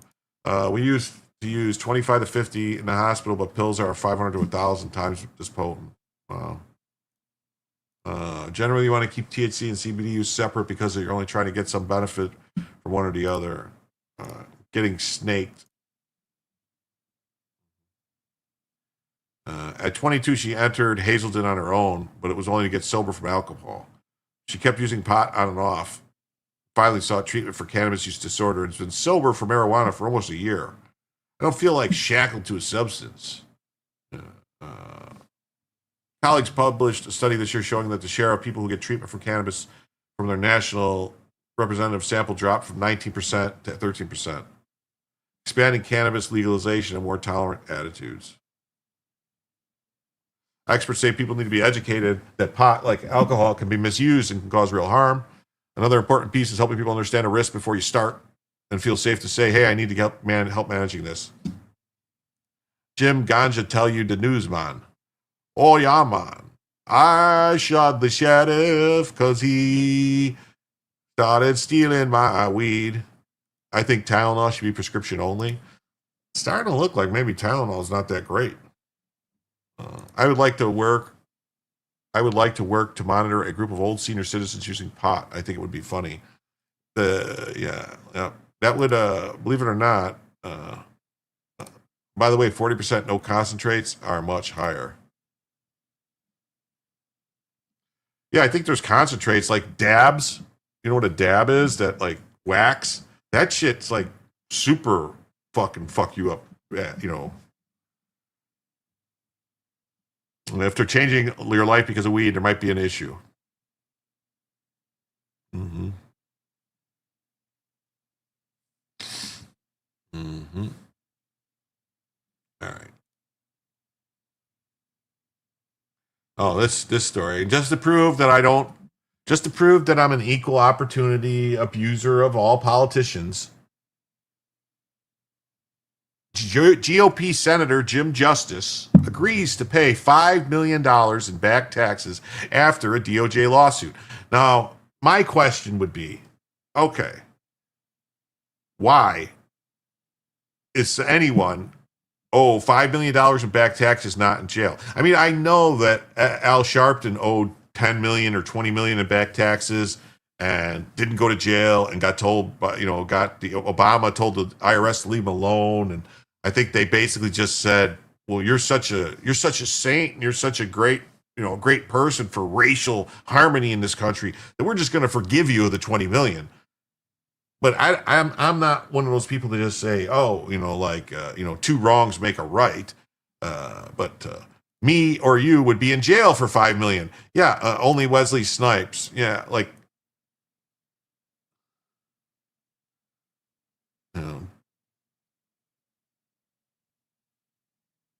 The entire Crimean Peninsula. All right. Yeah. GOP West Virginia GOP senator who used to be the governor. Have you noticed that Sharpton looks more like Count Chocula these days? Yes. West Virginia GOP Senator Jim Justice agreed to pay $5 million in back taxes after the Department of Justice sued him over unpaid funds from 2009. Was there dispute or IRS caught him? It sounds like there was dispute about it. It was a lawsuit. Taxes are fake at that level. Yeah. 60,000 people go to the hospital. How many times have we changed? 60,000 people go to the hospital every year from Tylenol overdose. 500 die. Yeah. Jim Justice, a.k.a. Buford T. Justice. Yes. The question is, who did Jim Justice piss off? Well, I think this has been going on for quite a long time. The DOJ filed the lawsuit. It says the DOJ filed a lawsuit on Monday in West Virginia and said that Justice's wife been contacted by the Treasury Department were given notice that their 2009 debt would have neglected or refused to make payment of those assessments to the United States. Wow. Ibuprofen and Tylenol are excellent drugs if used properly. Yes. Yeah, you got to be careful. You don't want to use too much Tylenol, though, because it'll fucking destroy your liver, and too much ibuprofen will destroy your kidneys.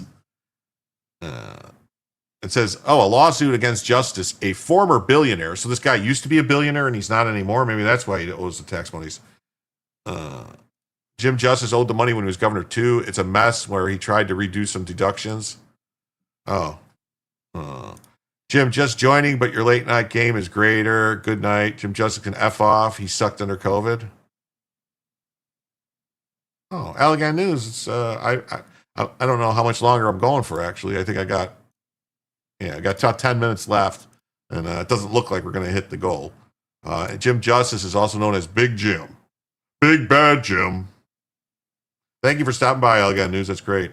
You don't know enough about the case. When I got home, I'm going to punch your mama right in the mouth. Oh, Junior. Yeah, that's from Smokey and the Bandit. The lawsuit asked that Justice, a former billionaire, and his wife pay the amount owed and any relief the court deemed as just and proper.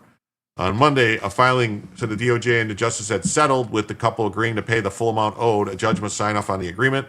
Last month, the IRS filed liens against Justice's wife for more than $8 million on unpaid taxes dating back to 2009. Shouldn't there be a statute of limitations on audits? I thought it's 7 years. Too far from the goal, you couldn't make a difference. Well, you might start a rally, KPT, you never know. You might start a rally. Rallies happen with less time. I've seen rallies come in with less time. There's nothing excellent about Tylenol. Okay. Don't look at the black-eyed peas, Poppy.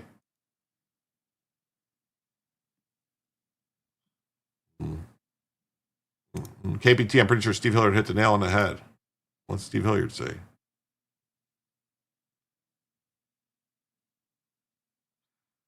Brill cream. I'm old. All right. It says, Justice has been a senator since January after serving as governor, was previously known as an heir to the West Virginia coal company Bluestone. Oh, so he was a coal. So he must have lost all his money when the coal went under.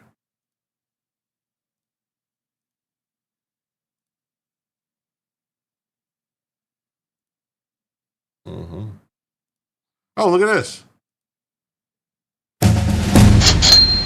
Jim Justice with his little dog, but like to stop freedom under COVID. Yeah, I don't appreciate it. Thank you so much for the 5. With that 5, we are now 90 away from the second additional hour, just 90 away. We're so close. We're getting there. We're doing it. We're getting close. Thank you, Allegan. I think you're right. Yeah. Whoever says about Tylenol doesn't understand how it works. What, the Tylenol could screw up your liver? The doctors told me there's like you can't take more than 2,000 milligrams a day or something like that, or 2,500 milligrams a day. There's like a certain limit of Tylenol you can take per day. Otherwise, with extended use, if you keep taking like thousands of milligrams a day for a long period of time, it'll screw up your liver. That's what doctors told me. I don't know. I'm not a doctor. So Justice, look at this. So he agrees to pay more than $5.1 billion in back taxes. So he owed 9. It's 4,000 milligrams a day. Okay. Yeah, I knew it was something like that. Quite a bit. But if you're taking stuff like, if you take like Vicodin, that's 500 milligrams per Vicodin. And if you take like 2 or 3 at a time, 4 or 5 times a day, you're up there. You're cranking up on those. You're taking like 1,000 milligrams of Tylenol. Less for alcoholics. Yeah. Yeah. But you know what I'm saying? You know what I'm talking about? Like Vicodin. And that's why they make Norcos the way they do with only 200 milligrams, right? Or instead of 500 milligrams. And if you take like an extra strength Vicodin EX, it's 750 milligrams of Tylenol. And so taking like multiple ones a day, it'll fuck you up. That's what I heard. That's what someone told me. It seems medical professionals have some belief that Tylenol relieves pain in some way that it doesn't. I don't know.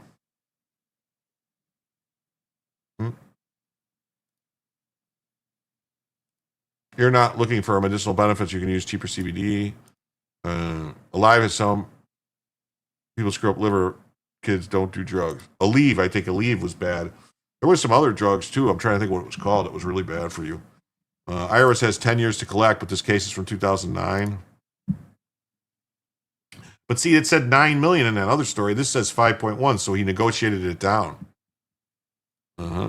Says so he's been owing 5 million since 2009, and that Justice's wife owed 5.1 million, despite being given notice to pay.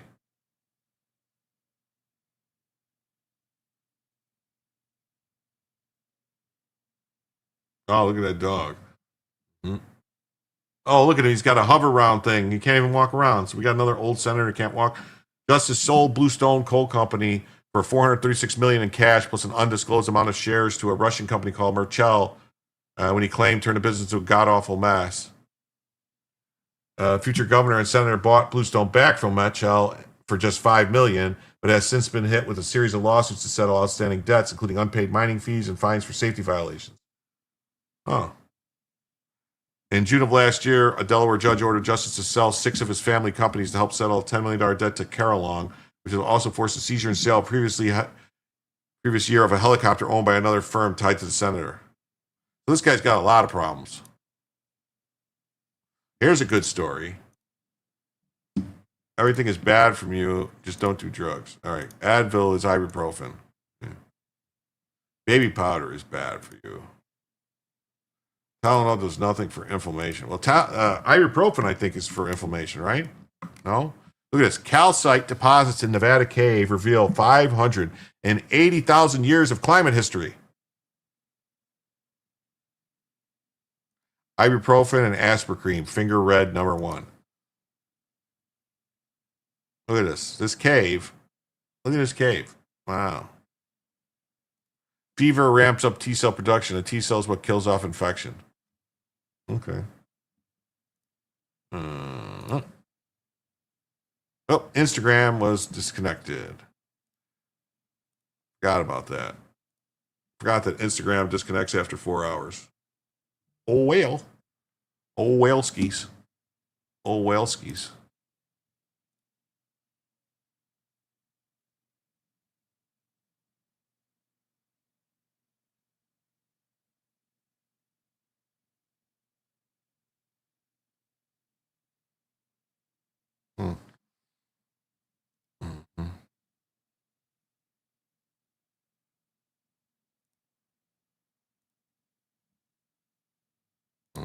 Let's see here.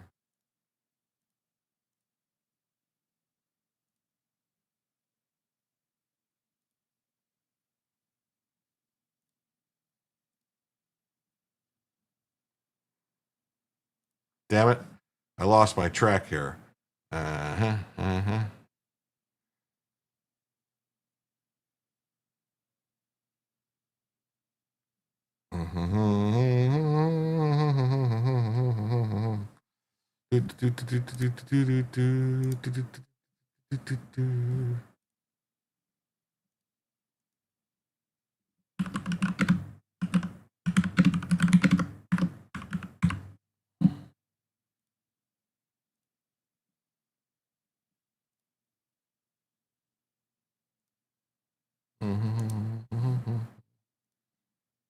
So a calcite deposit, sorry about that, guys. A calcite deposit in southern Nevada reveals a 580,000 year of climate record, according to a new study. Experts debunk viral heading claiming increase in seismic activity in Mount Rainier. So basically, this is going to say that there's insights into the region's hydroclimate. And so what we've seen over the time span in glacial periods when Nevada was cooler and wetter, followed by interglacial periods when Nevada was hot and dry, like what we're experiencing today. But midway through those interglacial periods, the available groundwater dropped sharply and vegetation plummeted. The study looks like a mineral calcite deposits which are built up in decay. So researchers say Devil's Hole cave systems are the source for the climate records. Okay, and so what this shows is that scientists have used cores of ancient ice collected in Antarctica and Greenland to study climate history. It's difficult to find terrestrial land-based archives that record past climate.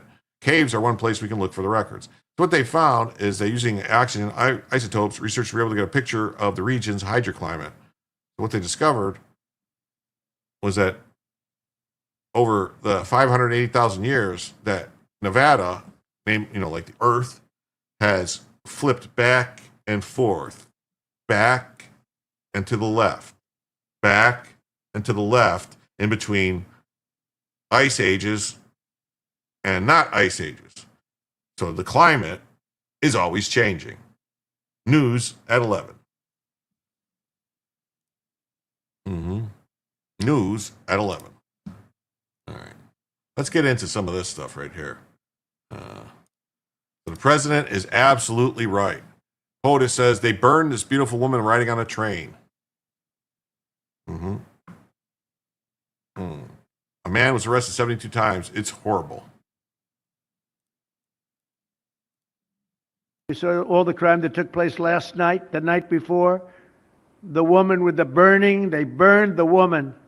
To be talking about that now, they burned this beautiful woman riding in a train. A man was arrested 72 times. 72 times, think of that. Think of it. And they'll let him out again. They're going to let him out again. Judges will He's let got him these out fucking again. liberal judges are going to let him out again. But we're ready to go. You know, we've been moving toward Chicago. We have a governor that thinks it's wonderful that only like 7 people were killed this week. But we are moving toward doing, and we're going to, if crime gets, it's horrible what's happening in Chicago. We could make Chicago a safe city in a period of 4 weeks. In a period of 8 weeks, 9 weeks, 10 weeks, it would be totally safe. And the people of Chicago want us to go there. And if you look at the crime that's taken place in Chicago in the last 2 weeks, just take a look. It's on the front page of every newspaper. It's out of control. The mayor is incompetent, and the governor is a big fat slob. He ought to invite us. A big fat slob. In, say, please make Chicago safe. We're going to lose a great city if we don't do it quickly. Make Chicago, we'll do the same thing as we did in D.C., the same thing as we did everywhere we've gone. Wow, he called him a big fat slob because he is a big fat slob. A big fat slob, a big fat slob. He's a big fat slob. Big fat slob, big fat slob. Big fat slob. Big. Wow. Wow.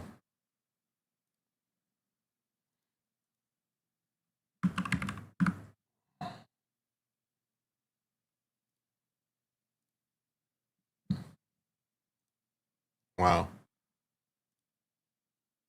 All right. So the man with 72 arrests and 8 felony convictions who doused a woman with gasoline and set her on fire on a Chicago train.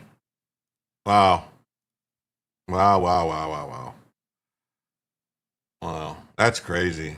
Set her on fire on a fucking train. Wow. This is nuts. Nuts. Mm-hmm. Will not be released. He requested to stay in jail so he can get meals, and it has been granted. The man set 26-year-old Bethany McGee on fire twice.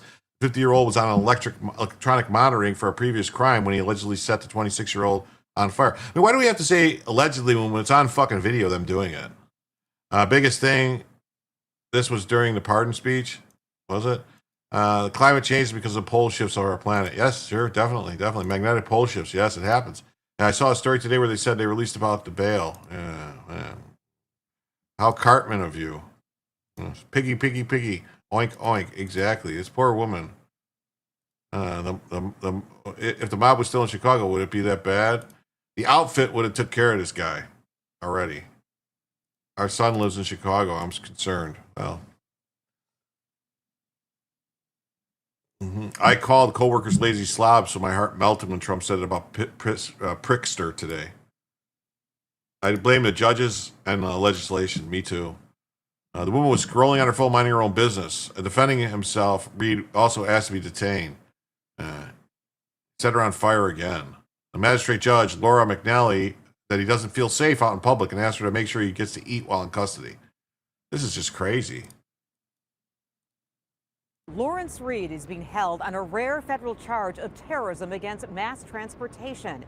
The unusual charge follows decades of state criminal charges against Reed. 72 arrests, 15 since 2016, 8 felony convictions, 7 misdemeanors. Lawrence Reed has been in and out of the criminal justice system for the past 32 years. His latest arrest is what a federal prosecutor called the most, quote, horrific and barbaric crime. The 50-year-old was on an electronic monitor for a previous crime when he allegedly set a 26-year-old CTA Blue Line rider on fire. The woman was scrolling on her phone, minding her own business, when prosecutors say Reed doused her from behind with gasoline and set her on fire. Assistant U.S. Attorney Aaron Bond says the woman tried to get away but was cornered by Reed at the end of the train and set on fire again. And while in police custody, Bond says Reed yelled, quote, burn, expletive, and burn alive, expletive. This is an absolute failure of our criminal justice as well as our mental health institutions. Yesterday, Mayor Brandon Johnson called the case an isolated incident on the CTA, but certainly not an isolated case of crime for Reed, given his lengthy record. Prior to the Blue Line arrest, Reed was arrested in August for attacking a social worker at McNeil Hospital in Berwyn while Reed was a psychiatric patient. A Cook County judge released him on an electronic monitor under strong objections from the state's attorney's office. The Safety Act gives judges that discretion. It is the judgment of those elected judges that ultimately determines in most cases whether somebody is released or not. Requesting detainment, federal prosecutors say Reed has been given too many chances. Defending himself, Reed also asked to be detained. He told U.S. Magistrate Judge Laura McNally he doesn't feel safe out in the public before asking her to make sure he gets to eat while in custody. Meantime, we reached out should get to County eat Judge something. Teresa Molina Gonzalez. She is the judge that made the decision not to detain Reed in the August case. She nor the chief judge were able to comment. Yeah, hate crime edited out by the news. Yeah. Isolated, like the guy's done it 100 times, maybe he's been caught half of them, and then we go to every single time. Yeah. If they have mental illness institutions in Chicago, they ought to put Pinhead Brandon in one. Definitely. Sounds like a nice man. Yes, yes. Oh, here we go. Portland leftists arrested for threatening to kill ICE agents by beheading them and then raping their wives. John Paul Cupp also pledged to overthrow the U.S. government and wage Islamic Jihad. The domestic terrorist is the Democrat Party. Social media content creator John Paul Cupp, who goes by Waleed Al-Amriki online, is facing a federal charge accused of threatening federal agents at the South Portland ICE facility. Court documents say Cupp, who calls himself the public relations director of the North American Resistance Committee, had been on law enforcement's radar for months after several online tips about his violent anti-Jewish posts, references to Islamic Jihad, and rhetoric about overthrowing the U.S. government. The FBI says Cupp began showing up to protests at the ICE facility in June, posting to social media that he would, quote, troll these ICE losers. A criminal complaint alleges that on October 14th, video captured Cupp threatening to kill officers and sexually assault their spouses, including the line, quote, I'm going to have your head on a stick and mail it to your wife. In November, investigators say Cupp repeated those threats in new social media posts. He allegedly made a TikTok urging followers to, quote, demasculate them, taunt them, and mock their authority. The U.S. Attorney's Office for Oregon said Monday that threats of violence against law enforcement and their families will not be tolerated. Wow, that's crazy. Can you believe that stuff? Can you believe that stuff? That's crazy. That's just crazy. Wow, that's just nuts. That's just nuts. Let's see what else we got here. Yeah. This is what happens when Democrats debase our culture with defund of police, cashless bail, DEI, mass importation, and harboring of illegals, and other coddling of violent underclass. We don't have to live this way. It takes courage to tell race hustlers to go to hell. We stopped arresting criminals. New York City Council posted a video of an illegal takeover on a quiet residential street. Called an epidemic. Wow. Yeah, this is what's going on. Lawlessness.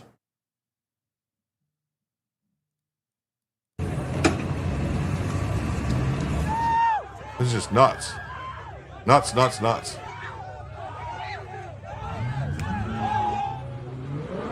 Look at this stuff. Man, this is crazy. Wow.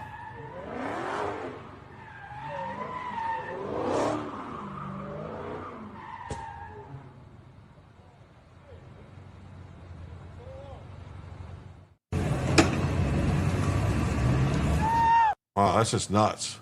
Wow. Yeah, this should never happen in America. A mob took over a neighborhood, beat a security guard senseless, torched his car in the middle of Queens. This is what Democrat leadership delivers. Chaos.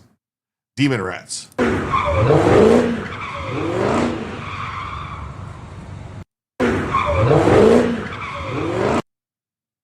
Wow, it's like I hate when they do this. I can't really do anything to blow it up at all.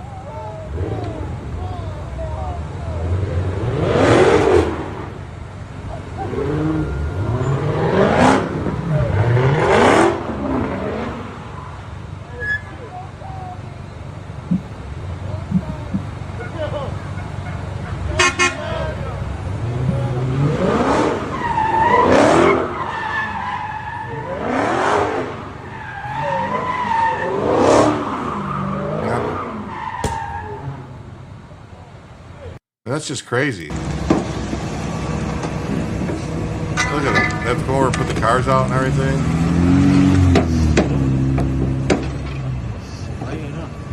Oh, nuts.